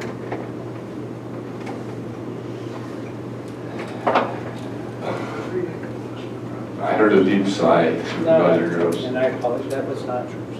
No, I just, Calm down. is that a, we are going to be here for another 2 hours of discussion, or do you have No, I a just- suggestion on that? No, I mean, this is the same problem that we have on all these setbacks. Is 600 feet from the property line is extraordinarily large setback. Well, one of the things, the issues I have with using property lines with that is you have some religious institutions that are setting on extremely large parcels. But that is their property. Yeah, it is, but at the same time, it's like the church in Mad River, there's part of the properties on the other side of a river, and it's not a very big parcel. I know, and I get it, I understand. I've advocated for your side a lot, so, but I'm just saying that that's one issue I do have is that some of these places might have huge parcels they might not notice. So I kind of, I draw a little bit of offense to my side, so. No, I'm your side of this argument right now. Okay. We're arguing against each other. I'm just. I've stated a million people should have times. rights to their own properties. And I've argued your side a lot, that I've said that you do not go to buildings, it should be a property line because we're granting the use of someone else's property. But at the same time, right now, I don't think it's not a lot of that. So, but if you want to make that motion to put it to a property line, are you going to suggest the same 600 foot setback to a property line? Or are you going to? No, I don't want to change it. I don't want to change it enough to have to bring it back in another time. I just want to clean it up quickly. So I would make a subsequent motion that we adopt this as presented with the exception that we clean up the definition. Wait, did you clean up something too? No, The church. The church. Religious. It's a religious institution. The church is a religious institution, a building of. And then, so what you're saying is you want to do Keith's motion, plus you're going to add language to the setbacks, and just, if you could put that language in there, we can. The setback would be defined from the property line rather than a building on the premises. So from the building, from the cannabis processing facility to the property line of the religious institution, school, all those Correct.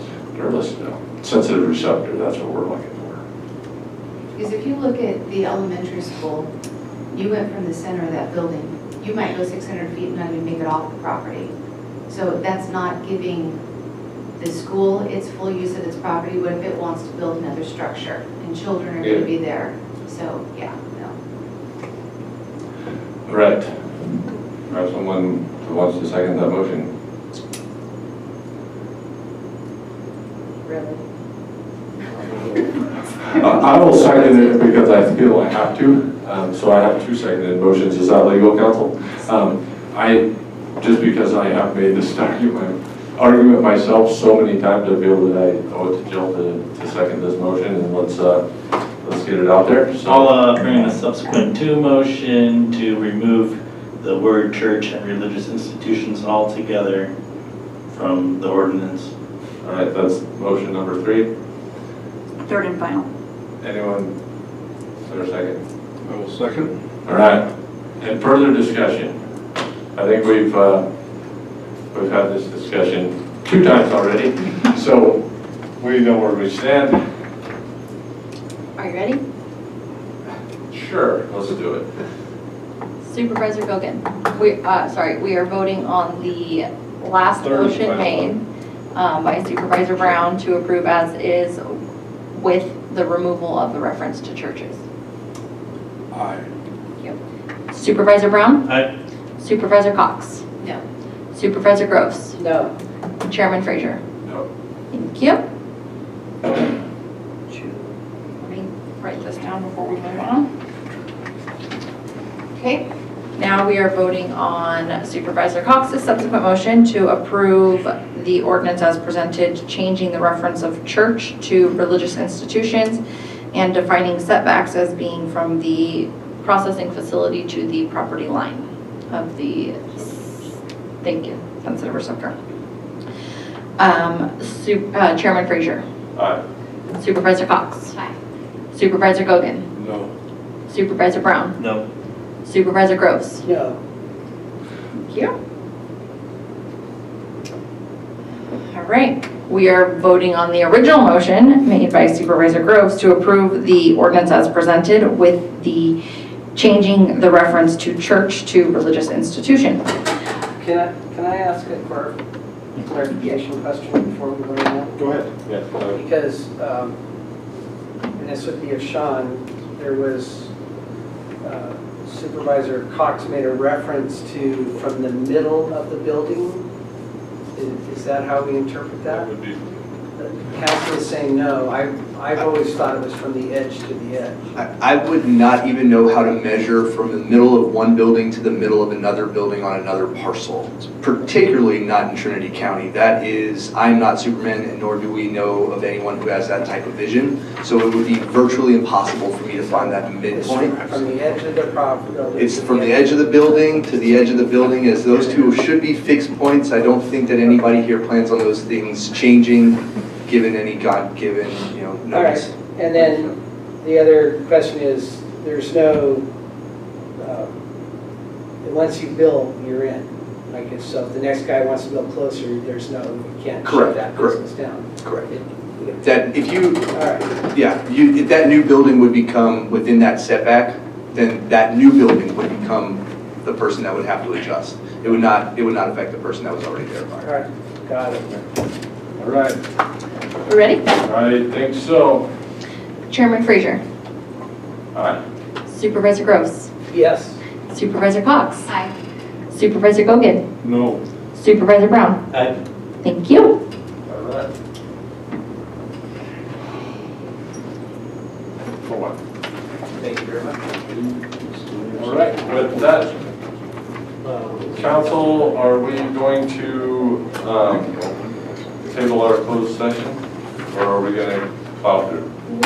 We can, if the board would be gracious enough to respond to Clerk Hawkins' email about a potential special meeting to talk about these items. How long would that special meeting take? Do you have an estimate? There's a number of items, so I would guess an hour. Well, you gotta take me out to dinner after this anyway, so you might as well. How I was long this would asking take? an estimate of how long If we this did all session would those on there, take. about an hour. Well, yes, and then. But then, Labor. we're involved, so judging by today, that could be 3 to 6 hours. Potentially. So, It's just that on that day that you're suggesting, I guess I could zoom it from my phone. Absolutely. Why don't we do that What instead day of is it? starting at 9:30? Yeah, Are you what is the traveling date? that weekend? Do Is we this a need- message I don't I sent an email during the meeting. to, some of us do. All of you. But my question is, Margaret, are we trying to figure this out right now, or are we gonna figure out the date afterwards so we can adjourn the meeting and then figure out the date? I just need confirmation that the board is open to setting a closed session date, because we do have some deadlines we're dealing with. Yes. And at a special meeting, we can work on the date offline. Okay, that's, I'm fine with that, if everybody else is. What about the negotiation? That as well. So, everything on, so with that, then I guess if we're going to move this to I have a question with that though. If we move closed session to a special agenda item, Zoom, am I gonna have to open it up to public comment, have a short open session, then go to closed session, like just, we'll have to open up a meeting, Yes. I'll read this and then we'll go. Yep.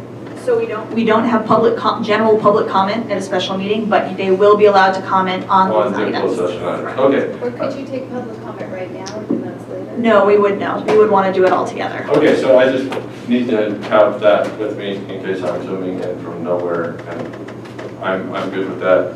So with that, I guess we are adjourned, and email me the date. Do you have any roundabout date you think this is? 14, 15, 16. 14, 15, September? Yep, one of those. That's during the annual RC You don't care, you're not coming anyway. You already said you were recusing. But I think Maine's gonna be there, Joe's gonna be there. Yes, speaker. Okay, so my original email asked for availability on the 13th, the 14th, 15th, and 16th, because the 13th is difficult to get into the meeting room. However, depending on what time, I think we can make it work, if most people are attending via Zoom on the You don't need to 13th. leave, so, Negotiations piece? yeah. If you do it on, 14th, 15th, 16th. So if we can do the 13th at some point. Are you guys, Yeah. are you guys okay with doing it on the 13th? I can make the 13th. Depending on what time we'll see you tomorrow, What? because I have to get over the just to come in a little. Yeah, I can't do it before 10. Who else is on LPC with me? Yeah. On LPC committee with me? LPC, the Okay. Youth Child Care Committee. You're going. If it's me, I'm sorry, because I have never, I used to be on it. It never goes to child committees. There, yeah, it's Wednesday morning. Oh, right. Get this is the one. All right. Like, white, this white. Yeah, Yeah, Sherry White's on that. I don't know. She's on first five. Have a good night. I'll see you tomorrow. So anyway, Susie, I'm going to give you this instruction. When you figure out when this meeting is, do it soonly and email me and tell me when it is. And I'll make it. I will do my best to do it soonly, but Yeah, just what I'm saying is don't email me on like the 12th and say you have a meeting the 13th. Avoid that, doesn't. We do it on the 12th. yeah, because I don't have time to put together the agenda.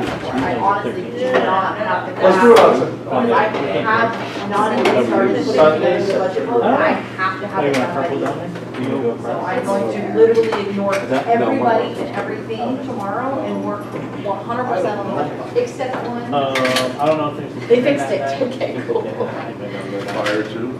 Sir, you look tired. Probably not. That is fine. I'm gave me a reason, I just was asking for it. I contemplated that at first, and I went, I don't have the capacity to try to pull that together. You could I get it. like move this over to the cat. So on that Wednesday, Yeah. I have a meeting at 10 or something. Let's go. I'll come back into town on Monday. We go our basket. Yes, and I just had went out to see how to serve. Andy's letter has those awesome. On the 12th, 9 to 11. Maybe she was the. You know, there's also really cool sisters at the We have to do because you got. have an invitation, all of the water council meeting, 2. Okay. I could look up. Okay. Don't tell them. I mean, I could get something. So that'll work, then we have to drive down to LCRC. And I don't know if that's the first time I've been on TMC, Susan, and we have Oh, why did you face-to-face turn meetings. Yeah. And we're going to. Okay, you guys will hit up next time. And then I think So, we'll stay down there in Europe. Is it Mike? What's his last name? I'm sorry. So we're gonna stay down to Europe, we're gonna stay down to Europe, the 2-day meeting. Okay, perfect. Once we get that So you'll book it? Ryan. Okay. Is there a standard hotel anywhere? I don't know. Whatever works best for you. I've gone, yeah, you'll book it. I mean, You'll besides submit my reimbursement, the county goes against your travel budget, and then we submit reimbursement, and once you get reimbursement, then you get, How are you doing? that travel budget back. Just keep track of the house, Yep. gas, all that kind of. Keith, Yeah, you'll get mileage and then room reimbursement. when you go down to Jeremy, do you have TMC, since something I've been from on the one that Arts that's been Council? face to face, do you The Arts- normally the stay Highland down Arts there? Center, At- I do, Where do you stay? oh, what's that place? Like It's in Willow cards they Creek. draw, you Oh, you stay in know, Willow or Creek, you come Do I back have and you go, to? you Yeah. gotta close to Willow No, I Creek. haven't asked him. Well, you'll be, Football. isn't it You're off Koopa E-Rock? first. So there's that place right past the burger, Bigfoot Burger. Keith, does it start with a T? It's, they have like 7 cabins in there. Okay. But next Right on time. the- Until next Is it time. right on the, where that gas station is, right? And then across the street is the Bigfoot Museum. You're talking about? No, the Bigfoot Burger, as you're coming in. Jeremy, What? what's the name of that? Rockside? No, not the bar. I know the bar. The place to stay past Bigfoot Burger. Oh, China Creek Cottages? China Creek Cottages. How far past Willow Creek proper is it? It's a mile before Willow Creek Cottages. Coming from the coast? Yeah, they have the nicer sister business, Coho Cottages, which is one more step up. Coho, like the Soho, like Trinity County dish. Coho. Soho. That's where I should book my stay. Is that where you normally stay here? China Creek is Yeah, they're just cabins. They're just nice little cabins, and it gets you in kind of a nice area from crime. Oh, No, it's nicer. Yeah, like, I wouldn't stay in Newport.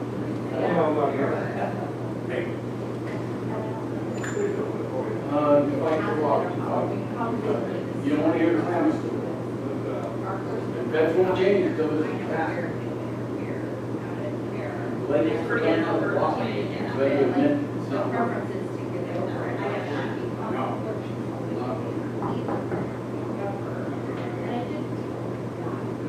He's boss.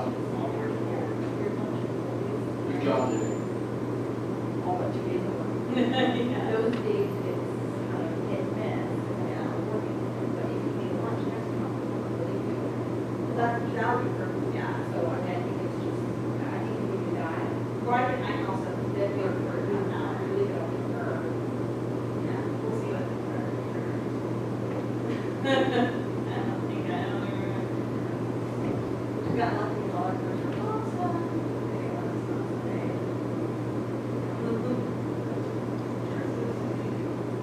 Was this not for me, ready to go?